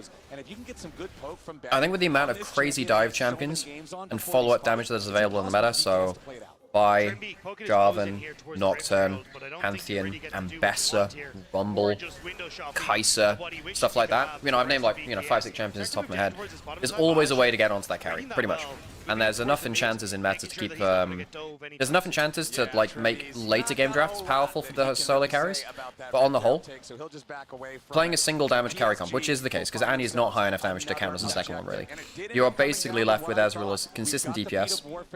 No one else does it. You have a little bit of burst, right? Pantheon's fairly bursty. Does a bit, right? But it's not when you're this far behind. Yeah, not from this behind, exactly. Now the game is very easy to say, well, Ezreal does nothing. And it's similar to this with Shinzo, right? Like if Shinzo gets ahead of Curve, he's an absolute menace. Okay. Good have it. Takes a lot, but yeah. The damage is not so high. And BKS are going to get their man. Trimby barely clipped him there with that. And the game as good as T1 CFO again. I mean, T1 Genji was... No, actually that wasn't that interesting. T1 got blasted. So let's be careful though. Karsa does a lot of AL had a fun series against CFO. But I agree. Like, the CFO T1 series probably AL CFO was pretty fun. Yeah, that was good. Of course, having the Herald Eye himself. A reminder that these are the 2 teams which have been struggling. Well, this is the bracket which has been struggling the most at Worlds, right? These are the teams which have gone 0-2. Are all in pretty good shape. PSG do need to be careful of these pick plays. This is what BKS are known for, overloading the side lane and finding moments to catch you off guard, and especially with a Pantheon. If BKS can continue to find these picks, that's how they can slow down the pace of this game, give themselves time, opportunity, and space on the map to try and fight back at these objectives. I mean, the gold lead stayed relatively stable, getting towards the 2-item spike for the Ezreal, but I think 2-item spike is way stronger from PSG. Aurora 2-item is disgusting, Varus is pretty damn good at this kind of point in the game too. about Rumble taking is this next doing fight. well. Leandri's completed on both Maple. I thought we'd see so much more Rumble at this tournament, by the way. Yeah, me too. I think Rumble's been so disgustingly broken for like 2-3 years now. Like, he's been there, but none of taken out of meta, and also like he still does everything you want from a top laner right now in terms of like great team fighter, good lane dominance early, very few bad matchups. Very hard, rare EP damage from top side. Rare ability, well not rare, but like coveted ability to always be in range to fight. Is a carry option? Has backline engage, like backline follow up. So gives your top laners agency, which is always nice. Well, if they get fed, it feels good, you know. To join up if necessary, but there's a big difference between having all 5 there at the start and needing one guy to channel for a few seconds. I didn't realize we had spinach. Yeah, it's because I did it with the pasta. On the screen. There's still half a back little then. bit of time left before Grand Starfall is ready here too. Desama's going to take the opportunity, go back, complete another purchase. I did the Coco Riesling. Unleash teleports available on all 4 of our solo laners, and critically, Woody has now swapped over to Unleash Teleport as well. We'll see if the Leona can find any creative angles, but no, he's just going to use it to get back out on the map faster and allow Karsa to restart the objective, which he restarts on a ward. They needed to match the reset from Trimby, who'd gone back for the wards, but topside plays. Oh yeah, they're just going to make the move on Aja instead. They even sent the That's not bad. Okay, it's good shit though. They do have side lane play VKS. Giving up Dragon for this, they stole the Dragon early, which means that they care less about giving this one up. Force the clans as well. Betty under pressure, but he's still fine for now. Trimby only slowed by the solar flare. Here's back up with the redemption. They are trying to protect that tower, like you say, the equalizer with his dying breath to make it so VKS can't immediately force down the turret. But now all these nerfs and poke virus is still a thing. I just don't believe it. Walking through, Morteus continuing to apply the pressure as Miru puts the damage into the tier 1 turret up there in the top lane. And VKS, despite the advantage of PSG in the game so far, they will trade the second Drake for PSG for the first turret of the game, and that earns VKS the shoes. Honestly, it does? VKS. Huh? You can still look to contest the Dragons later, and these side lane picks with this Pantheon are That's not starting bad as a comeback, actually. the tides a bit. That 1.5k gold lead that Karsa had over Desama's starting to fall apart, and even when you look towards Aja, he's not having that same sort of control that he's has, especially when he's the focus point. Yeah, PSG do still have Herald to use. That is a thing. This kind of goes back to that earlier fight. They picked a feat of strength off that little sequence as well. For VKS, but PSG ended up losing the Drake instead. That fight I don't know. making PSG aren't looking. Yeah, I don't know. They're very good in their first 2 games, but they were just best of ones. And I wonder whether that's like. Yeah, I wonder if best of ones are giving us a couple of false positives. You know what I mean? Actually, I think Castle looked good. I don't know if everyone else did. Good pick. Nice. Because look, VKS don't have DPS. They do have enough for pick. They have Pantheon. They have Pantheon, Ornn, Annie, which very quickly capitalize on other people opening up opportunities. And Ral is a champion. is CC the champion? Which is why I was saying, you know, I actually think Karsa should have gone for something like Skarner. The tank would have been so hard for VKS to deal with. They're going to send it for the Otacon. Woody is going to respawn here in about 3 seconds. This feels like old play-in game. I mean, both of these teams would have been in play-ins back in the day. But I don't mind play-ins. I mean, I actually really like play-ins. It was good to like see teams which I hadn't experienced nearly as much before. Yeah. These games mean so much to these teams. Damn!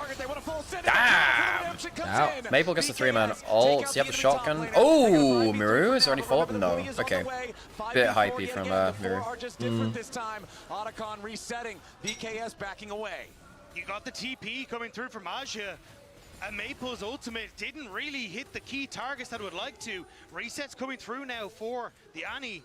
Do we just send a take 2? But it looks like we might be backing away for VKS. Yeah, VKS health bars are pretty injured. You can see everybody on the team there. Feels like PSG have been getting caught out in the like by the pick options of VKS like isolated, right? They've not been very good at staying safe. I also completely agree that Jarvan getting the kills is a big problem. If they'd gone to Aurora or Rumble instead, more of them were. Yeah. Way more of a problem. And Betty also in the like poke virus is just not that great anymore. Like I know G2 had that game versus BLG, but I think like, as much as it was a good game from G2, and I think like their strategy was good, a lot of that game was also BLG really playing like shit. Like, yeah, particularly Bin and Shadow really struggled to approach objectives and had a lot of individual mess with those plays. Disamas is now I do wonder whether BLG start Beatron next. I think they will. I think they will. Although it might just be a best of 3 thing where they're like, look, we'll start one, and then they can actually change mid-series, which changes a lot. Yeah, it's just such a catchy name. Yeah, first item on Jarvan is worth accelerating to. Anything beyond first item. This is completely meta-independent too. Just Jarvan first item is great. Anything beyond that is kind of decorative. Like, in solo queue it matters sometimes, but Jarvan is not a champion which scales well beyond 1 item. Not really. Yeah. He used to do that well in top lane because his damage would just accelerate to the point where he just one-shot your AD carry with lethality, Jarvan with a Ravenous Hydra. Like every single time, or Titanic Hydra even. It was kind of insane actually. But he just doesn't scale very well as a champion. What he does is he allows scaling combos to scale well. Wow, they really hate Rumble. Yeah, oh, good dive. The Redemption actually ends up adding into that too, by the way. Yeah, and the friendly Redemption didn't end up landing in time, a little later. Pantheon J4 under matters. So Pantheon actually does scale well beyond 1 item though. Pantheon actually does do very well on damage at like 2-3 items. If you get like Shojin Black Cleaver, that champion is so disgusting. Death Stance on Pantheon also kind of insane too. Yeah, I mean the Pantheon is now actually an additional damage source, to be fair. Getting those kills is a big deal. Yep. No, well played from Disamas because he was bullied early. We got some problems here for the PSG side as the tier 1 turret is down in the bottom lane. It's always a big difference when you're fighting for Otacon. If one side has their tier 1 in the nearby lane and the other side does not, and that's the case. Well, there's Coriander. Right now. I don't know what the seedy bits are. Oh, Coriander. Is back on the map. He's coming back out here, and this Otacon is not dying particularly fast. Trimby snuck his way into the bush, though. This could be a massive engage. Trimby's in a great spot with Flash and Spellbook Smoke. They're gonna step forward. Oh, Betty gets out of it. Okay. I think this is still. Hang on, Mira's gonna die. Ezreal's alive though. Gets out of the Jarvan ult. Okay, no, PSG just have too much damage and they failed their pick onto Betty. Good reactions from Betty. Still had cleanse as well. The follow-up wasn't in range for VKS. The Pantheon was there for immediate follow-up, sure. I think the VKS were a little too split. I think Trimby went a little too early. So now that's PSG getting way back into this game now. It is. Okay, not bad though. Aja takes a big chunk of damage, but really, it's not enough. Boal, Morteus, and Disamas trying to do everything they can to fight for this Otacon. This is still a flip. Good equalizer came back up. I do not think they were expecting that. Morteus has walked back into the equalizer and nearly burned down to death.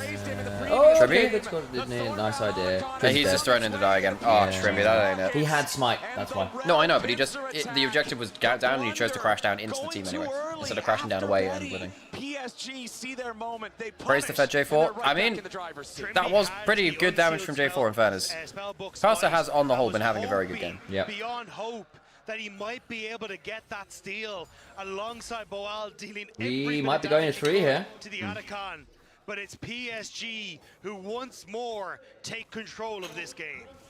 Beautifully turned around by PSG. Take another look here. It's a great flash from Betty.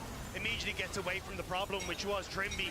And here, Karsa sends it into the back line, locks up Disamas and Trimby with Aja there to boost. And the Annie doesn't get the kill on Betty either. BKS can do. There is so much damage between this top side duo. I think if they go straight 5v5, it's really hard for them. They do need to get the individual pick first. Agreed. Try to kill Jarvan. Kill Jarvan. I have smite. Kill Jarvan. Yeah. PSG are so glad that Bit far that from was Trimby. the way that team fight Too went. split, and really. You can see the frustration on Trimby's face after everything happened in that fight. Now VKS looking for another one. They're going to go in on Karsa. They take him over. They won't take him down. Drag away. Blast goes out. He survives. They're all on an equalizer. Yeah. Oh my days. Mirror had to flash. He survives. It might just still be a kill on the other side of the Aurora.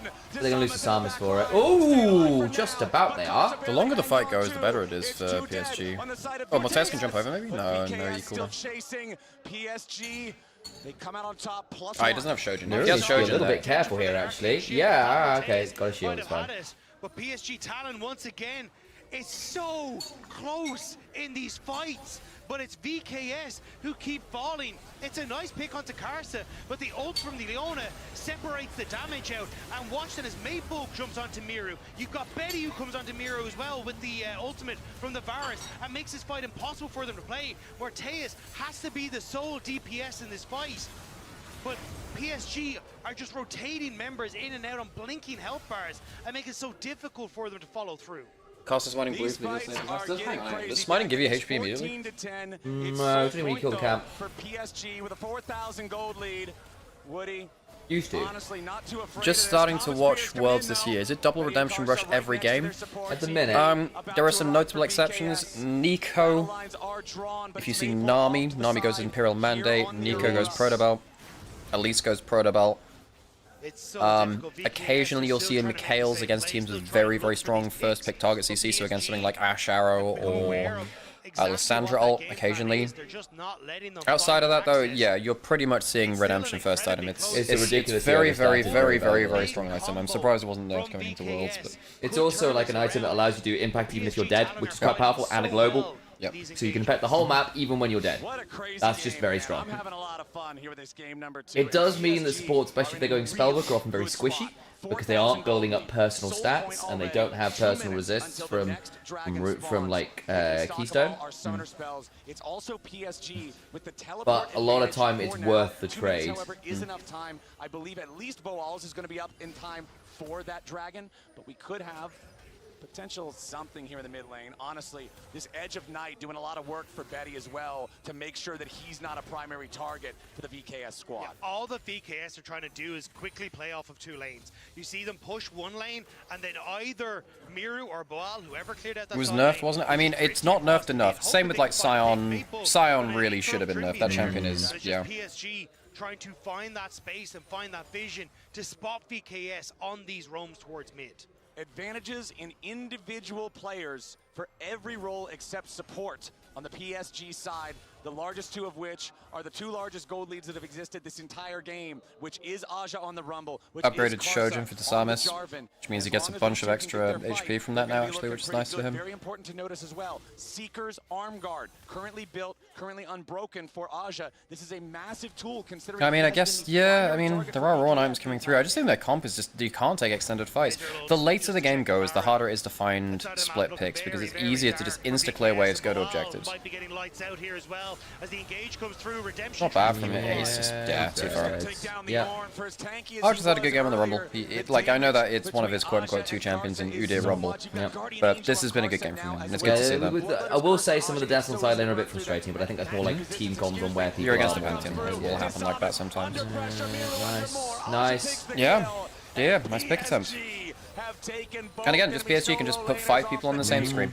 If VKS are fighting with 5 people on the same screen, it is likely to be a loss. Morteus needed to do more in terms of DPS as well, but he is the only DPS threat, so realistically he's going to get focused more. And now Dragon about to spawn. It will be Soul for PSG Talon. And when you look back at this game, you look at an early game advantage for PSG, and then you look at a mid game that was going all the way in VKS's favor up until the fateful Otacon fight. And that's really where everything just completely shattered for VKS's side. PSG winning that team fight, taking the Otacon, rising to a 3,000 gold lead. Now with the Dragon GA for Casa makes it so much harder to pick him up. Yeah, because again, like we've been chatting about it the whole game. Like, look, the Pantheon can get burst, but if you have to go through a second health bar on top of that, that's tough. And one of the big things with Jarvan GA as well is it will be long enough cooldown to get your flag and drag back up. Ghost was clarifying earlier that the smite EQ flash onto the blue buff gave him the HP to survive. So that makes sense. Because I remember when you had Trailblazer smite way back when it did actually smite for heal, which was kind of huge. Yeah. One of my favorite jungle camp survivals like that was the Season 4 1v1 between Peke and Dade on Talon versus Zed, where Peke chooses to queue the golems for the mini heal when they died back then in Season 4. And he survived. That's a nasty equalizer again, right onto the Andy Ezreal. Oh no! I mean, I understand the thought process. But my Maple gets a Mega Roll. Maple gets a Mega Roll. Ooh, almost hits the Q there. Clad Soul, yeah, you didn't have taken that, bunny. Well, Morteus lives, but, you know. Had to burn his flash to do it. Maple won it, he does. Ooh! Yeah, that was a world. That was a world. That was a world. Could have been very weird indeed, guys. We are in 31 minutes. We are 31 kills in 31 minutes. The Guardian Angel does what Guardian Angel was designed to do. It gives Karsa the opportunity to jump in there, full crazy, give himself as the initiation. Even if he dies, he still sets it up, and the team is ready to go. You'd, at this position, think maybe, because you just saw Varus on midway for VKS, that you could take the fight, but Karsa sends himself in, the ultimate from Azure. It's a red carpet of disaster. Oh, God. And he even gets he gets the kill with the Varusol. That's kind of swag. As the engage follows through, Trimby tries his best, but there's just so much damage, so much burst potential on this PSG side, and VKS just can't hold strong. Well played from PSG. Karsa getting maximum Guardian Angel value out of that one. Miru not able to contribute anything to the fight, and we talk about VKS. That is 100% KP from Karsa, by the way. He has had a mega game. His personal play matters so Betty, Deathless as well, 708, CK up, good damage. Much better showing from Betty, actually. Had a really tough game one.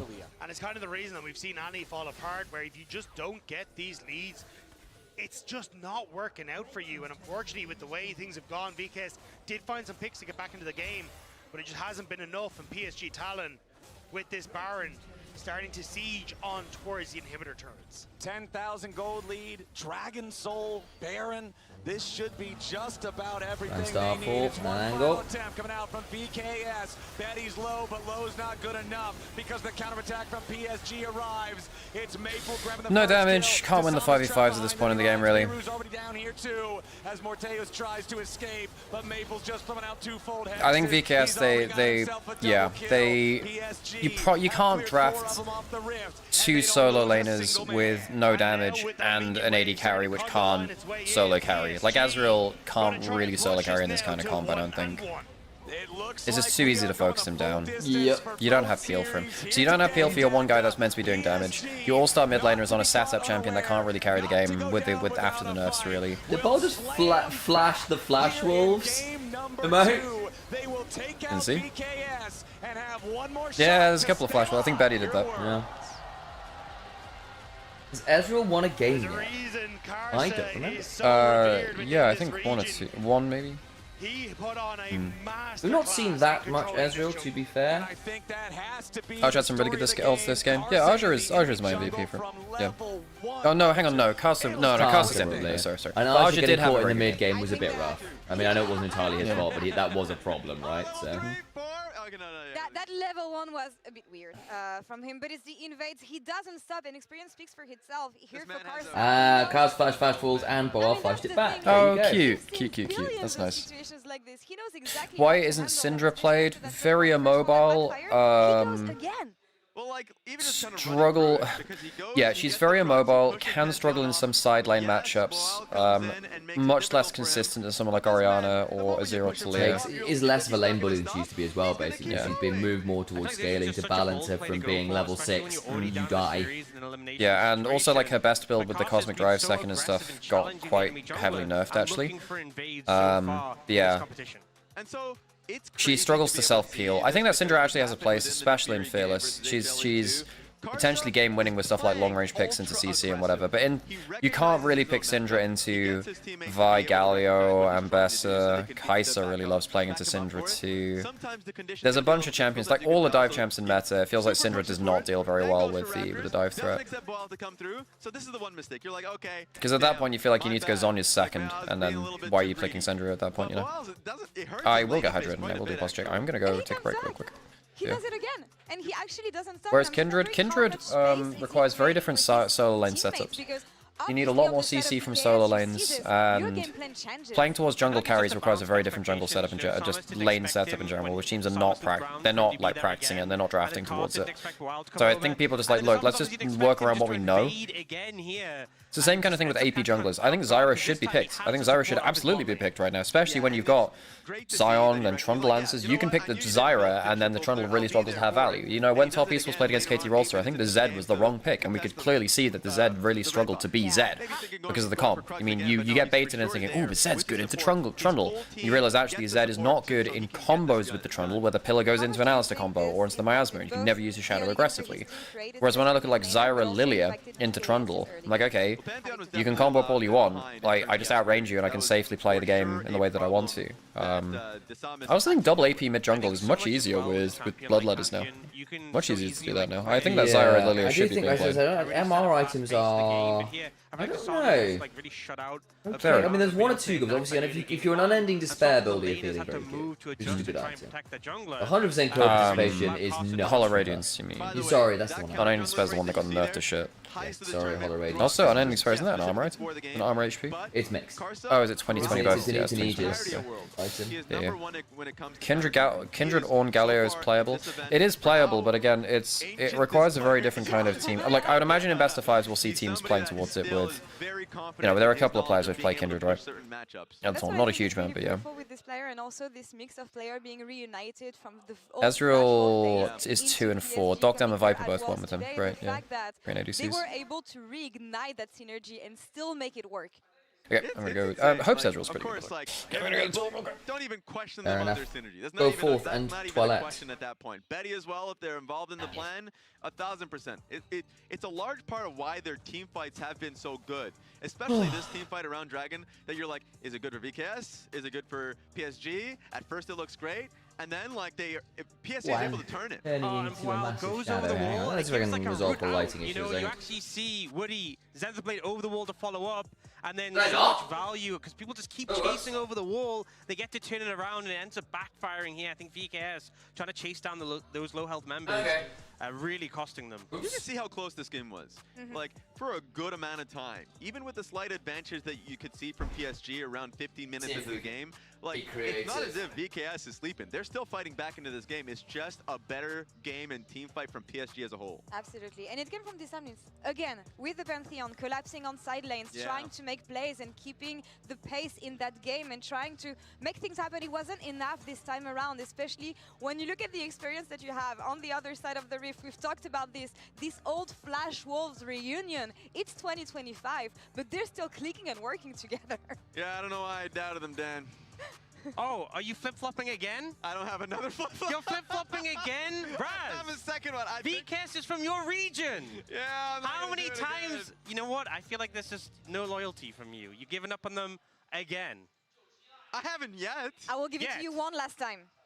No, I'm sticking with him. I'm sticking with VKS. Oh, we have a shred of commitment here. Damn, you shamed You know me. what? That's character growth. I appreciate that, Raz. For once, you've stuck to your region's team. Maybe you know it's what? Curse them. Who knows? Question is, actually, that's a worry, yeah. 100 Thieves were doing good until you believed in them. Game 1, they had the perfect draft. VKS had all the champions that brought them success domestically. Yeah. Game 2, even if it wasn't ideal, they kept on fighting. They made it hard for PSG to grab this one. What do you think is going to happen for that third game here? Do you think they have it? Because, again, on one side you have the experience, but you have that fire on the side of VKS. Yeah, I mean, the trend here is that I have managed to sacrifice kill the sun. He did it on the Sion game. He did it on the Ornn game. You know, the Ornn game it hurt him a lot, I think, within the early laning phase. So, I still keep saying the control mages are incredibly strong. I want to see them back on the Orianna. I think Miru's control mages are exceptional and try and scale out a little bit more. For me, I think it's just very much about tracking costs and making sure you can't do something like this against Disarmness. Disarmness is so much of the early game plan. If you get shut out of the game, I think they're really going to struggle. And they're going to try this one on the blue side one last time for all the marbles. Is it going to be PSG or VKS taking this third game? We'll find out right after this. Oh. Okay. Do we run some ads? We do. In a little bit of danger, and so is Woody. Now Miru's found Maple off to the side. The Drake is stolen away by Disarmness. Bawal's in the pit with everybody. Carsa high key handsome. He's got good cheekbones. Now Woody's ready to follow. Bawal is next to die. Betty low, but safe for now. Aj is cooking everybody, and Morteos is down. PSG find exactly what they wanted.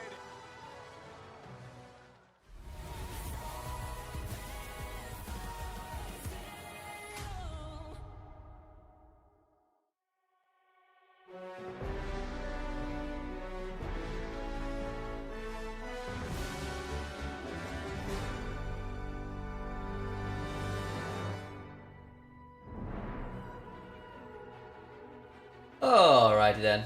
How are you all doing, chat? As you scroll down on here, it does. You scroll down on it.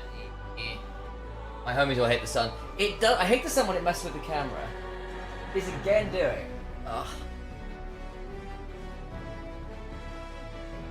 I not actually managed to block as much of that as I was hoping I would. That's slightly annoying, but there we go. Alas, here we are.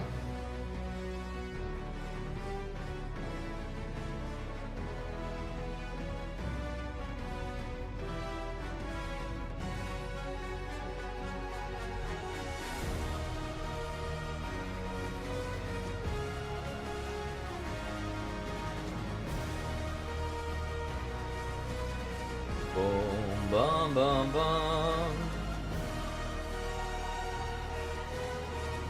I always love the big orchestral versions of World's themes, they're great. Still one of my favourites is the Season 10 one.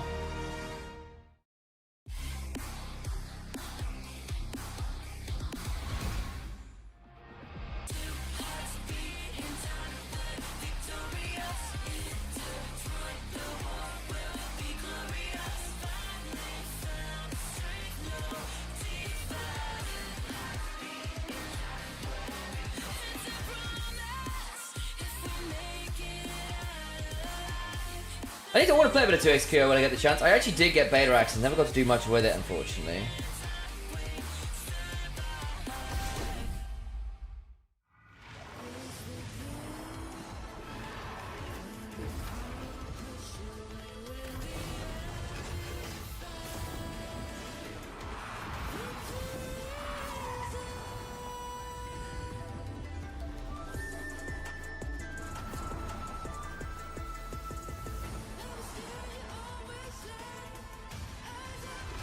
Well, play 2xQ in the ad, go ahead until then, I bet. That's fair.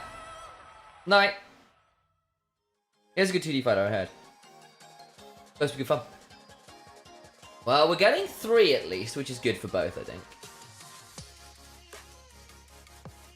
I think VKS at least came into play, right? I think basically, can you get Trimby some more agency and probably an additional carry? Get Miro on something that's scary and roll from there.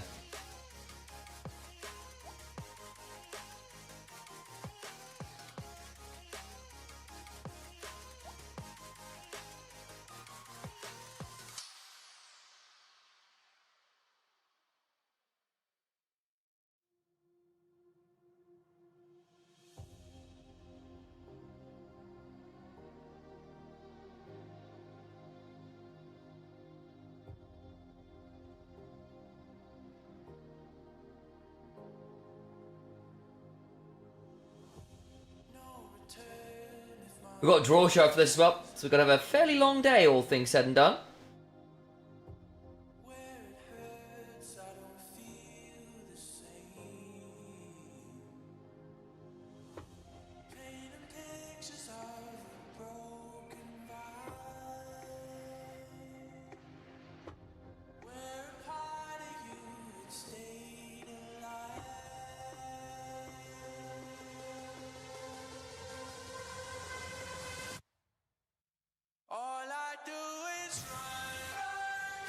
Ooh, all you do is run?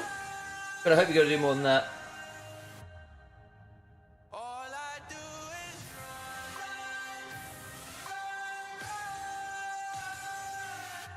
The feel when you're in the wrong time zone? Yeah.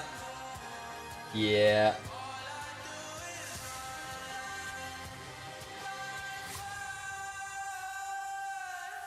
Should be back shortly and into draft fairly fast as well.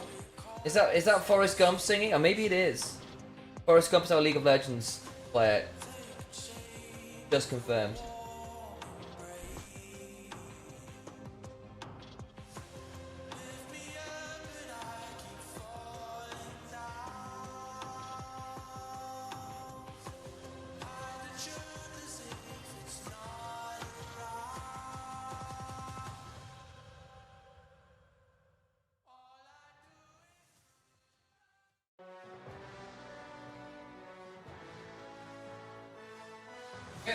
Hello, hello.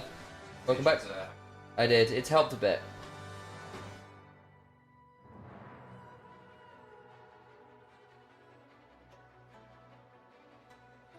Ladies and gentlemen, welcome back to Worlds 2025. It is time for the final game of this second elimination best of 3 between PSG and VKS. Game number 1 saw VKS absolutely dominating their opponents, 26-3, 27 minutes into the game, absolute victory. Game number 2, it was Karsa in the enemy jungle from level 2, terrorizing Desamas, building a lead for the side of PSG. Now PSG, they did lose that lead a little bit in the mid game, but ultimately it was the Otacon fight where VKS didn't find the engage they wanted. PSG took the fight and then ran away with the game from there. Now, I wish only you luck. one game remains to determine who gets to keep competing at Worlds 2025 and whose journey for the year ends here. It is heartbreaking for either of these squads. They put on a show in the respective wins, but now one game separates you from that flight home. And as you say, imagine, guys, VKS win, match up against BLG, beat BLG. Control the game like he did once more. Could you imagine? Or whether, honestly, that VKS aggression, that ability to find picks on sides, can take them over that finish line. If that's how Jarvan is supposed to be played, I That's can getting full understand draw. Finally, yeah, he's getting locked in these games because Karsa was an absolute menace in that second game. But now we are on to game 3, and this is where we start to feel a little bit of the pinch from Fearless. Typically it is the games 4 and 5 that really have those pools constricted, but even in game 3 you can start to feel a little bit of, well, wait, hold on. It's a bit these better. pools are getting a little too slim here. So I'm curious how the draft is going to play out. Congratulations. This Thanks for your time, assistance. as VKS are on the blue Right. side, PSG. I have got to go, there's no rail for us. Caitlyn and Vibe. That should help. I'm from heating up a lot as well. Hello, everyone. They do not want to deal with Nico. I hung up a curtain rail to help us. Yeah. Sun out of the room. Okay. Righty, Caitlyn and Vi, by the way. This is game 3. I feel as though the champions up really do change quite a lot now. In terms of mid lane, still have Galio. Has Orianna been picked? No, so we have Orianna, Galio. 2 big ones there, although Orianna is obviously more powerful than the other one there. Bot lane, VKS. Kai'Sa. Kai'Sa's the big one there. In terms of supports, still have Nico, that's just going to be a permanent, of course. There's... Oh, Azir's already been banned. Yunara's a consideration here as well, because it might look one of the okay, Yunara's getting through, or Orianna, one of the two. Yeah, Yunara's in there as well. Possibly both, actually, and we just trade 1 for 1. And we get Drosha after this as well. So I had a full day of games here. Lee Sin banned away the Karsa Classic. This is not a champion that is Lee Sin card. They've been hovering the whole damn series. So they banned LeBlanc. Oh yeah, LeBlanc's been Akali's up for Miru. Orianna's the easy first pick. When you win MSI on this You Orianna here, and then also what you can do then, because you have the Orianna, you can threaten Nocturne as well, which is not as seen, but I think it's perfectly fine now. A lot of the AD junglers are out and you have the Orianna on the team. You first pick Orianna, no way you pick anything else. So, interestingly enough, yes, that Orianna is open. I would expect that to be the priority, but also the Akali. I think Orianna, and now the problem is you can get Orianna plus Kai'Sa. You can lock in Nocturne after. True. You don't have to lock in Nocturne right now, because let's be honest, VKS are probably not locking that in. And if you really want to open up the pool, you can even go into Theory if Nocturne's taken. Not that it should be. Do we also have Silas is also not bad at this point in the draft too. Silas might be okay at this point in the draft. I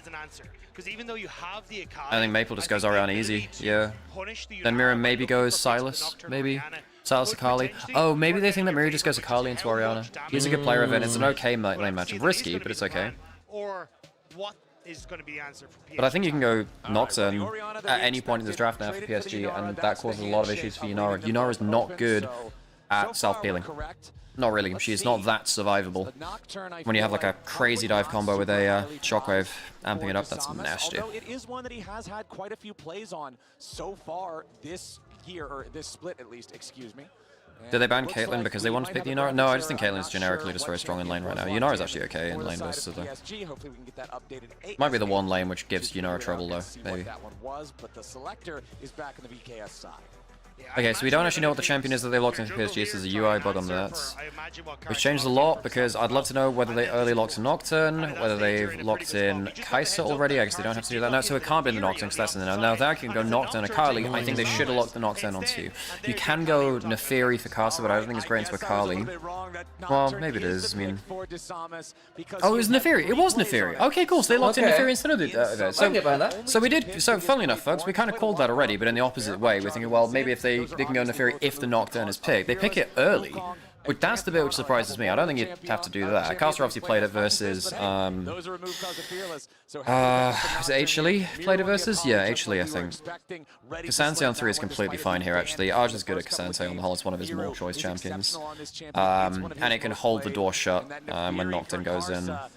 Separate front line and back line, carry someone out of it. Setting up for a spicy jungle matchup. This is a very spicy jungle matchup, and match in general, because when you look at the way well, BLG showed us how to play that combo. That was damn effective versus Fnatic. Rather than fully synergizing with the Akali, can still do it on some of the dive, but more about causing chaos for PSG. IRL dogs chase the ball, in league dogs deliver the ball. True. It's a good combo, to be fair. No throw, only get. Miru has often liked his Akali into Orianna matchup. It's been something he's defaulted to a lot as a player over the years. And, you know, it's something I back him to give a go. You've got the Nocturne to kind of dive with dive, which can be quite fun as well. But I do think that basically whichever jungler ults poorly is going to have a really interesting time in teamfights. I prefer PSG's. I think they're less committed to the all-in because they can play a little bit slower. The Neferi is safer and less one-note than the Nocturne, even if, of course, the Nocturne ult is incredibly powerful. But Nocturne without Orianna is not quite as scary, though, of course, not like Nocturne Akali isn't a dangerous duel in its own right. Yeah, this is kind of like arms race for who can kill the AD carry quick enough. Oh, yeah, although I think PSG actually have the extra added play pattern of just playing back. Yeah, so what I'm saying, they're not as obligated to get I zoned up for a second. Yeah, I think PSG can hold the, you know, they can keep the powder dry a little bit, and they can use the shockwave defensively. You can't really play Akali Nocturne defensively, not really. Trying to lock that down and just provide that tank front line that you want for something like Nymaera with the peel. What are we looking at? Well, we're still waiting on bot lanes, basically. With, of course, Yunara's first pick, right? We still need supports. We still need top lane for VK. I think PSG are angling... you banned Lucian. I was thinking they're angling for Lucian Braum. Yeah. Would have been good here. Civ is gone, Lucian Kai'Sa gone, Ezreal's gone, Corki's gone. What have you got that actually does well in lane? Braum. Xayah's okay. Braum, Caitlyn? Caitlyn's banned. Caitlyn's banned. Xayah's, I think, fine. I think you go, like, Xayah, Braum's fine here now. Unless Mortez or Xayah. There's the Yunara's in, so you can't. Oh yeah, true. Sorry, you're right. I think you're looking at Xayah here. Braum, Lucian, I was like, well, Lucian's gone now. Braum's fine. I guess you can technically react to this. Always was a Lulu player. I don't necessarily like it here, but maybe to try and counter the Braum to say, how do we get the Yunara to really mash lane? A little bit shy on like full CC then, but you've still got decent target access as a team. Yeah. I also think VKS can just pick a top laner to chuck down into bot lane and put the Yunara top lane. Oh, I see what they're taking. Sorry, yes. Yeah. I think you could do that. You could lock in Nautilus and then something whatever top lane and then play the Yunara top lane for the first few levels. Yo, okay. I don't hate that. Okay, Poppy. I was like, that's exciting. I was like, when it's hovered that late into it, that's not a hover. That's just okay. There's that Poppy we're talking about for Boal, I imagine in the top lane. So that's probably top lane into the K'Sante. Trimby at least gives you a bit more engaged when you want to bully bot at least. So you've done, it's pretty good into Braum, to be fair. No Poppy plays so far in summer 2025 from Boal, so this will be his first. I think Xayah last pick is perfectly fine for Betty here. You got triple melee on the other side, ult through the bottle if you need to. I think Xayah's totally fine now. It's looking like a Xayah angle to me, unless they got something really cooked up. Could do your own swap and just pick Draven. Betty with a Jinx. Unironically, Draven's actually pretty good if you want to do the same thing CFO did. Yeah, Xayah's the easy one. Xayah's the easy one. I'm trying to think of other options. I mean, Betty is a Jinx player, but I don't like him to Akali Nocturne. Fane's not great against Akali. I think I want to Vayne into Akali. Yeah, Xayah's the easy one. Betty going to be able to peel for himself and avoid any sort of mishap. Okay, I'm going to make a second tea. Do you want one? Yes. I will make that happen. Pass me your mug once I'm over the other side. I've been designated kitchen duty today. snowball. Go on. You've got Nocturne and Akali, two assassins that really want to be able to decimate this backline in PSG Talon, and you have the potential to do it, but if you start to fall behind, that becomes very cast Betsy difficult for a little to bit do as so. well over an But on LPL from PSG Talon, memory as well. I just think it's much easier to execute. You have strong front to back, you have this Neferi that can actually be that engaged. Why not Vayne? I mean, Vayne's not fantastic in one, pretty awful versus Poppy, because you can't tumble when Poppy's around and you're too short range to really dodge out of the W. Too bad against Akali because she just goes invisible and you can't auto attack. All of your damage is auto attack. So. Exactly, and I think Poppy will get value in trying to block things like the Neferi, also trying to block things like the Cassante, which can hurt the engage from PSG's side, but it's going to be tough. But if VKS can find this early lead, I think they have the ability to just snowball out of control with this double assassin comp. And I think a lot of that pressure is going to be on Miru. It's going to be on this Akali that, remember, was banned for the first couple of games. It's going to be on this pick that is supposed to be one of his best champions. And I think that that's the pressure that Worlds brings. That's the pressure you have to be able to rise to if you want to stay competing here. This is it. This is the last game. Can I has Gamba? I have not set up Gamba. 2025 as we take the Rift for the last time in this best of 3. Okay, and then after this we have draw. So, let me think. Well, so much of this game is going to come down to... I think PSG have shown the better upper level than VKS. Obviously, VKS have been very good in the series. I think on the whole, PSG have shown the better upper level. They've actually rattled HLE and Genji a little bit at some points in some skirmishes. And already, VKS trying to get aggressive and get that vision down, but it's been responded by PSG. Vayne brawl him into double range is pretty horrible. Yeah, you would have had to Tayin swap, but then going Poppy versus Vayne versus Poppy is kind of shit. That being said, I mean, I've played it in solo queue. I actually don't mind it too much. Sometimes what you can do is you can condemn the Poppy away when she tries to W and then condemn, then tumble. But it limits your options a little bit. Obviously, your Q is a ton of your damage. In fact, actually with Vayne versus Poppy, do you actually just W max instead of Q max like you normally do now? I like this position. I did play a lot of Vayne, folks. I played a ton of it in top lane and then in arena. I've always been a bit of a Vayne enjoyer. Advantage of a Poppy in the early stages, but Disamus hovering barely out of vision. This is so good from Disamus. Disamus is going to... Oh my god, how close is it? They spot him. Oh my god, he gets the Q over the wall. Yo, that's so good from Disamus. Castle will get the Q2 heal, mate, right? Does he have Q2? No, he already used it. Oh, he gets it first blood. Oh my god, doesn't even... Holy shit. And now he's got passive up for Raptors, so he gets to get the AoE on that. Disamus just did full-on 007, skirt around vision, killed jungle first blood. He doesn't go back to the red buff because at level very good set. Very good set, very good. Instead, he's going straight to the chicken camp instead. Burn that one down fast with Nocturne's powerful AoE, hit your level 2 immediately, and then switch it up and go to the Krugs. If Karsa wants to come back to the red, he'll find it still intact, but Disamus is stealing away everything. Well, that's a huge start. Maple, flash for flash. No, Akali health regen with second wind and Doran's shield is so broke. He's gained like 100 HP back in like 2 seconds. Oh my god, I'm sorry. Just the regen on melee champions is just so disgustingly strong when they go towards this. Melee HP regen with Doran's shield and second wind is utterly disgusting. Did I ever play any sports in high school or secondary school? Yeah, I did fencing. I was a sword fighter. I used epee. In fact, funnily enough, I found out that Wolf from the LCK broadcast was also an epee fencer. Way back when. So that was a very strange. Thing to find out. Besides that, I mean, I did loads of stuff in PE, right? And I play loads of stuff with friends in terms of like actually competitively slash playing it as a hobby. Less so. I want to pick up archery at some point. I want to pick up archery. Seems very cool. I was not bad at it when I did it for... I've done it a couple of times. I've been pretty good at it. Grip around knots, so I grip in Robin Hood County. Maybe stepping up a little further forward there, but no, he's just going to go back, pick up the crab.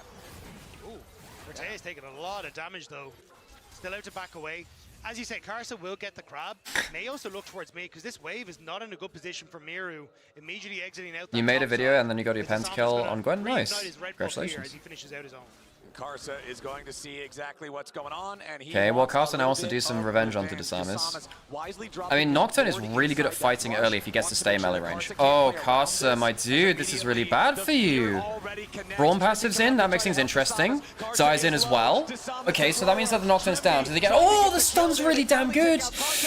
Braum in early fights, baby! Braum in early fights, Miru can't quite get it! Wait, who got it? Who got it? Red team got it. So PSG got 3 kills first. Jesus Christ, this is an elimination match. Got 7 kills in 4 minutes. I mean, this is the shitting hell. This is the value of Braum in early fights, folks. Holy crap, that's a lot of blood. Braum just went off, man. Even with the bard stun, it was pretty good. So the fear goes through the W. Braum passive, nasty as hell. Red buff is attacking him as well, but he goes for the extra damage. And then just like immediate CC from the feather caller. Ends up miscalculating barely the damage that oh my god, so close. Mortez flashes in and dies as well. Oh, not like this, VKS. They got the first blood onto him. With Desamus. I don't know, I think, isn't that just huge for PSG? They trade what? Didn't they trade like fucking 4 for 1 there? Or initial invade, excuse me, from Desamus. That's like 4 for 1 there. What the hell? I did. It was an elbow of the mic actually, not a mic punch.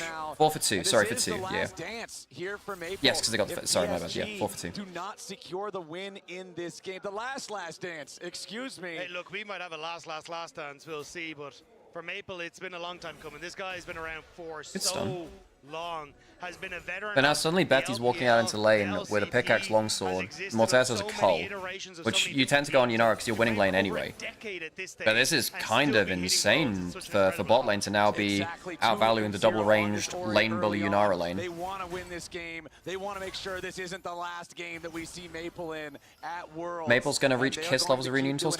So, funnily enough about Kiss, Ace Frehley, who was the guitarist of Kiss, passed away on Wednesday, which is very sad, very sad. I saw them years and years ago, in like 2011, I think it was. Oh, that was a long time ago now. Good party rock, Kiss. Good party rock. Ace Frehley's yeah, guitarist. Carson level 5 here with the Fury. Pretty scary stuff. That control enjoyed their music quite a lot. Very easy to play, very easy to get involved with. High energy. Advantage though, with the TMF fully completed, whereas Carson just sitting on the 2 longswords. So VKS still looking to fight. The stun is there, but the Braum, the value from these stuns is so high in these fights. It just does so much. You just tag the guy. Seal was being publicly flamed on Twitter because he asked if he could deserve any LPL LCK team training. Yeah, we were talking about it a little earlier. So Seal used to coach Rogue. He's I think he's an Aussie, but then he moved to Europe to coach with Rogue, and then he moved with Trimby to Vivo Cade Stars. But yeah, his Twitter was really doomer, where he's like, man, I feel such a failure as a coach, and I was so behind, blah blah blah. And it's like, okay, my dude, you're still in the tournament. You are still in the tournament. You got to keep hanging with it. And he did kind of clarify after a little bit, but I don't know. The tweets were not a good look. The push in mid, plus Woody to help him out. Actually, it's going to be the scuttle, but again, what started off as this Amos trying to be creative and get that early advantage, now just hasn't really netted into anything, thanks to that invade on the bottom side for PSG. So all things considered, it's still PSG Talon with a slight gold lead, but the presence on the map, that is the much more crucial part. I had a friend who used to play Orianna jungle. This sort of double assassin comp. Not successfully, but he played it. Into mid now to try to help Miru, who is feeling the additional pressure of Woody's presence up here. Woody now making his way up towards the top side of the map. Miru level 7 on the Akali, does have the Hex Tech alternator for the extra little bit of burst here in the trades, but Maple's already got his catalyst. You can see picking up the tier 1 boots and the blasting wand now as well, working towards. Can we just delete Twitter, please?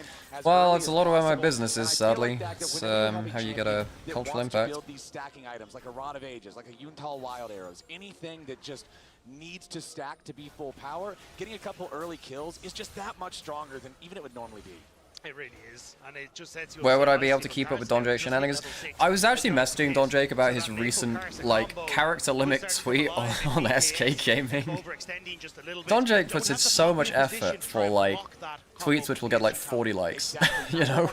I appreciate that guy so much. I've known him for years and years. We kind of... Hang on a second. Zai still has ult. It's 1-4 on Groves. Miru's not in a great spot. Braum passes on, so he can't keep going in. Needs to wait for it to go off. I don't know about that one, Desamus. I don't know about that one at all. He just dove into it. That ain't so good. Did he land on Cast or was on one of the dogs? Well, I don't know, man. I just feel like VKS are just really underestimating Braum when they're diving in like this. he might have a chance of picking off Betty. Now Maple has 3 kills now, 600 gold ahead. That's going to be like a 9-minute Rod of Ages where he's going to get it on next back. He's going to get it on this back. He'll clean up this. Oh my god, Maple's going to be so fed, folks. He'll have like a 9-minute Rod of Ages after he closes up this wave. He'll want to get that ASAP. Get components to the next one. Did you see what he did to Sheep Esports chatbot? Yeah, I did see what Don Jake did to Sheep Esports poor chatbot. Less said about that one, the better. What a guy. So the bot ult looks fine for now, but then you realize actually just as soon as the Braum passive hits Miro, it's just so doomed. Because he can't follow up at that point. This is the wrong time to go in with that. Just call it quits.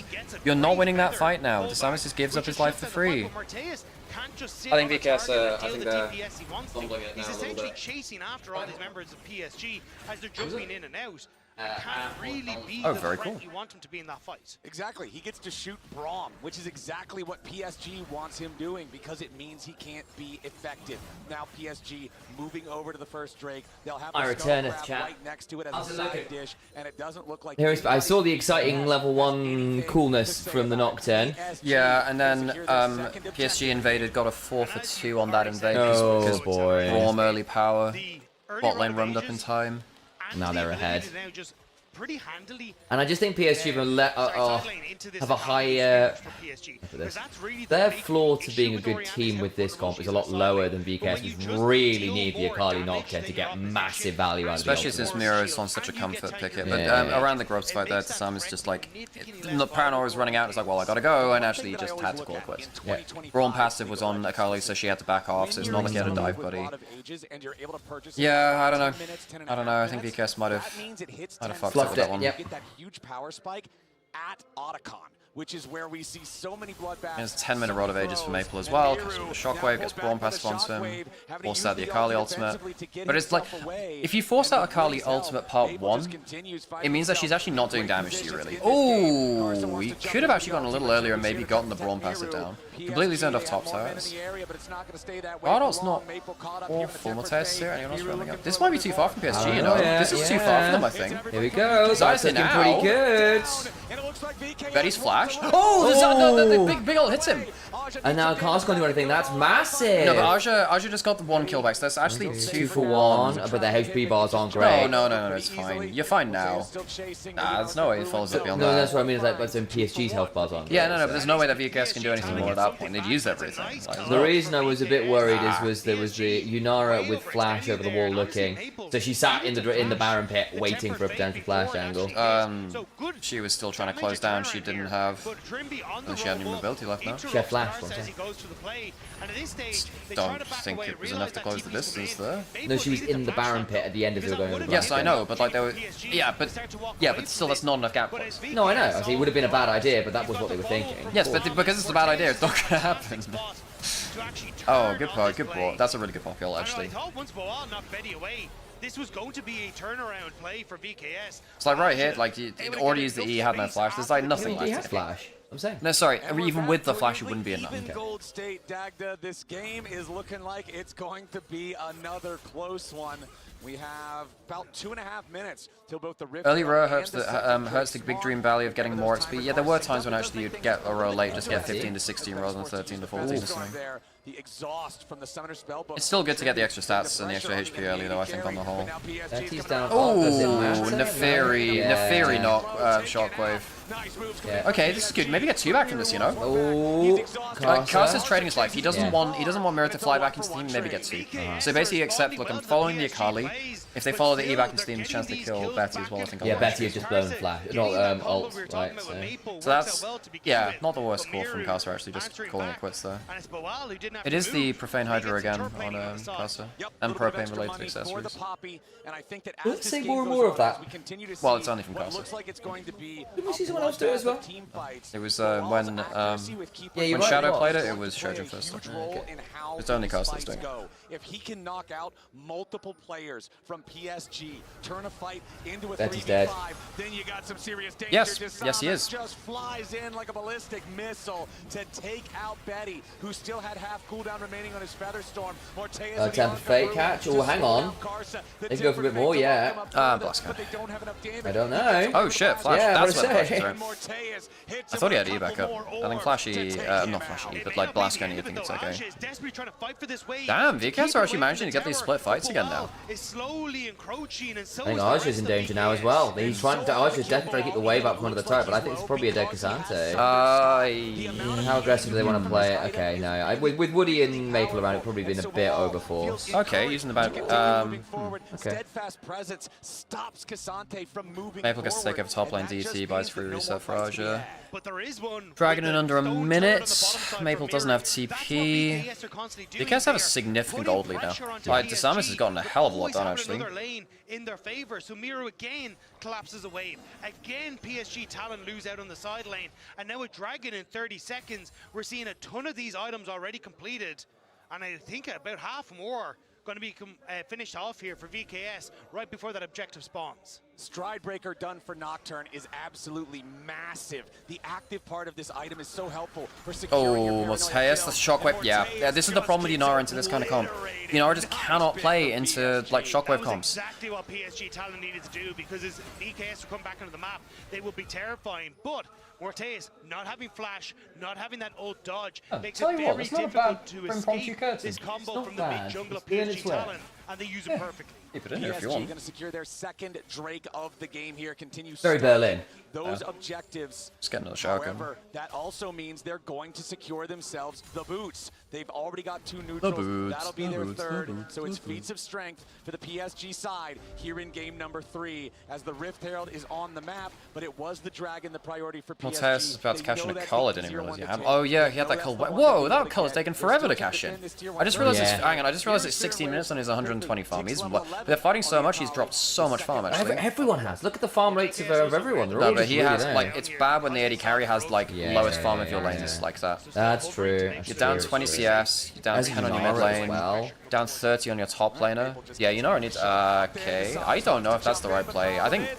Okay, no, they've actually got a lot of damage, and they fleed him out of the ult. Okay, that was a good combo though. Fair play, good combo. Any other cross maps? Zai's coming out of base. Morteus. It's not bad. Yeah. Oh, that flash caster. Woody's got to flash as well. You might actually watch Trimby. Yeah, force the backstep means Woody dies as well. Yeah. Nice. Did not expect that actually. The Yunara shows him what he's got. The VKS playbook of playing pick after pick after pick. The picks have been working into PSG, haven't they? There's not that many teams. Like, in fairness, I don't think that the other games PSG were playing were that pick focused, if I remember correctly. VKS at bay. We'll see it as we get into this. So already VKS are aware the PSG Talon are on this bottom side. The Krugs are already taking half damage thanks to the double Q from Karsa. But Desamas sees the opportunity that he needs, and great play and patience from Miro. Waits for the ultimate from the Braum before he goes over, and then finishes off the kill onto Maple. Majority of the gold now gone, and Morteus sees his opportunity, doesn't quite hit the slow. But Kraken Slayer Yunara is so strong at this point in the game.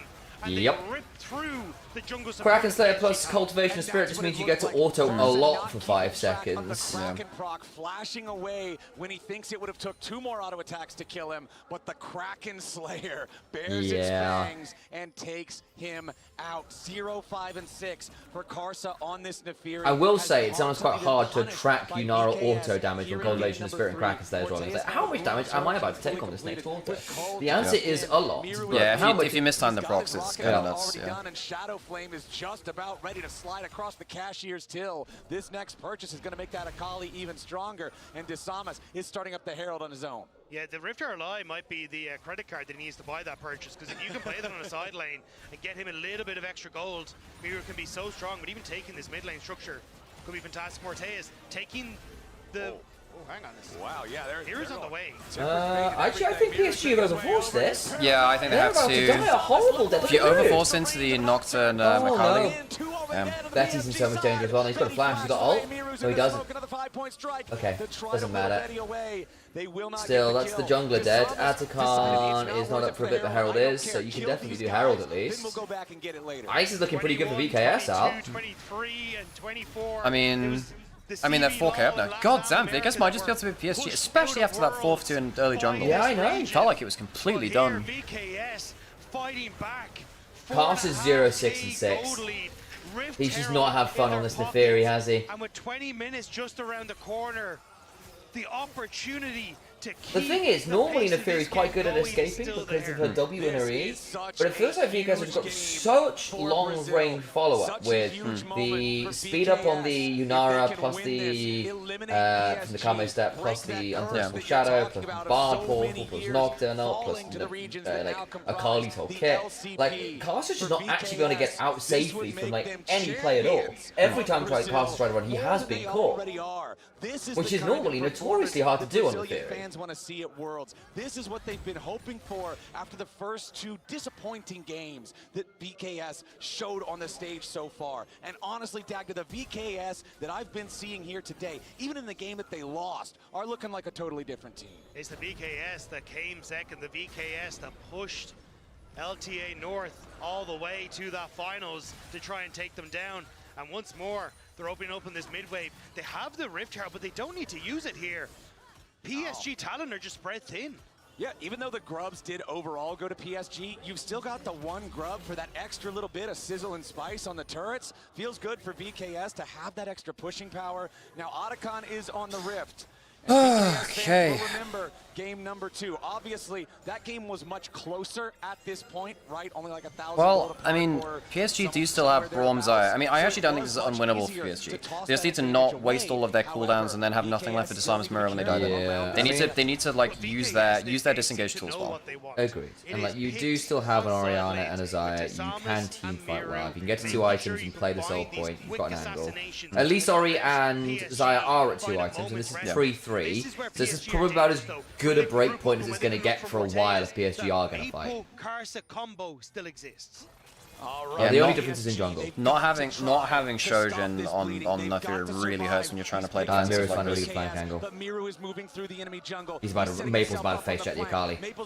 Oh, good ball. But it doesn't matter, Paranoia comes down. Betty, Featherstorm's decent. Doesn't get a great Miru is on the back, but it's not fantastic. Braum ult's only, the Goddess on him. Oh my god, Miru. Well, that's why they banned it, I guess. Yeah. He's really, really, really good at Akali, guys, and has been for many years. Yeah. Well, I don't know. Bad at all. I think that was a bit of a wallet diff at the end there, folks. And this should be it. I mean, alright, Brazil beats PSG. Massive. Especially given how expectations were pretty poor on. Oh, Betty's gone as well. I think particularly before LTA finals and stuff. You think, okay, this, you know, realistically, CB LOL, Brazil, LTA South, whatever, they're not a powerful team. LTA is going to just make fun of them or whatever, beat 100 Thieves, take a game with the Flight West in the finals. Yada, yada, yada. Yeah. And then, MSI. And then they've, you know, if they take down PSG here, it really changes the equation again, actually. Big time. Also, like, what the hell? I mean, PSG, some decent games versus the LCK teams, but also, what the hell, man? When it goes badly for PSG, it doesn't go badly quietly, does it? No. Because Woody and Karsa, who were such a big part of the last game, are like 0 and 11 combined, which is not pretty. Gets away from all that damage, but opens up for Miru to be the damage dealer in the backline. The ultimate onto Woody means that you don't have that send Arja to glue. You good. And honestly, the fact that Boal manages to stop the engage follow-up works perfectly. I think the hearts are racing. Folks, I just managed to win a Curran Shan campaign without activating her ult a single time. That's quite impressive. Yeah, I was running the wrong style for it, I believe. I was like, oh, I'll do a front runner, and realized actually she needs pace chaser to do stuff like that. It's good they've got an extra sprinter there. I've got some of Marazensky and Curran Shan there for sprinters. It's so difficult.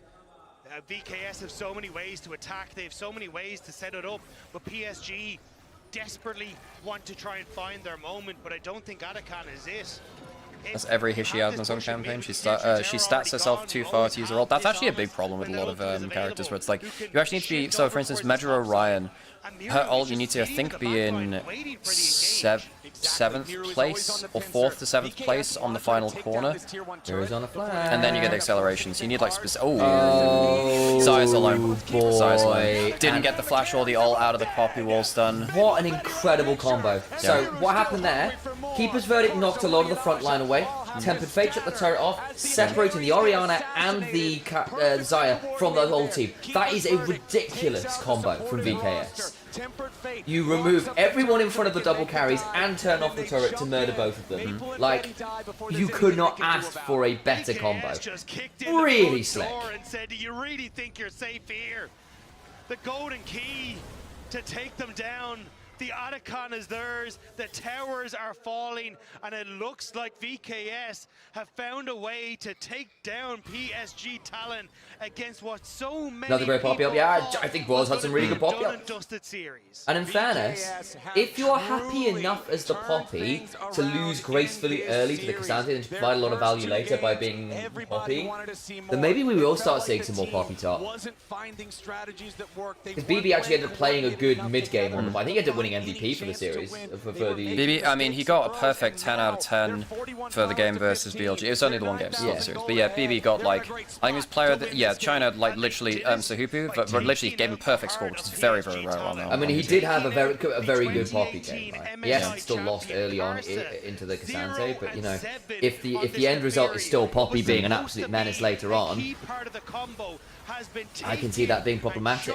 Yeah. Has Cassandra won a game yet? And it's nothing that he can do. He doesn't even own his own jungle anymore. Don't actually remember, Sam. 2-11 apparently. Oh, in this game, yeah. Yeah, crazy. He's 2-11. So for the record, Cassandra was my lowest win rate champion. Really? Wow.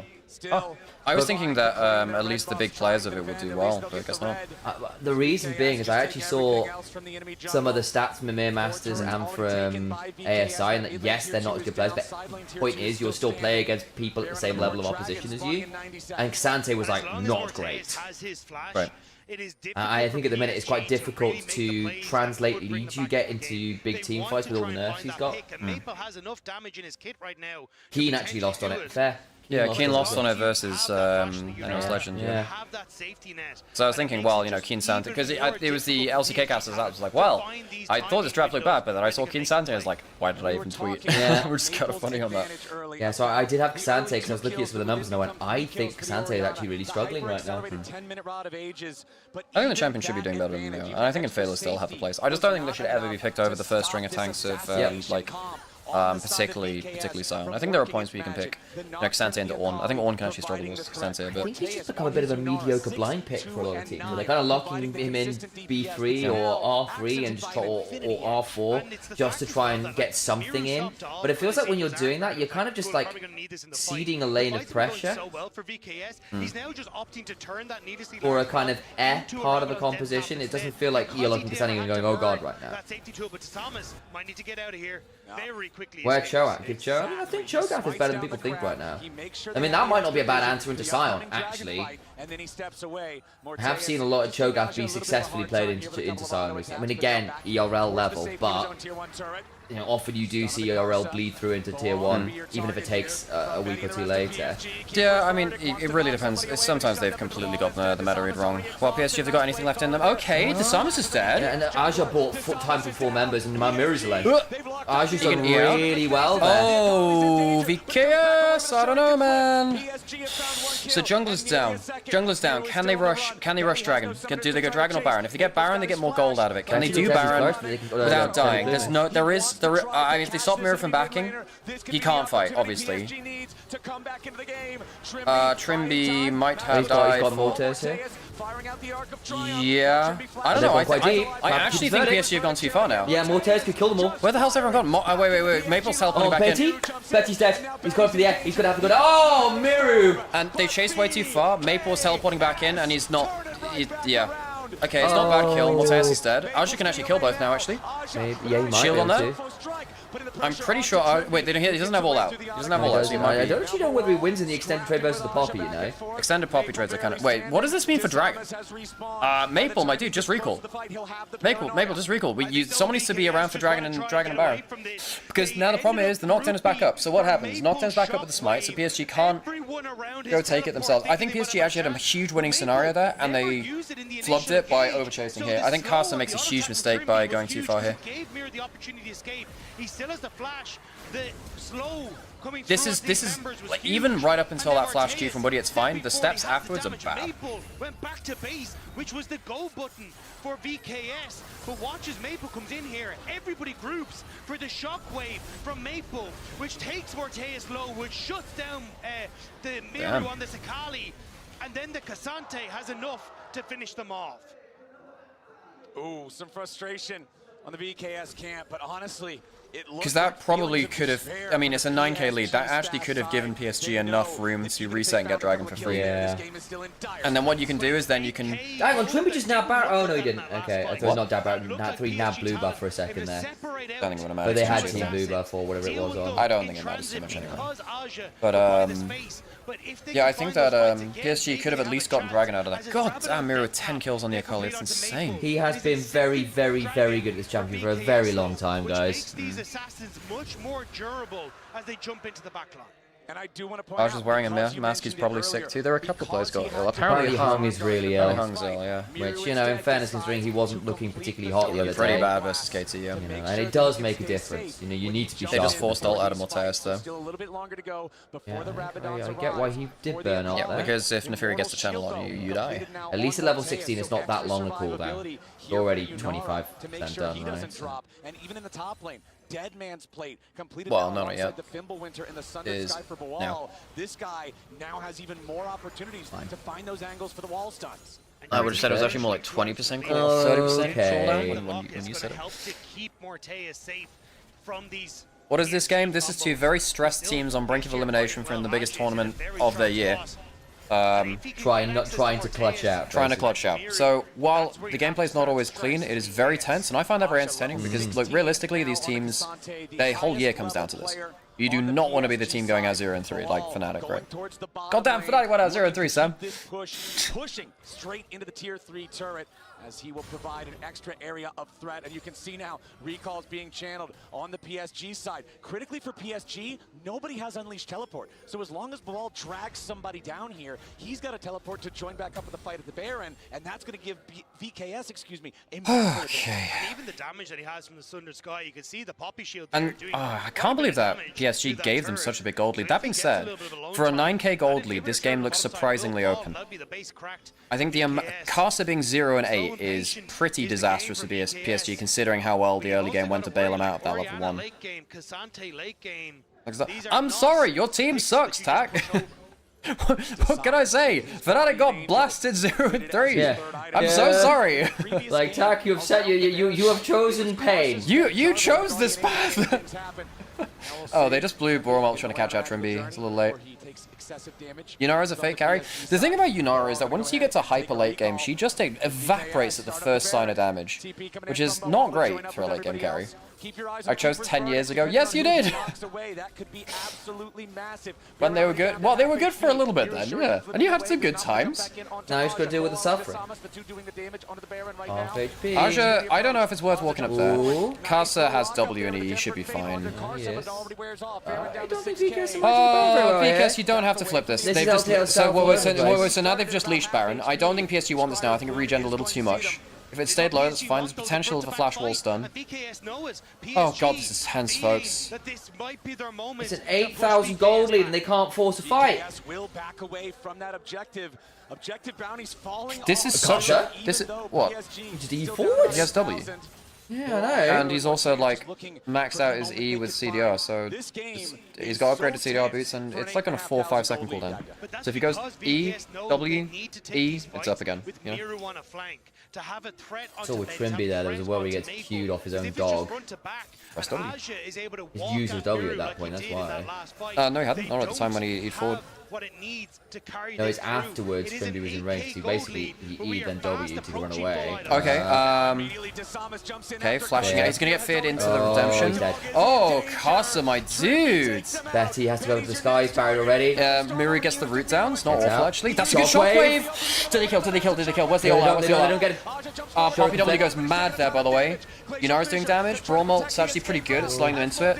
Aja goes all out, drags who? Bow. That's not the best target. Well, Hey that's gets him actually out. better than some, actually. If it was Morteus, he kills him instantly. This is fine. Aja's actually done the right call here. Yeah, no, that's the right target. And now he's got Oriana shields as well. He's getting all out. VKS. Let's get the shield. Fimble with the shield is ridiculous. Maple's still doing damage. Betty, gone.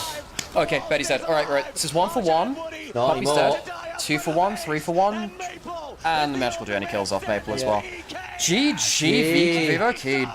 BKS have done it! BKS have found their moment with that magical journey into the base! It might be a magical moment to keep their dreams alive at Worlds 25! Not bad, Dagda. Not bad Nice line. We take that. Well done, Rob. Ooh, okay, well, Carson gets 1. It's only the Bard. It's only the Bard he ends up killing. It's only the Bard. Yeah. And there's a GA. All right. 07 PSG. Nice flowers. Oh, what a tone of voice that man has. GG. Has Bard won every game he's been in at Worlds? No. There was... Oh, that's a good question, actually, maybe, because it was really close on the H-League game versus... Actually, well, yeah, I remember Delight kind of being anti-synergy with Zeus and Bessa. Casa being 110 is... Yeah, Casa being 110 after being their best player at the tournament was not expected. Yeah.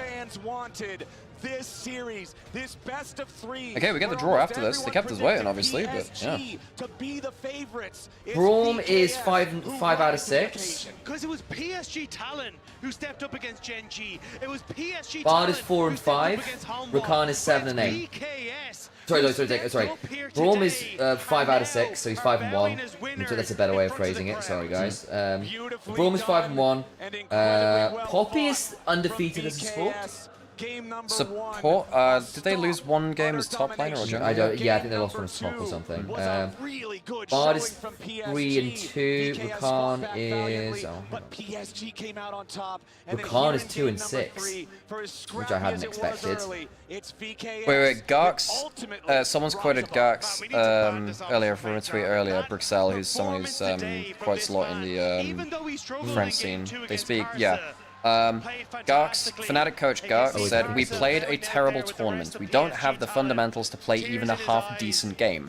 I gave 100% this World, but that doesn't matter when not everyone is equally committed." It's a massive statement. And then also in context of, like, Mickey liking tweets about, like, you know, what a shambolic org, or I can't remember what it was, but like joke with org or something like that. There's gotta be some friction there. Yeah, and like, there's been comments, and obviously like on XL and stuff, there were conversations about Mickey and him checking out when things start going really wrong between him and management. But, you know, it's not like Oscar played particularly well either. I think Razork had a rewrite. I mean, the problem is you could say about pretty much everyone. Coordination from VKS that made the difference here. You could feel the nerves a little bit. Yeah, Nikki liked a tweet saying, "It must be a shocking experience to play for Fnatic after coming from a serious org like G2." Yeah. And he liked that tweet. So, yeah, I've seen that one. Yeah, and then he also liked a tweet saying, "Take Pyke and send it, no one will blame you." That's why you hovered Pyke earlier. Yeah. But, Alright, see it, we're going to Baron. And then Trimby, the Summons are like, wait a minute. Yeah. Maybe we can save you. What can we get out of this play? Then the PSG's throwing at the, yeah, I know, throwing by splitting up and letting the Akali knockdown come back into it is insane. And in fairness to Miru and Disarmus, really good mid-game for both of them. They have fantastic showings. Ready just to go to Baron, moving over. Miru was just like, yeah, guys, I was here. I'm here for the final game and here for the picture. Go to the family photo, yeah. Yeah, for sure when you come into that final game, especially with so much on the line, with so much pressure. If Trimby goes far, then EU does well, just like last year with Reckless and T1. Well, Reckless didn't play a single game for T1, it's worth noting. Ooh, And like Reckless, remember the whole thing with Reckless on T1 was literally Coma, who like Korean coaches and stuff are like normally very polite and give like a lot of exceptions and stuff. Literally Coma's like, we picked Reckless because we needed someone as a substitute. So like that was really out of character for a lot of Korean coaches. And he was there kind of just, you know, chilling, soaking in the atmosphere, helping them speaking English and some stuff too. But like realistically, Reckless on T1 was there kind of to fulfill obligations. I mean, he technically was on the trophy though. They did pencil him in there. Leading the charge well, and it felt like, you know, you can't as easily do that with. Whereas obviously Trimby is actually playing on a region outside of Kid Stars, and you think of Inspired Whippo on FlyQuest as well. I'm proud of him because, again, historically, Trimby, not a ranged champion player. He shines on those engaged champions. Rakan is the main one. Alistar is the second one, maybe. But for me, it goes to show Castle choked this game so hard. Yeah, he did. He did. As a player, being able to maneuver that champion today. Yeah, and even just like who tweeted that comment about not everyone being committed? Bruxelles on Twitter. He's a big French creator. They speak French, Spanish, and English. Now you're in match point. It's Bruxelles on. If you lose here, you're gone.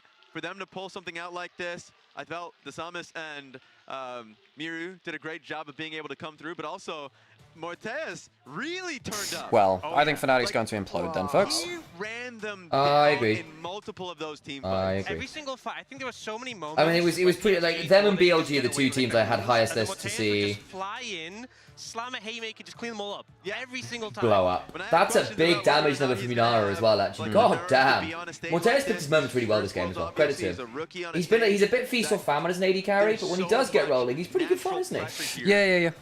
I think that VCAS are very cool from playing from ahead. They're very good at pulling their combo at the right time.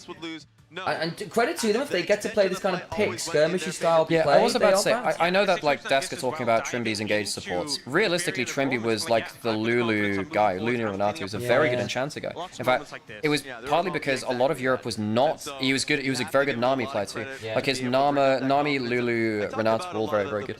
Not that he isn't a good Alistar or Nautilus. No, but realistically, I've actually preferred Trimby's Enchanters over his engaged supports historically. I think on the whole.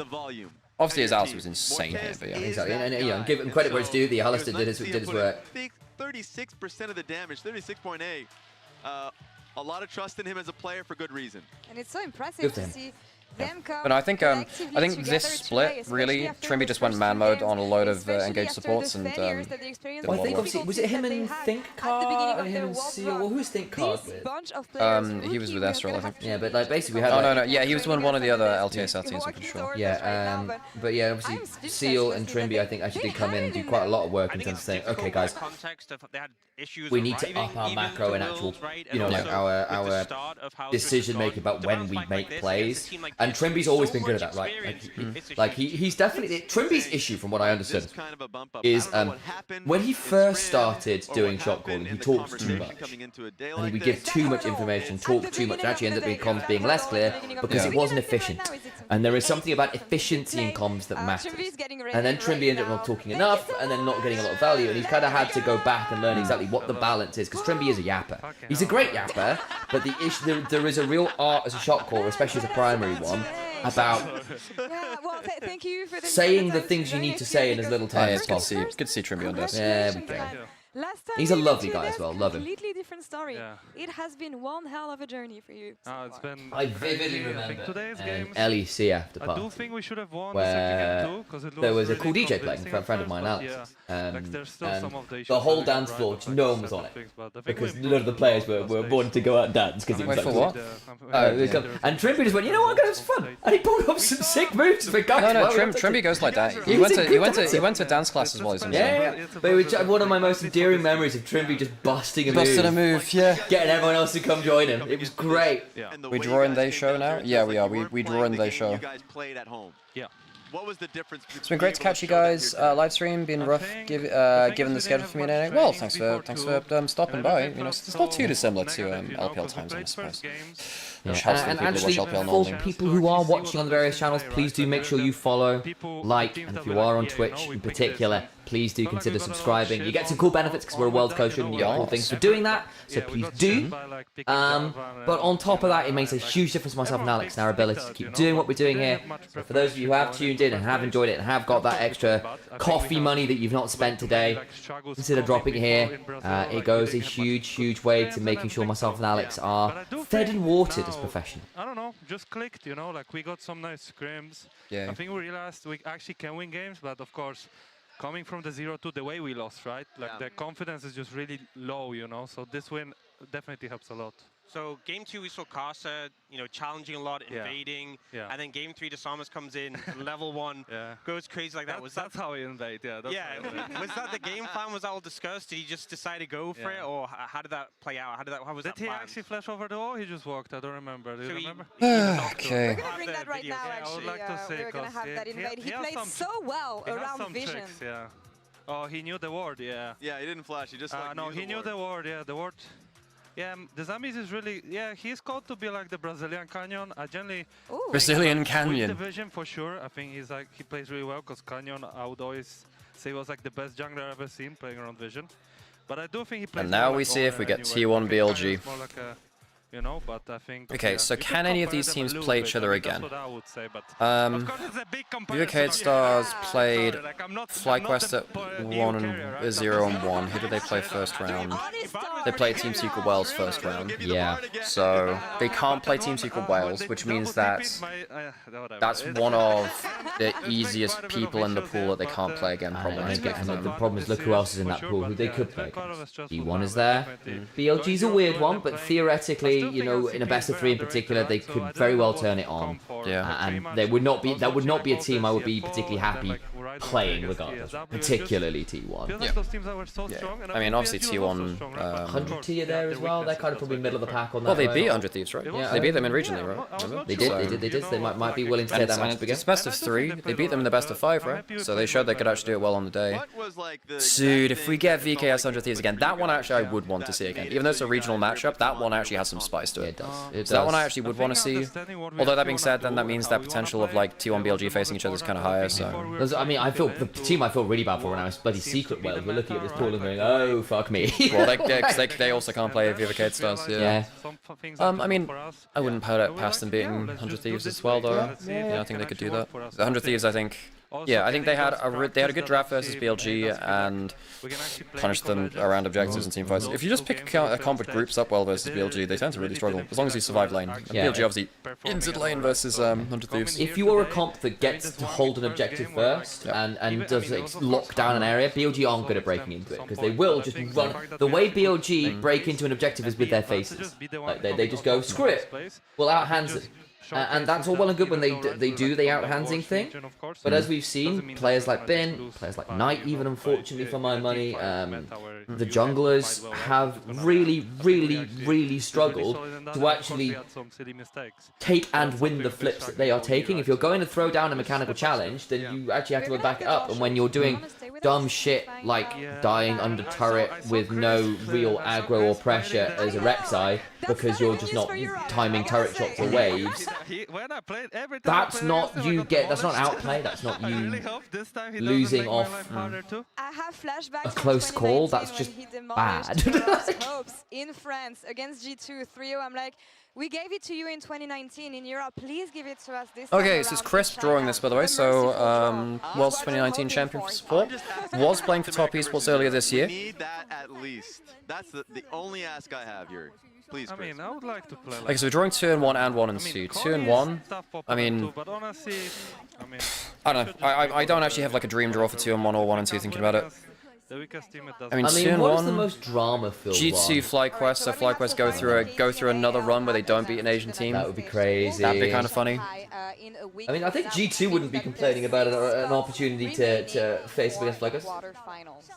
Hi, Candice. Candice has the most ridiculous fits. With a matchup that you're interested in. Okay, so I mean, Top Esports have already faced G2, so they can't face them. I mean, I don't want to. I mean, Top Esports versus CFO or Fly. I think. I mean, I kind of want to see CFO go through. Genji actually we've not seen yet, right? No. That would be very funny. I don't know. I mean, I don't know. I want to see Top Esports, CFO, and G2 go through at some point, but it's unlikely for all of that to happen within the 2-1. Genji FlyQuest would be kind of banger. Yeah. Just because it's the rematch of quarterfinals last year. And I think, I don't know, I think FlyQuest are playing markedly worse than last year right now. I think Inspired is not on fantastic form. There's a part of me that wants, this is me as a viewer, not me as an LPL fan, but Top Esports versus one of the LCK teams I think would be a really good indicative read of how good Top Esports are feeling right now. Just need to see if Top Esports gonna, oh, the Mega Balls. Oh my god. Mega Ball! The balls with the glue on them. Hi Chris. So G2 first, so they can't face up against Top Esports.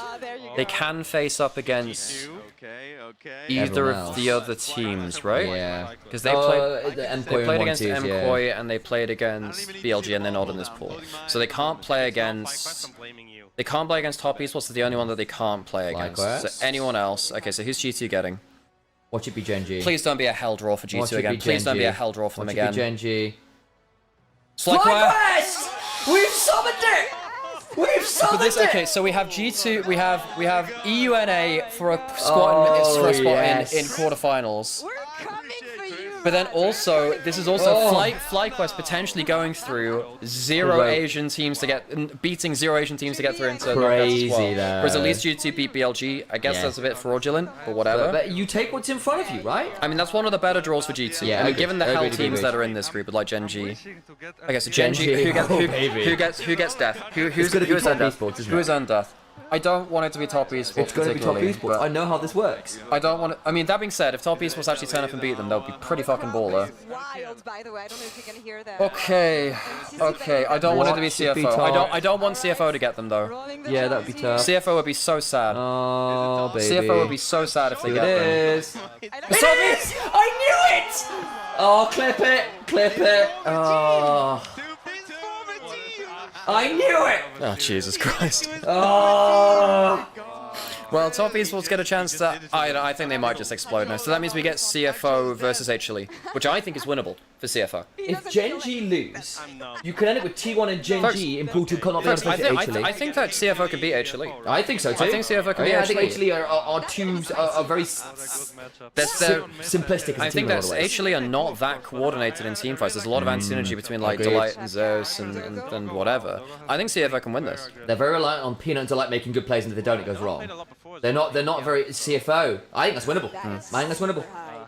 I don't know. Well, Top Esports might be the ritual sacrifice, which fucking sucks for them. But well, okay, and now we see who BLG T1 get to play, and T1 are probably going to ruin someone's day. They are by far the best team at the 1 and 2 bracket. Yep. Holy shit. Yeah. It's funny, G2 of course have had bad runs, like in terms of like... I actually think CFO can beat HLE. I think they can beat them. Yeah. In fact, I'd almost call them favorites. They look really good so far. HLE have looked a little bit shoddy. I think CFO could end up really mashing HLE. Oh, now it's the other foot. My money would be on CFO, I think. I'd say the 1 and 2 teams. I think both FlyQuest and G2 feel good about that draw, though. Yeah. Because they're both two of the easier teams in the 2 and 1 bracket. Yeah, I agree. If G2 don't make it through FlyQuest, they have no fucking excuse, by the way. None. Even though FlyQuest are a good team, you have no fucking excuses. Yeah. I mean, everyone in that draw is so we know that Vivo Keystars and... BLG. Okay, so we see BLG first. They can't play against... can they play against any of the teams in this bracket? Yes. I see a lot of yes. Yeah, because they beat Fnatic, they lost to... G2. G2. And someone else. And 100 Thieves. They can't play 100 Thieves. They can't play 100 Thieves. Can't play 100 Thieves. They can't play 100 Thieves. I just don't want it to be T1. Oh, they can play them. Oh, we're just watching Trimby's face. They got the cam. They got the cam. They didn't look that good, okay? They didn't look that good, okay? Okay, I mean, I think BLG breathed a sigh of relief there. So who's T1 going to ruin? Who's T1 going to ruin? So T1... If T1 get bloody secret whales... We have to get Trajan on for that match, by the way. MKOI. So MKOI, who are MKOI playing? So this team, so they can't play against... Well, they can play against everyone, but... Shit, they can play against everyone in this bracket, can't they? I think so. Oh gosh, I'm not Okay, sure. so who's T1 gonna ruin? Who's T1 gonna ruin? T1 is still in the pool. That's the horror story, right, for MKOI? EUNA. Do we get it? Just show it to us! Oh, it's Team Secret Wales! That's good for us, though. Is it? That's good for MKOI. That's good for MKOI. It's a lot, actually. So that means, it has to be 100 Thieves versus T1. Poor 100 Thieves. It has to be 100 Thieves versus T1. Yeah, I mean, Dokla is about to have a very interesting experience. That's true. 100 Thieves versus T1. Okay, what I will say for 100 Thieves, I actually think I actually think their mid jungle has been pretty coordinated. I think Quid and River have had a pretty good showing at the tournament. I'm sorry, there's just no way there's no way they beat If T1. Owner has a bad day, or if they manage to attack Owner at level 1, as we've seen, there is a world with T1's kind of awkward drafting in the meta. They might get some value. We'll see. So, okay. This is one of the more entertaining draws. I mean, I think you could argue G2 FlyQuest probably the two weakest teams in the pool drawing each other. Yeah, whatever. And again, like, part of it as well is like, I think G2, people are going to discount G2's run because they got BLG on a bad day, right? They drafted very badly versus top esports, which also is a bit of a weird flag in there too. I actually think Team Secret Wells could rattle MKOI at points, but I think MKOI are probably just better at fundamentals. They're better at choosing fights than yeah, as long as MKOI don't... MKOI's strength is their early game too, which theoretically matches well into Secret And Wells. sadly we didn't get BLG... We could... I mean, what this does mean is that... I mean, let's be honest, folks. BLG T1 have a couple of chances to meet each other, because if they both proceed here, there's a likelihood that they go at 2-2. Yeah, because there are a bunch of teams which...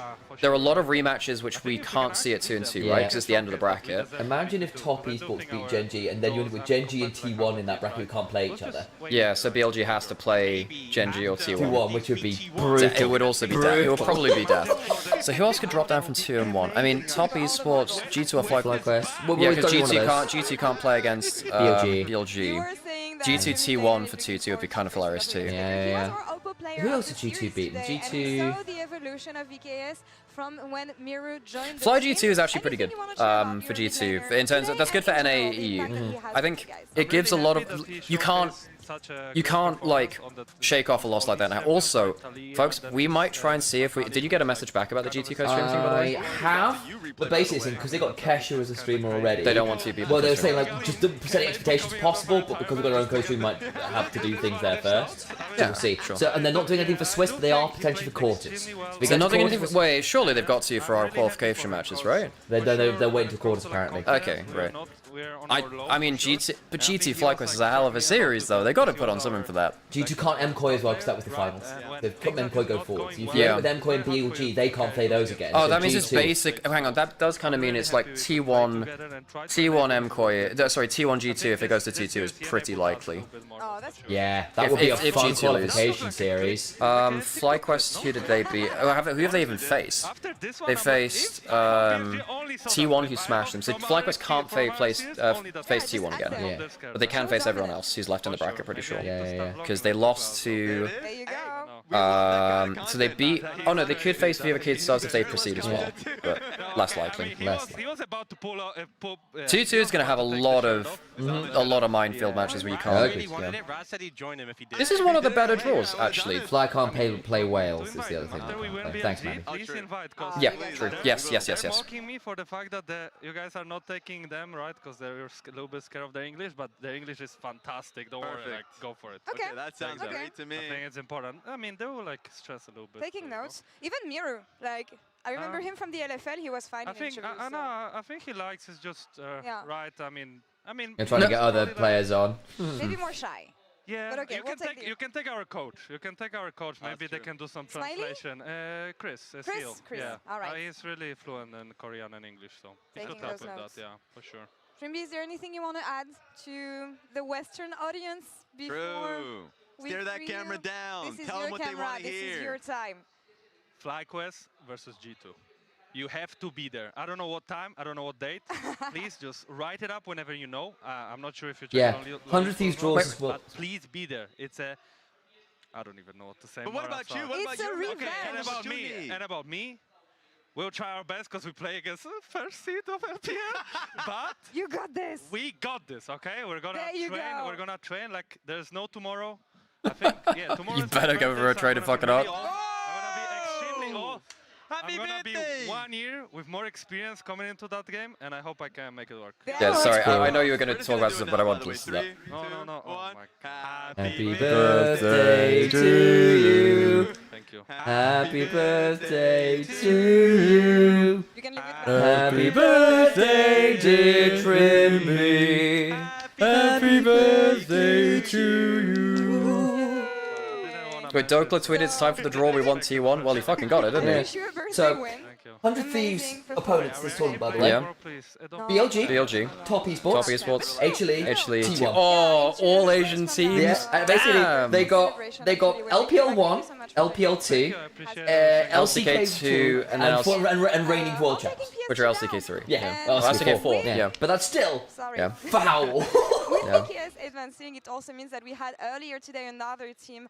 First ever best of 3 between Canyon and Navi. That is a great point. Crazy. Wait, is that true? Is that true? Have they had? But they must have best of 5. We didn't have Genji, JDG in 23. We never got to see that. Obviously, that's not the way. Not even I actually want to hear this. I want to hear this. Of Worlds. Really hard to reflect now because the series just ended and the run as well. But what are your first impressions and take on why things didn't work out for Fnatic this time? It's always really hard to answer this without getting to the detail. And ultimately, I'm responsible for the performance, right? So if that is just the level we can show, then it's on me. I think we could have been better. Multiple reasons why I guess it didn't happen. I can barely hear it. Stream won't be able to hear if we can't hear it. Though, because again, we just don't manage to fix the issues we're talking about week in, week out. Could be the way staff approaches it. Could be players being resistant to change. I'm not quite sure. All right. Ultimately, I think this is a competition, and this has been our level. Sure, we played against CFO and BLG. If we play, I don't know, PSG, 100 Thieves, we get to win more, and suddenly fans maybe don't see it as bad. Obviously, leaving 0-3 feels pretty awful, though. But yeah. You say not surprising. As a European fan and someone who works at the LEC, for me, it is surprising given what you showed in Madrid with the team, the way you qualified for Worlds, even the series after that as well. So why are you not surprised if you can? I would disagree with the series afterwards. I think against KC, we had a good series against an opponent who was kind of FK. We didn't get punished. And against Korea, I mean, even maybe it's blue side diff, I don't know, like the game won. But of course, drafting isn't easy on red side, given some limitations. But again, we're doing the same mistakes that I think the org as well, like as Fnatic, this is the style they play, right? Chaotic and sometimes flippy. I can't actually hear anything he's saying. He's just very quiet. Could be a staff issue. Could be, again, just a thing where we have to reconfigure certain players. This is not the showing you want to have. And consequences will have to happen. I think this team itself has run its course. From staff to players, you have to see. If the org feels a different head coach could be better, then that's just what it is. I think, I think you're watching the Koi series in Madrid. This was our level, right? We shouldn't be blinded by one good KC series. We weren't internally. We knew there was lots to work on. We tried. And scrims recently went uptick, like we played a bit better. But then again, today we didn't do the learnings within scrims, right? We talked about certain moments. Game 1, the Herald fight, for example, we just hit the Herald and look at them entering. Where multiple times we talk about defending the bushes and whatever. So maybe the pressure was too high. All right. Any closing thoughts for the European fan, for the LEC fans? You brought in Poby, you brought a lot of vibes. I know that things were clicking between him and Razork, and it was a very fun team to watch in summer. So at least for you guys. No, it's my responsibility. I'm not gonna pretend here and say that it's my player's fault or anything. I want to. Yeah, JDG down one at Worlds 22. And we have to just look at the year in total and see again what we can change. To the Fnatic fans, I'm sorry. The way we dropped out, obviously, is not acceptable for this organization. And for you fans, I mean, G2 is a good team. I think they can get out of Swiss for sure. Quarterfinals depends on the draw, but at least that's something to look forward to. I appreciate your honesty, Grabs. Thank you so much. A lot of strong words on the side of Grabs, hinting a lot of things as well here, but mostly a lot of responsibility that he's taking on himself. Okay, well, that's the draw, and I suppose we should probably head off now then, folks. About a team like this, right? Because the team has been together for quite some time, obviously, the Poby. Okay, well, thanks everyone for joining. I guess there are games tomorrow, right? I just don't know. That's a lot of ownership I will double check. that you don't expect the 2-1 here games from a coach, and it's honestly for me Really wait, hang on, does that mean it's going to go back to 3 best of 3 days? With a ton of experience. Probably is the 3 matchups, right? There's a lot of struggles with the team. I think we can kind of see that displayed on the Rift, but shows just the hardships that a lot of teams will face at Worlds, and it is such a difficult competition, and if you're not at your best, this is what can happen. Our first non-best of 1, right. So if we've had best of 1s before, but never... Is it mentioned here? It might be, by the looks of it, might be Wednesday. Oh, right, do we get a bit of a break? Cool. Wednesday, Thursday, Tomorrow's just a mere This is Masters the last time you have Okay, me cool, as a nice. We got a friend bit of a break here. then, that's nice. Starting in 2 days, it is gone. I'm going to war. That's it. Photoshops are going to be made. FlyQuest versus G2. No more excuses from North America or Europe side. No. The last time Europe has taken a win versus North America specifically. See you Wednesday, folks. I'll be back for Emir Masters at the very least. So I'll be streaming that. It's partially because that's tomorrow. That will be indeed tomorrow. Not a lot of times we face off against each other, and even though I'm also counting the K-Corp loss to Team Liquid, K-Corp literally went to finals in first stand, so me cheating a little bit with that. But G2 versus Fly, Seed 1 versus Seed 1. What could be better than this? It's a pretty big banger, you know, and the guaranteed Western team getting out of Swiss is always nice. That's always nice. Very optimistic.